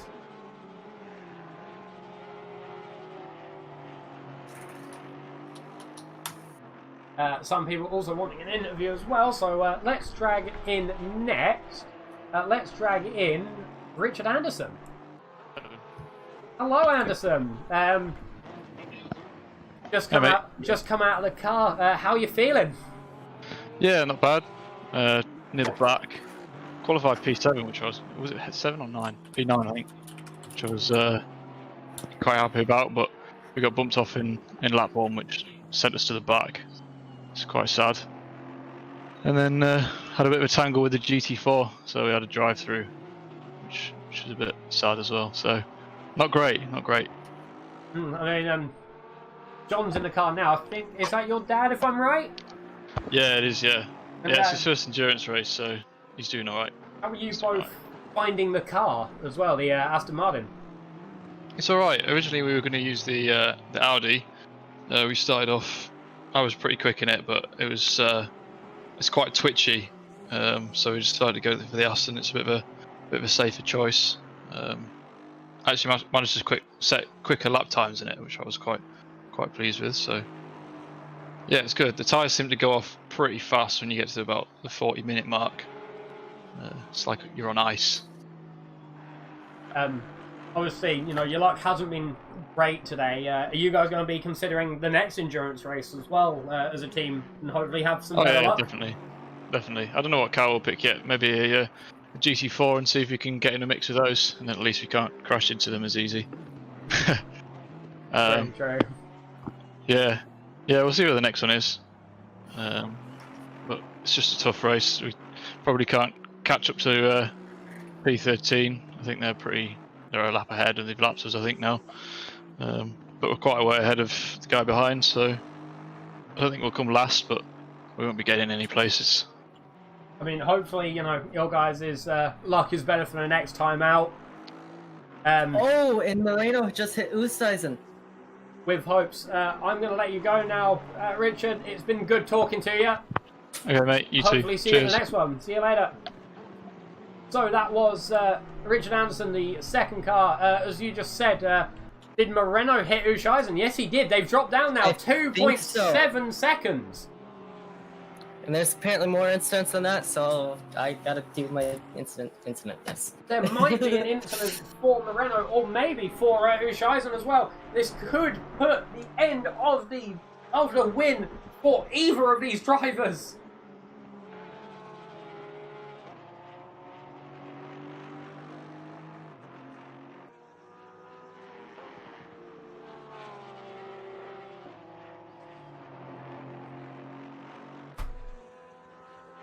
I've also just noticed that I've been calling Sparks Sparkles all this time.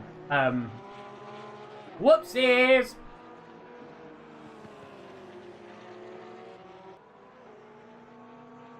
I feel like an idiot now, to be honest with you. As here comes Pierre Moreno up the inside of Ian Arnold there. Because, wow, what a race this has been. The gap now between Pierre Moreno and Oosthuizen, the number 69 and number 922 car, now being 3.7 seconds with 37.5 minutes left of the race.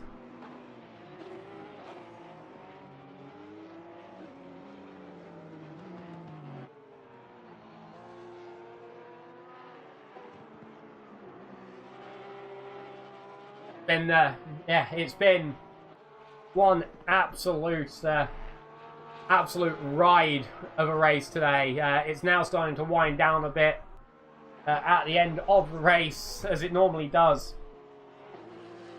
We're going to switch now back to P4, which is Leandro Oscar, who is chasing the rear of the Berkey 23, number 23 Ferrari there. You can see just ahead of the pitcrew.co.uk car.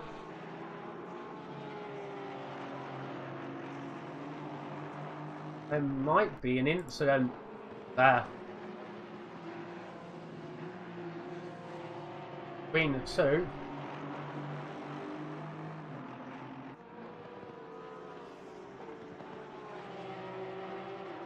But we'll see how that goes. But we are coming up to the end of the race now. Your positions in both class, starting with GT3, is Oosthuizen in the lead for Waifu Hunters with Pierre Moreno in the number 922 Spectre Racing Machine. They are under investigation, however. A Berkey 23 in the number 23 Ferrari in third, with Oscar in the number 5 Argentina Racing Team Porsche in fourth. Fifth is Medeiros for in the number 8 machine. In sixth is Galbraith in the number 32 Aston Martin. In 7th is John Doe Germany for the pitcrew.co.uk racing team, and number 666 Porsche. In 8th is Eat Magash in the number 73 machine. In 9th is Mills 98 in the number 98 Bentley. In 10th is Chamilio in the number 31 Bentley. In 11th is Harmoning in the 13 Aston Martin. In 12th is Liggins in the number 808 Porsche. In 13th is Rumham in the number 273 Porsche. In 14th is John Anderson in number 80 Aston Martin, and in 15th is Dilla in the number 279 Ferrari. Moving on to GT4, in the lead is Andrex UK at 132 laps. In first place, in number 55 Chevrolet Camaro. In second is JP McKinley at the 17 Crossbow. In third is Papin in the number 6 AMG. In fourth is Mcbongus in the number 420 BMW M Sport. In fifth is William Treasure in the 710 Aston Martin. In sixth is Mashup Matt 58 in the 28 Aston Martin. And in seventh is Ian Arnold in the number 47 McLaren. Oh.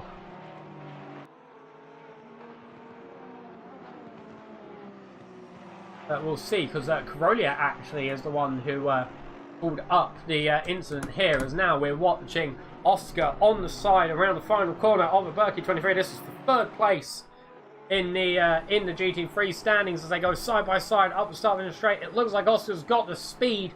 However, is a Berkey 23 going to go down the inside? Let's have a look. No, he's not. There's also an Magash just behind as well in the 73 car. 34 minutes left in the race. Oh, as we're going to get a word from Mr. Sparks. Hello, Mr. Matthew Sparks. So, final stint for you. How you feeling? Hey, buddy. Hey. It's going pretty good, man. It's going pretty good. That 7th is right in our sights. In fact, actually, technically, we've already got 7th with the time penalty he's got. Who knows? You might be able to get it on the road. Magash, obviously, very quick driver in the Aston Martin as well. Do you think he's going to get it on the road, or are you going to have to get it No, at the end of the race? Absolutely getting it on the road. He is this man is nailing it. We've got 1.8. We've got 4 cars. I'm sorry, I'm watching it as we speak, and we've got quite the traffic working through. But no, he's been pulling it back. It's about 4-5 seconds over the last about 15 laps or so. So we're absolutely got him. It's just a matter of time. And your goal was 7th as well, and it does look like you are going to get it, which is good. For the next endurance race, are you two already sort of discussing that to come back? Oh yeah, absolutely. This is a team that has been forged in steel and in hard work. And I'm super excited about the next event. And you know what? It's not only 7th that's in our grasp, but it's that Porsche as well, which I put my eye on in our last interview. So yeah, I'm pretty stoked. This is going beautifully, swimmingly, I could say. Well, the excitement is obviously something very good to have. You guys have been putting in the consistency. The start of the race, I didn't really see very much of you two, but it seems there are a lot of people that finish in the upper part. There's always the ones that I don't notice all the time that finish quite high up.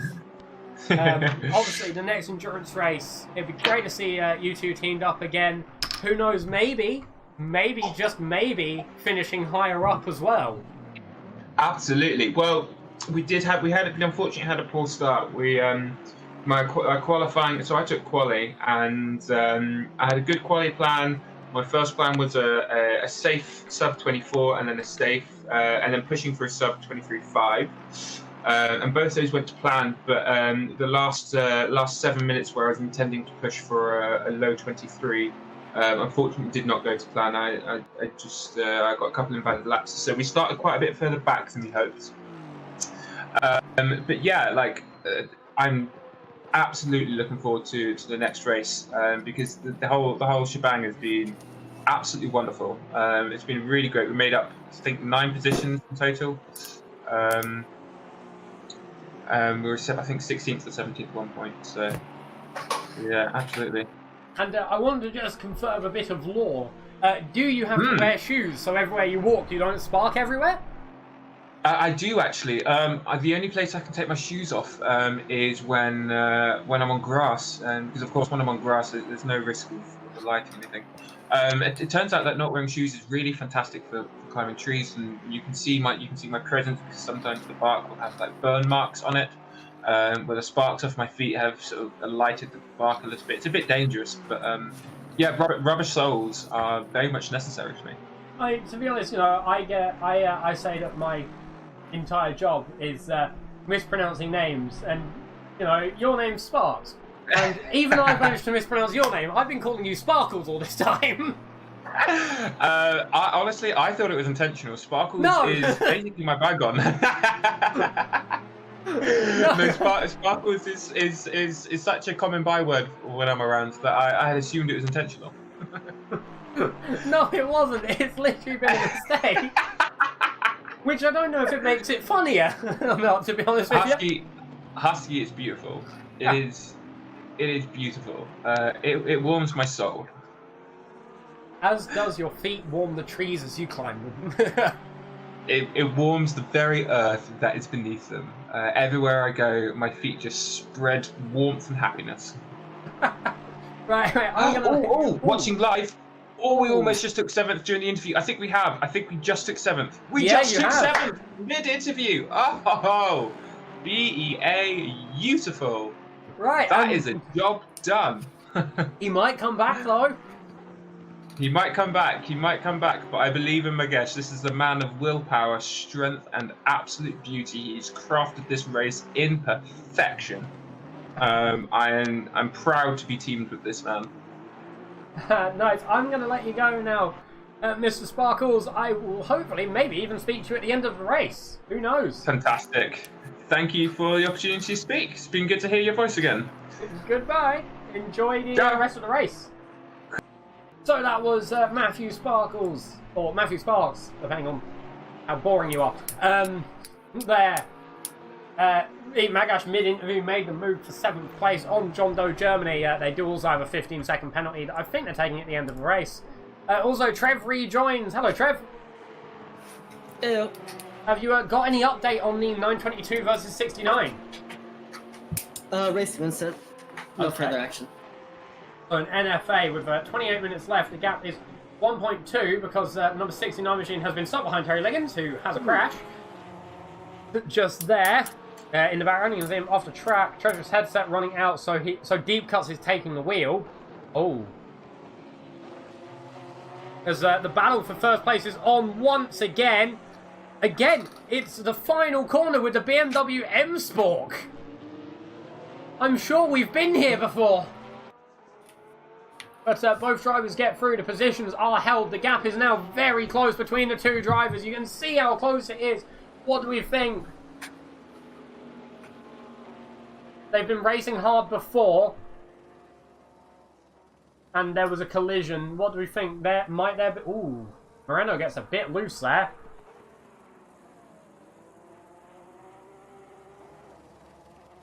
Does Moreno go look for it?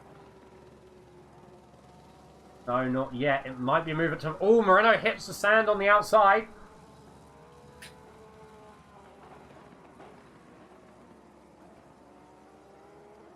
Just under 2/10 separating the two drivers.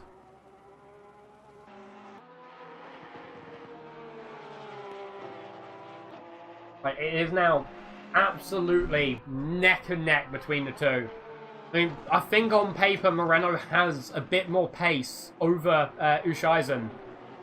But I know for a fact that Jurgens can also defend like there's no tomorrow as well, which is something that you want as they go, oh, bumper to bumper round turn 9. Now through turn 10. Moreno might get the better line here to launch out to the final corner. Ushaizen on the inside, Moreno on the outside as they go through the final corner. Moreno may be looking there for the switchback, but it doesn't quite work as they head up the start-finish straight once more. The start lap 149, 26.5 minutes just under left on the clock. As they head up now towards turn 2, Moreno looking down the inside. No, not yet. Maybe looking once more. Oh, there's almost contact round turn 2. Moreno wants it. You can see just how hard... Oh, Moreno gets a bit loose there. He hits the sleeping policeman on the inside. It's so close between the two drivers.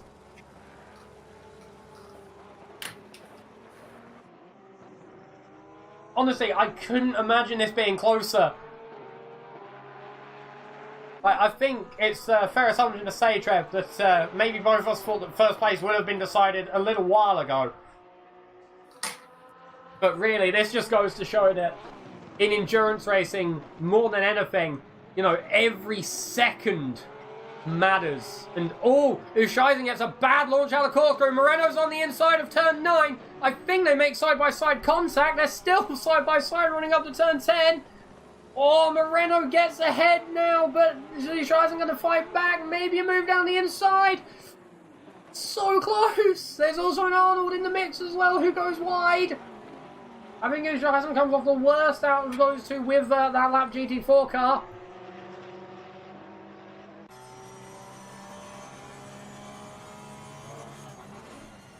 They head now to turn 2. 12 seconds is the gap. I think Ushaizen maybe gets a bit deep at turn 2.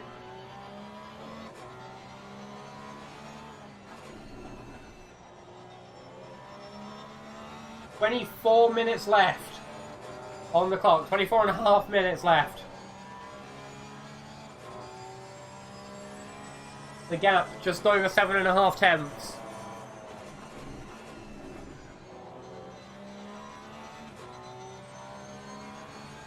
Jeez. Trev, this race, honestly, it's been... I know. Such a roller coaster tonight. Like, oh, honestly. Apparently the gap between the two GT4 drivers of Kiki Matt, or I don't know if it's Kiki, but it's Papin and Kiki, has closed by 20 seconds in the last 15 minutes. Definitely going to be a battle to watch towards the end of the race. It looks like the gap between Ushaizen and Moreno is extending as well. We'll see as they head across the line. It was 7 tenths just over at the last timing line. Now it's 1.2 seconds. So yeah, to see that, the battle for first place, you know, hotting up very quickly within the last, you know, hour of the race. Now we're at 23 minutes remaining. Definitely, there's, you know, a lot of ground to be made up, really, isn't it? So here is Leandro Oscar running in 3rd place. However, you can see the 23 car of Aberki behind as well. However, he has 2 GT4s to negotiate round turn 2. He goes past 1. There's also an Andrex in the mix as well. Currently running in 1st for the GT4s is Andrex UK.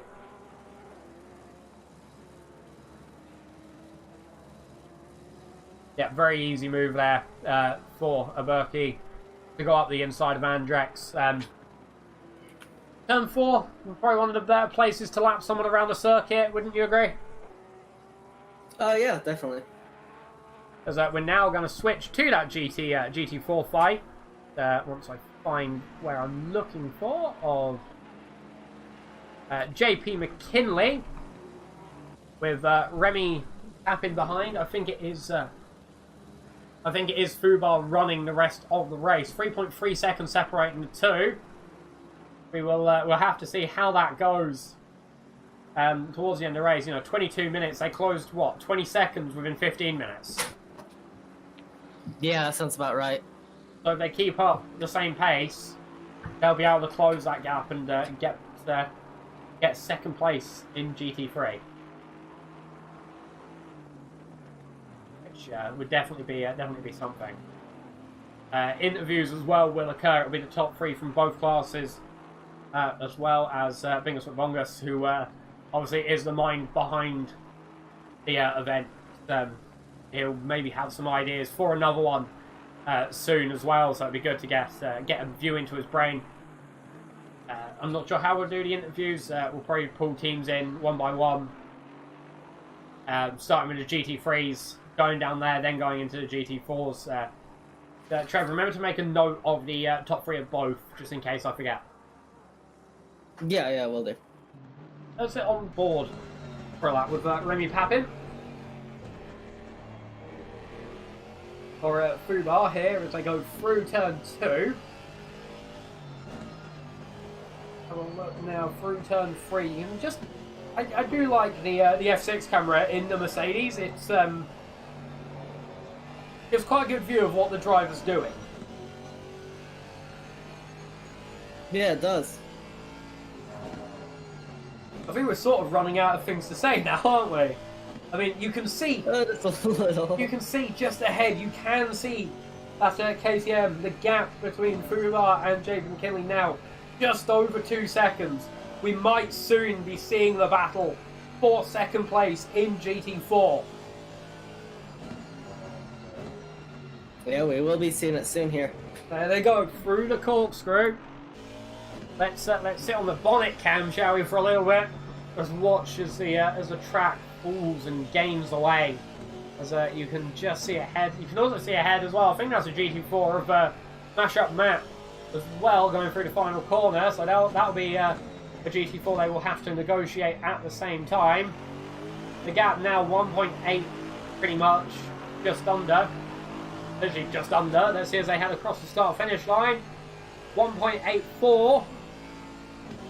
So JP McKinley there. Yes, Sench, there was a verdict on the incident. Mr. Trev Hummer!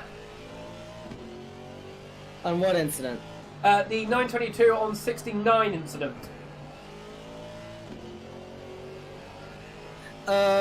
We decided that it was no further action as one as Moreno got off worse, and we decided there was no one gained a position, so we decided to drop it. We could have given a warning, but we thought that was a little bit too harsh. So there you go, an NFA there. Sench, I mean, you guys are running in second place. Definitely been one hell of a drive, as you've said. I think my headset just disconnected. Oh! JP McKinley goes round! Remy Papin goes through at turn 9. JP McKinley's round, he's stopped. He's now going out. JP McKinley. It was JP McKinley. He went round on the outside, on the exit of the corkscrew,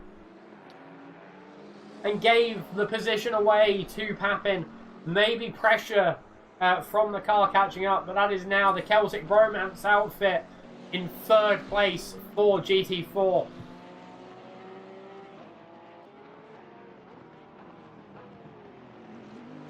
Wow, that was yeah, I'm not sure if there is damage. There. I think at this stage in the race, you don't really want to pit, even if there is damage. You just want to sort of make the most of it. Now we are looking at Conor Galbraith in the 32 X-Car Esports machine, chasing the rear of Meredios for... Oh, there's the number 80 car of John Anderson running in 14th. As he said earlier, as Richard Anderson said, his son, they've had not the best of luck today, but they seem, you know, very happy to come back at the next one and hopefully do better. And I think as commentators and also as viewers, we can say, you know, the drivers who have had bad luck, you know, we hope that for the next race they have better luck and join the fray, don't we? Oh yeah, of course. Ah. Dr. Levitt. Yes, Train Boy, that's... I could use the Mountain Dew. No, I don't. I used to like Mountain Dew, but I don't anymore. Never mind, Kiki died in this corkscrew. Or Kinky died in the corkscrew. Yeah, he did. He died the big deaths. He did indeed. We're currently looking at Felipe Medeiros.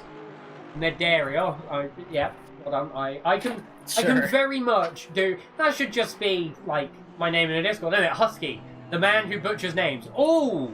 As Galbraith goes off at turn 6. Doesn't go off too much, though. He might be able to come back 2 seconds just over between himself and Medeiros. So definitely going to be one to watch here. As bit of sand there on the outside of turn 9. 16 minutes has just gone. 16 minutes left. We're almost at the end of the race, and yeah, it's been definitely been a roller coaster. Oh yes, it has. Right, as we're going to sit now on board with Conor Galbraith.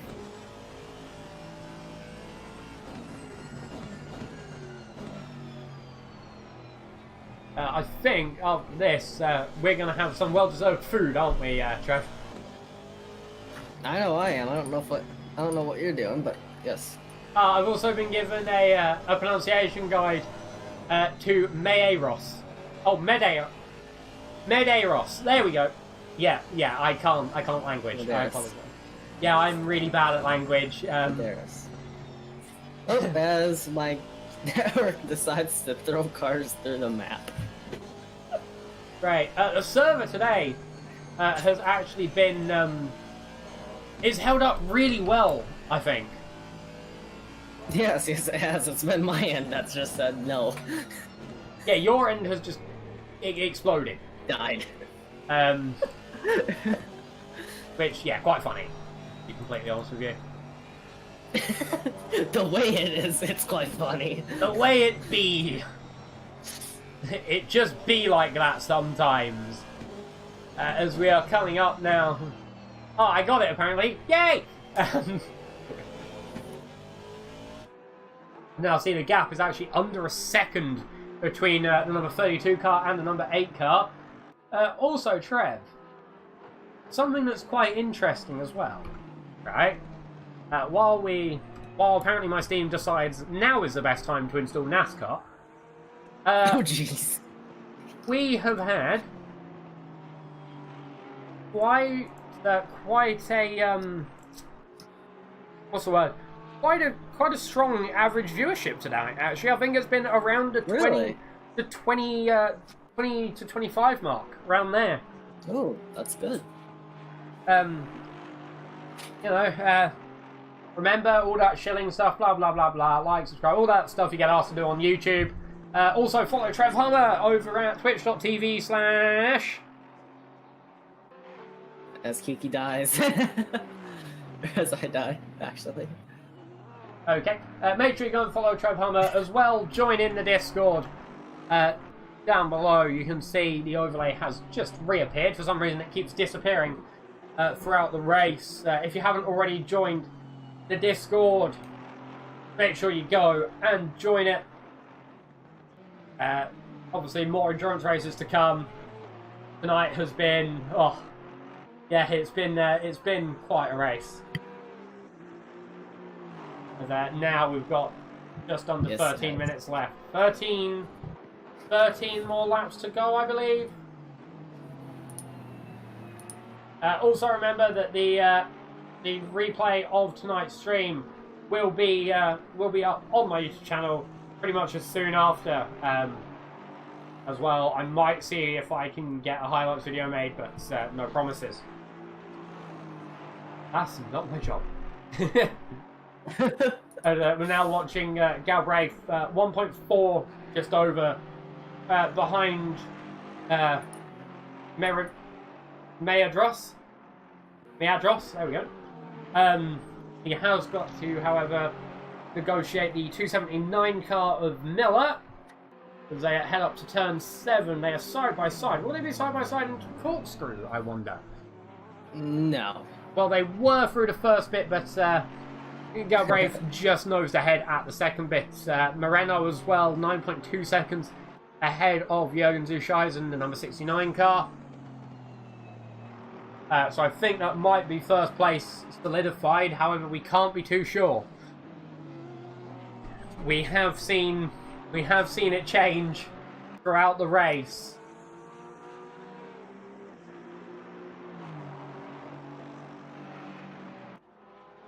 Oh.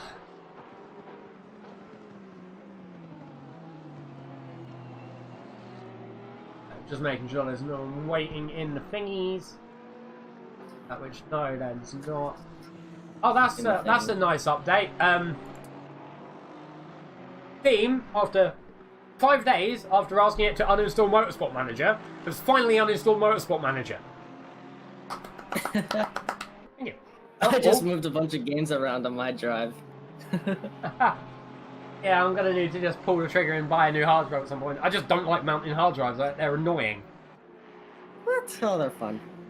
The SSDs are the ones that suck. And not like the M2s, like the 2.5-inch ones. My case, thankfully, has like specific mounting points for SSDs, which is nice. Yeah, same. I had one that did not, and it was absolutely a pain. To be fair, someone I know, he ran out of hard drive spaces, so he had 2 hard drives literally just loose in the bottom of his case. Not in the rear either, in the front. Oh. As with 10 minutes now left on the clock, Train Body Van Valley just saying, yep, Steam in a nutshell. Yep, I agree with you. Steam is also deciding now is the time to install NASCAR Heat 5 as well. Okay. Yes, of course. I'm running out of disk space. Imagine not having like 10 terabytes. With about a third of it being solid state. I have 1 SSD literally just for the OS and 1 game. As now we're game on that SSD. We're now on board with Conor Galbraith here. Ooh, through the left-hand king of turn 6. 6 tenths between himself and Meadros. Now just over half a second as they go through Corkscrew. This is the battle for P5 in the closing portion of the race. Conor Galbraith has been catching up consistently each lap. However, he has lost time to GT4s and other GT3s as well, as there is actually a GT4 just around the corner, and I think that might be Mashup Matt just ahead, actually. Yes, that will be Mashup Matt. Great, you can see the marshal there waving a blue flag that's clipping it into the bridge. I love dimension phasing flags, don't you? Oh yes, of course. Yeah, they can just magically change color. Oh yeah.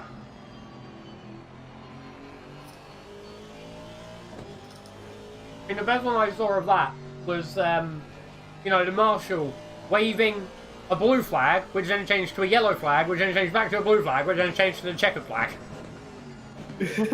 All at once. It was beautiful, and I'm so sad I didn't get it on stream. Because it would have been one of the best clips, like, ever. And now, back through turn 6, the gap is just under 7 tenths. As cars die through the track. Alright, yeah, it's been an absolute... I don't know about you, Trev, but this 4 hours has absolutely flown by, to be honest. I know, yeah. Normally with endurance racing, the worry for me as a commentator is that, towards like the middle of the race, there'll be absolutely no battles happening whatsoever, but that's just not been the case, has it? The stream of drivers who have come in and spoken to us as well throughout the pit stops have... Yeah, I think it's been... it's been very fun, actually, as there's Deep Cuts having to take over from William Treasure because his headset died. They're currently in second to last in GT4. But Arnold running in that final position.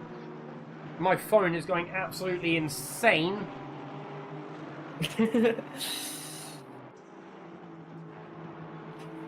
After a while, if my phone's on silent and I've gotten texts or calls and I've not looked at it for a while, it just goes insane. It's like, I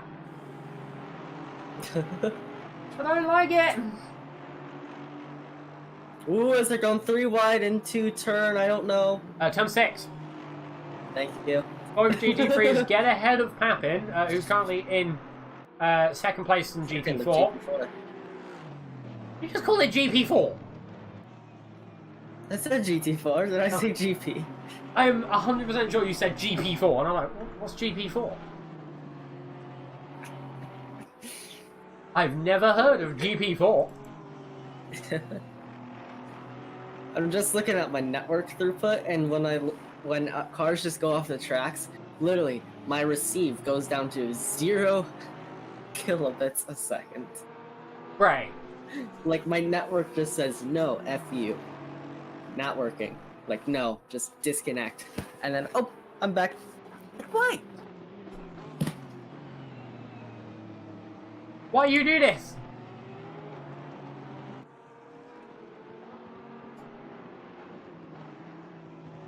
GP3, GP4. Yeah, exactly.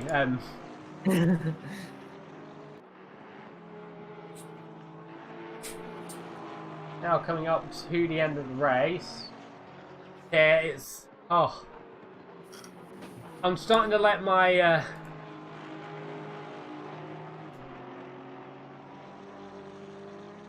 I'm starting to let my, my voice have a bit of a calm down now. Because, yeah, my throat is starting to have a little bit of a hurt, actually. My tooth has been having a little bit of hurt this past week.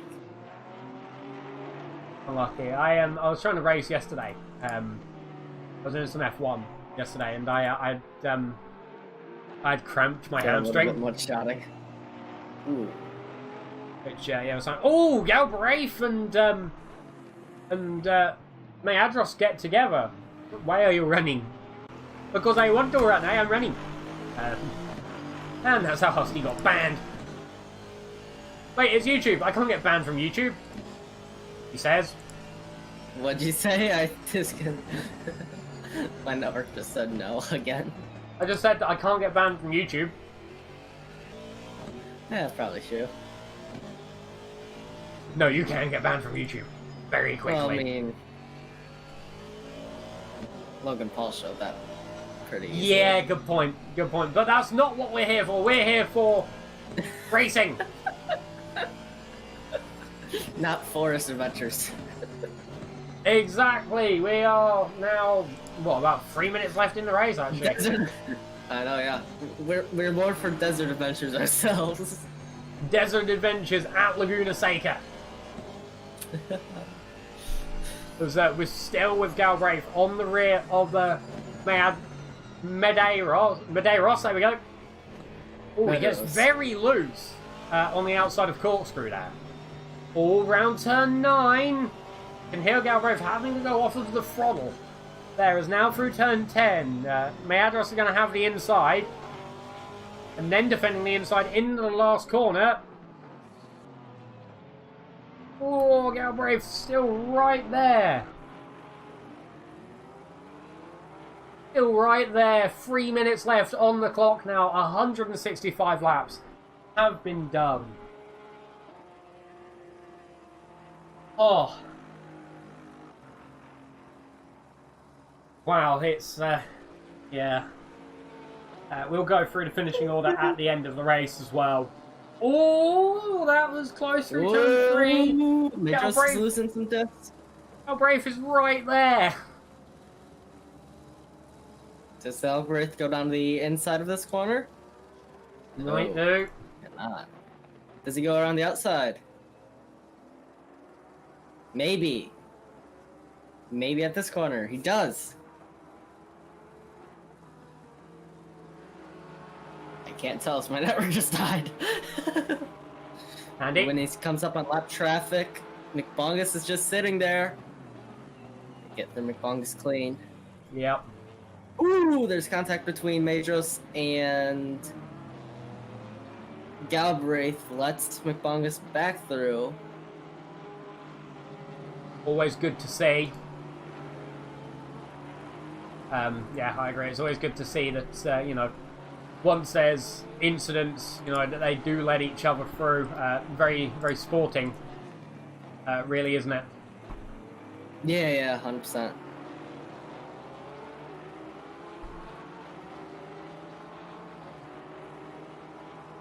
We're now literally coming up to the final bit of the race. Now it's, you know, starting to come down.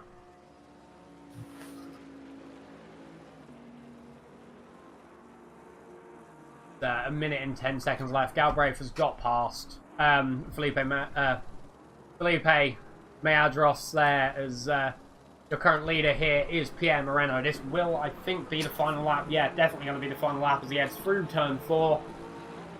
So this will be the final lap of the race. Pierre Moreno is currently running in first place with Ushaisen in second, who I think might be a bit too far behind now to make a move for the win.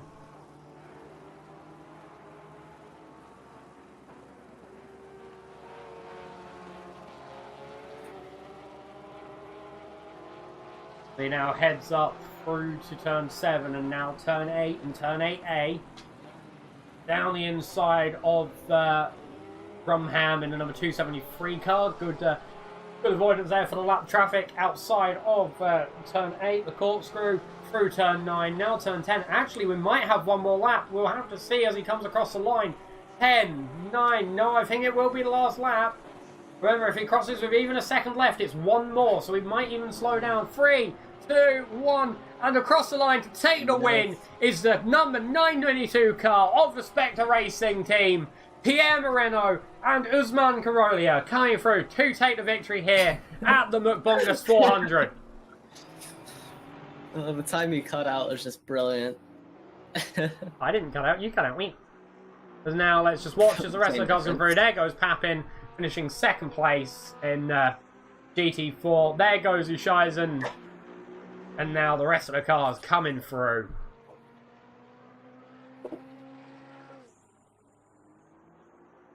What a race that has been. I know, yes. A very good race.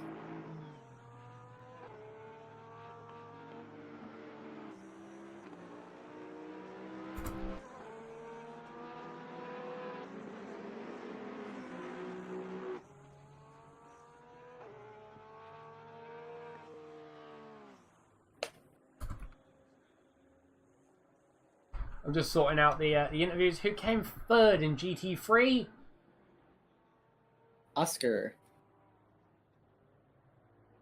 It is a all Porsche podium. Wow. In GT3. GT4. GT4 be GT4. Andrex. Papin and McKinley.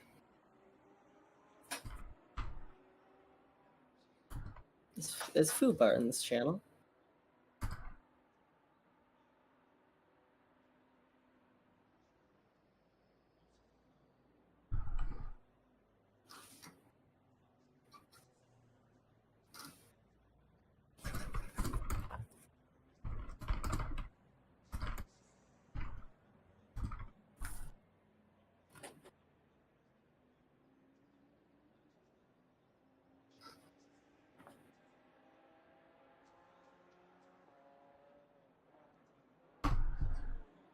So, to come through, your finishing order is as follows. Finishing first in GT3 was Pierre Moreno, followed by the number 922 car of Pierre Moreno and Usman Karolia. In second being the number 69 car of the Milk Hunters of Jürgen Zuschaisen and Sench, or Carl Cook.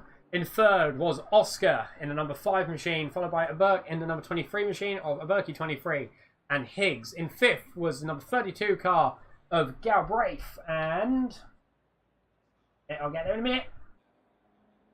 Galbraith and... Oh, I will get it. I believe in myself.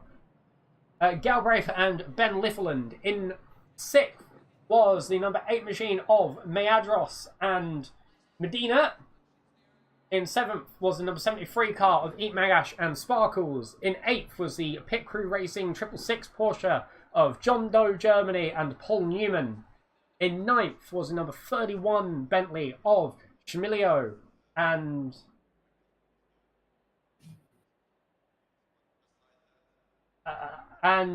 Simply Dave C, according to RaceApp.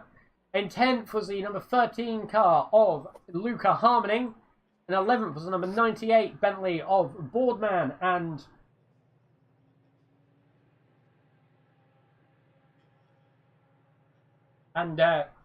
Mills 98. There we go. I got it in the end. In 12th, sorry, was Terry Liggins in the 808, with 13th being the number 273 car of Rumham and Dave Bartledew. 14th being John Anderson and Richard Anderson, the number 80 machine, and 15th being the 279 Ferrari. Now, Trev, you may have the GT4 finishing. I may have what? Read the GT4. How did the GT4 finish? Come on, we're getting professional. First a GT4 and Drexuke. Come on! Dang it, Husky. First in GT4's Andrex UK in the Chevrolet of the 55. Second is the the Papin family in the AMG number 6. Third is the KTM number 17 of JP McKinley and Kiki Mack. Fourth in the class is Mcbongus and Hugarth in the 420 BMW.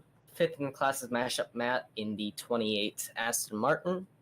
And also Kalamazoo Racing, and I can't see anyone else from there because... Oh, hang on, can I? I see Deep Cuts. Yeah, I think it was then Deep No Cuts more. and Arnold rounding off the Deep Cuts is in math. Deep Cuts is in 6th in the 710 Aston Martin with his teammate Trans Baconist. And then last but not least, it would be the McLaren 720S of the number 47 with sub 9 Chiba. So we're going to wait and see. Thank you for that. So we're going to wait and see when the drivers and the teams are ready for the interviews. Trev, thank you for coming and joining me for today's commentary. It's been lovely to have you. Who knows, we might see you in the next race actually on grid. Yeah, we might. I'll just wait until You want me to stay in here for comps? You can do if you want, mate. Okay. Up to you. We're just going to wait and see if the drivers are ready. I don't really like dragging people around if they're ready. So I'll have... Just eat them in here. Just eat them in here. I mean, nice. Okay. So we're going to start with the Nice. 922 Spectre racing car of Usman Carolia and Pierre Moreno. So 1. And scroll. Oh, Discord is really bad with dragging. And 2. So hello, Dark and Carolia. Congrats on the victory. Thank you. Thank you, Husky. Cheers. How, We're hoping to talk to you again. That's what happened. how was that from your perspective? The last hour seemed to be quite on the edge. It was. It was a lot of fun. Like those last 20 minutes were really fun. And yeah, 4 hours had passed. How was the 4 hours for you two? How did it go? It was easy at first. The car feels good when you just come out of the pits, but after, I don't know if you agree with someone, like the car gets very understeery, right? Yeah, very, very understeery, yeah. So it was tricky. Yeah, a little bit. And, you guys had a collision while trying to take first place. Were you worried you were gonna maybe get a penalty for that, or do you think that did you sort of guess that it would have been classified as a racing incident? Well, I don't know if you're talking about the collision with Jürgen, but from our perspective, it looked like he was blocking. But to be honest, I could have lifted. So for me, it's a racing incident. So it's completely all right. But I don't think I've actually hit him. I think I avoided him and hit a wall. So that's what happened. But yeah, it was super fun nonetheless. So I was kind of happy to have that battle. And obviously, I think we're all pretty much well. We know that Muscle's, thinking about the next race. Are you two going to team up again for the next one? I would like to. What do you think, Usama? Yeah, why not? Yeah, could be cool. Whether it's Silverstone or Suzuka, I think those are the two tracks that have been talked about. I think they would be both good choices. Well, once again, congratulations on the win, Moreno and Carolia. Hopefully we'll see you at the next one, maybe even with another win. Yeah, hopefully. Is there anything you'd like to add before I let you guys go? No, thanks, Husky, for doing this. Must have been quite a marathon for doing it for 4 hours. How do you feel about it? My throat hurts. Yeah, I can also have to imagine. commentate tomorrow. So, you know, Yes. I'm not thinking that far. Right, well, you get some well-deserved rest, man. I've Thanks. got interviews to do first. Yeah. Right, thank you, man. Congratulations. Thank I you. will see you guys later. Cheers, see you later. So that was the 922 Spectre Racing team of Usman Karolia and Pierre Moreno coming through to take the victory. We're next going to drag in the number... Oh, no, we're not, because... Actually, no, we'll drag in Sench. Cookie's currently just showing people replay, so we'll drag Sench in to get his view. Hello, Sench. How's it going? You How's come life? through in second. How does that feel? Hold on a minute. I need to turn your stream off because then I'm going to be listening to myself, and that's awful. Right. Second, honestly, the race is incredible, mate. Like the whole thing was just done so well. In regards to the place, it's like, well, I didn't even think I was going to be anywhere near fifth with Cookie, and we've just done so well consistently wise. I mean, that battle with Dark there, that was incredible to watch. There was a point where my Discord cut out and I wasn't talking to Cookie anymore. I was just talking to myself, but he was doing exactly what I was saying. So it was good on my teammate, incredible, right? Really good race. Yeah. And the Porsche as well. When we were speaking before the race, we were having trouble with high fuel load. Did you manage to sort of remedy that in any way? Well, you see, the solution to that was drive faster. I mean, I really can't say anything else. You do. I think I did overall. I did about 70 laps in the car during the stint, right? Altogether, or 60. Maths is not my strong point. Okay, right. But after driving so many laps, I kind of figured out, you know, where to balance the weight of the car, and was just constantly improving during the race. I mean, once again, I want to thank my teammate and the organisers, you Husky for the commentating. Yeah, thanks. Awesome. I'll let you go back up, mate. Thank you for coming and talking to us. Give my congratulations to Cookie as well. All right, Godspeed, mate. Cheers. You too. Goodbye, mate. So that was Kyle Cook coming in to give the interview for the number 69 Waifu Hunter's Machine. Who's next? It would be P3, which Leandro would be... people. The Leandro Oscar, who's in a room. So I'm going to quickly just grab him. In. Hello, Leandro, if I'm saying that right. Hello, how are you? Yes, that's correct. Leandro. I'm good. Coming through P3 in the end. How do you feel? How was the race? Well, first of all, thank you to the organizers. That it was a great event. It was really nice and with very good people also. So I'm quite happy of the result. I made to see the mistakes by myself, but it was good in the end. So we are happy. You're having some good battles as well. Coming through P3, did you have a target coming into the weekend, like where you wanted to finish? To be honest, I really didn't know what to expect. I saw Moreno lapping 2 or 3 days ago. He was really fast, but I qualified before, I think, and I was traveling a lot in the night, but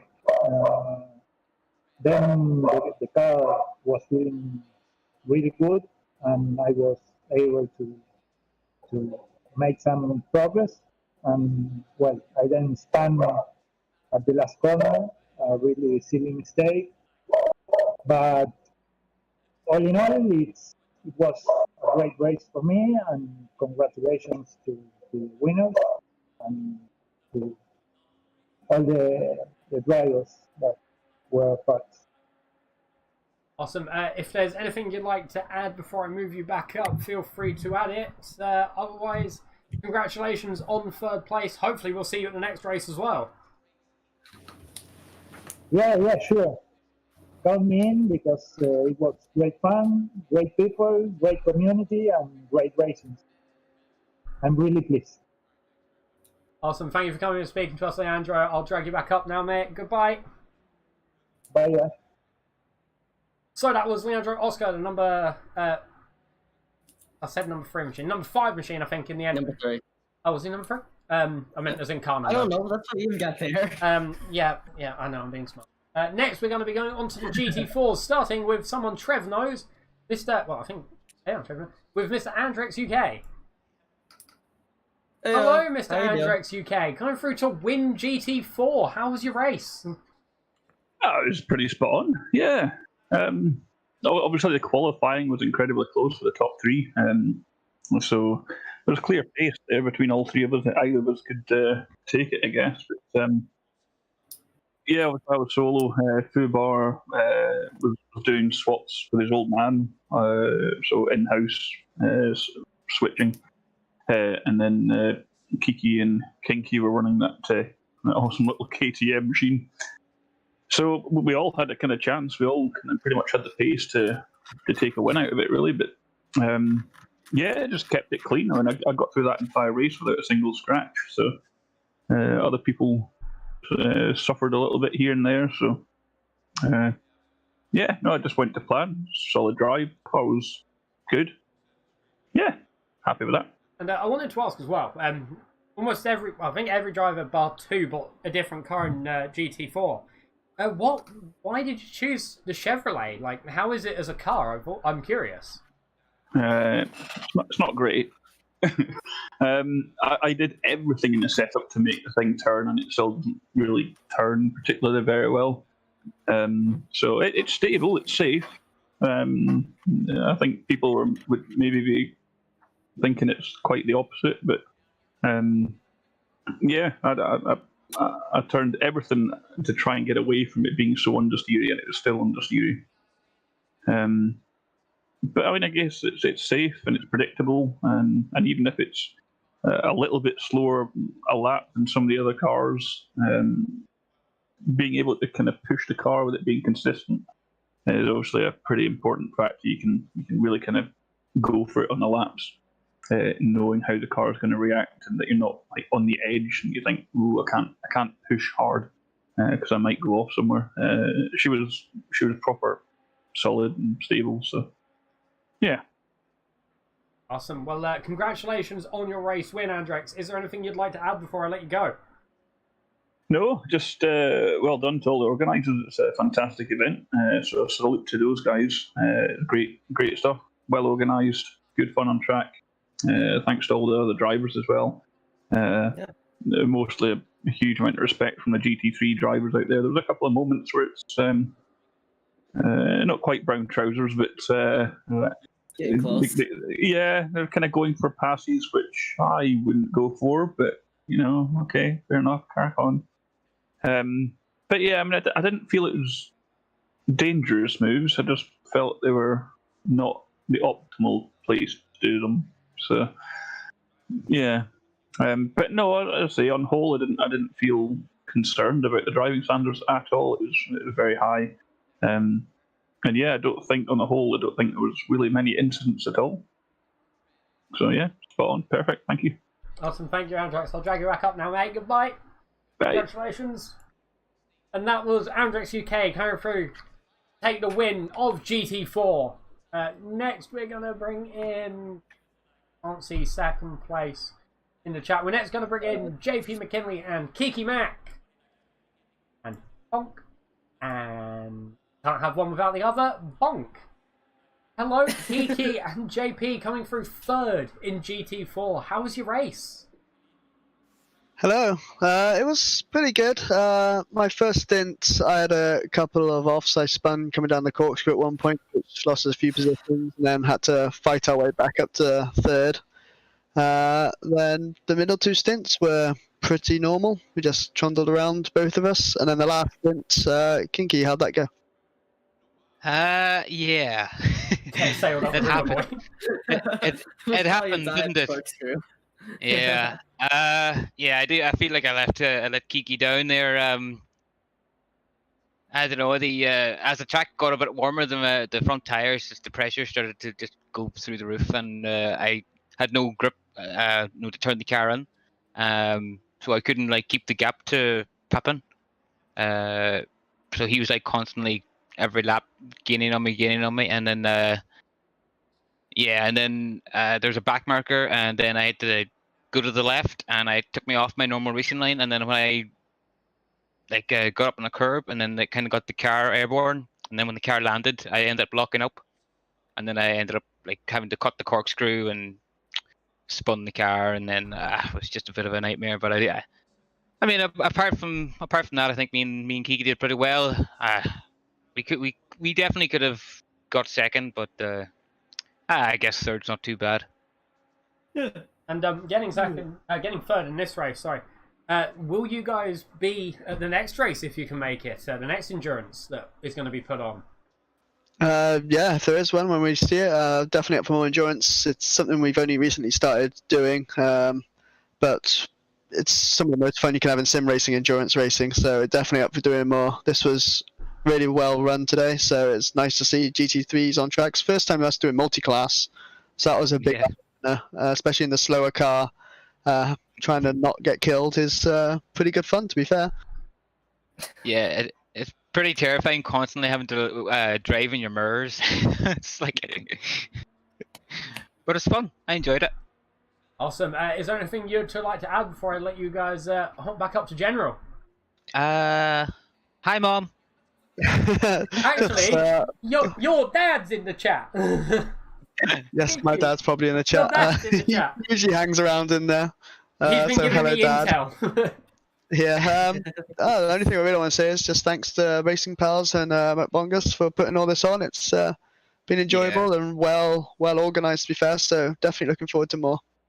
Awesome. Yeah, thanks Racing Pals. It's been fun. Mm-hmm. Awesome. I'll let you guys jump back up to general. We'll cut Fubar come in for an interview. We'll see if we can go grab him, but he's not on the channel.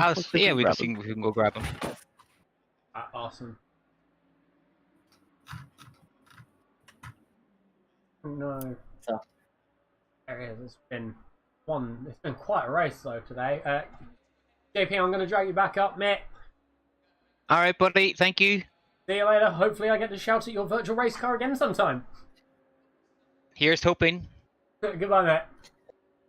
Right, and now we're going to have the man, the myth, the legend himself. The man who without him... The man who without him, we would have not had this race today. Mr. Bingus Mcbongus. And if he's mid-conversation... Ha! Hello, Mr. Bingus Mcbongus. Hi, that was abrupt. Your baby of a race, more or less. The 4-hour race that, if it wasn't down to your planning and thinking, wouldn't have happened. From your perspective, how has the race gone? It lived up to everything I ever hoped it could be. It was fantastic. I had a great time. And obviously, we're not gonna let's hide your race fact. You know, there were people faster than you, and they'll be going to prison. Yes, I've notified the FBI, and they'll be taking care of it for me. And we've already heard that they might need to notify other people, but there might be some more. There might be 2 tracks contending for the next race. Can we get some more intel on that? I haven't decided yet. I've had a couple in mind. So previously, either in other leagues or I guess previously in the server's life, we've done Bathurst and we've done Kailami.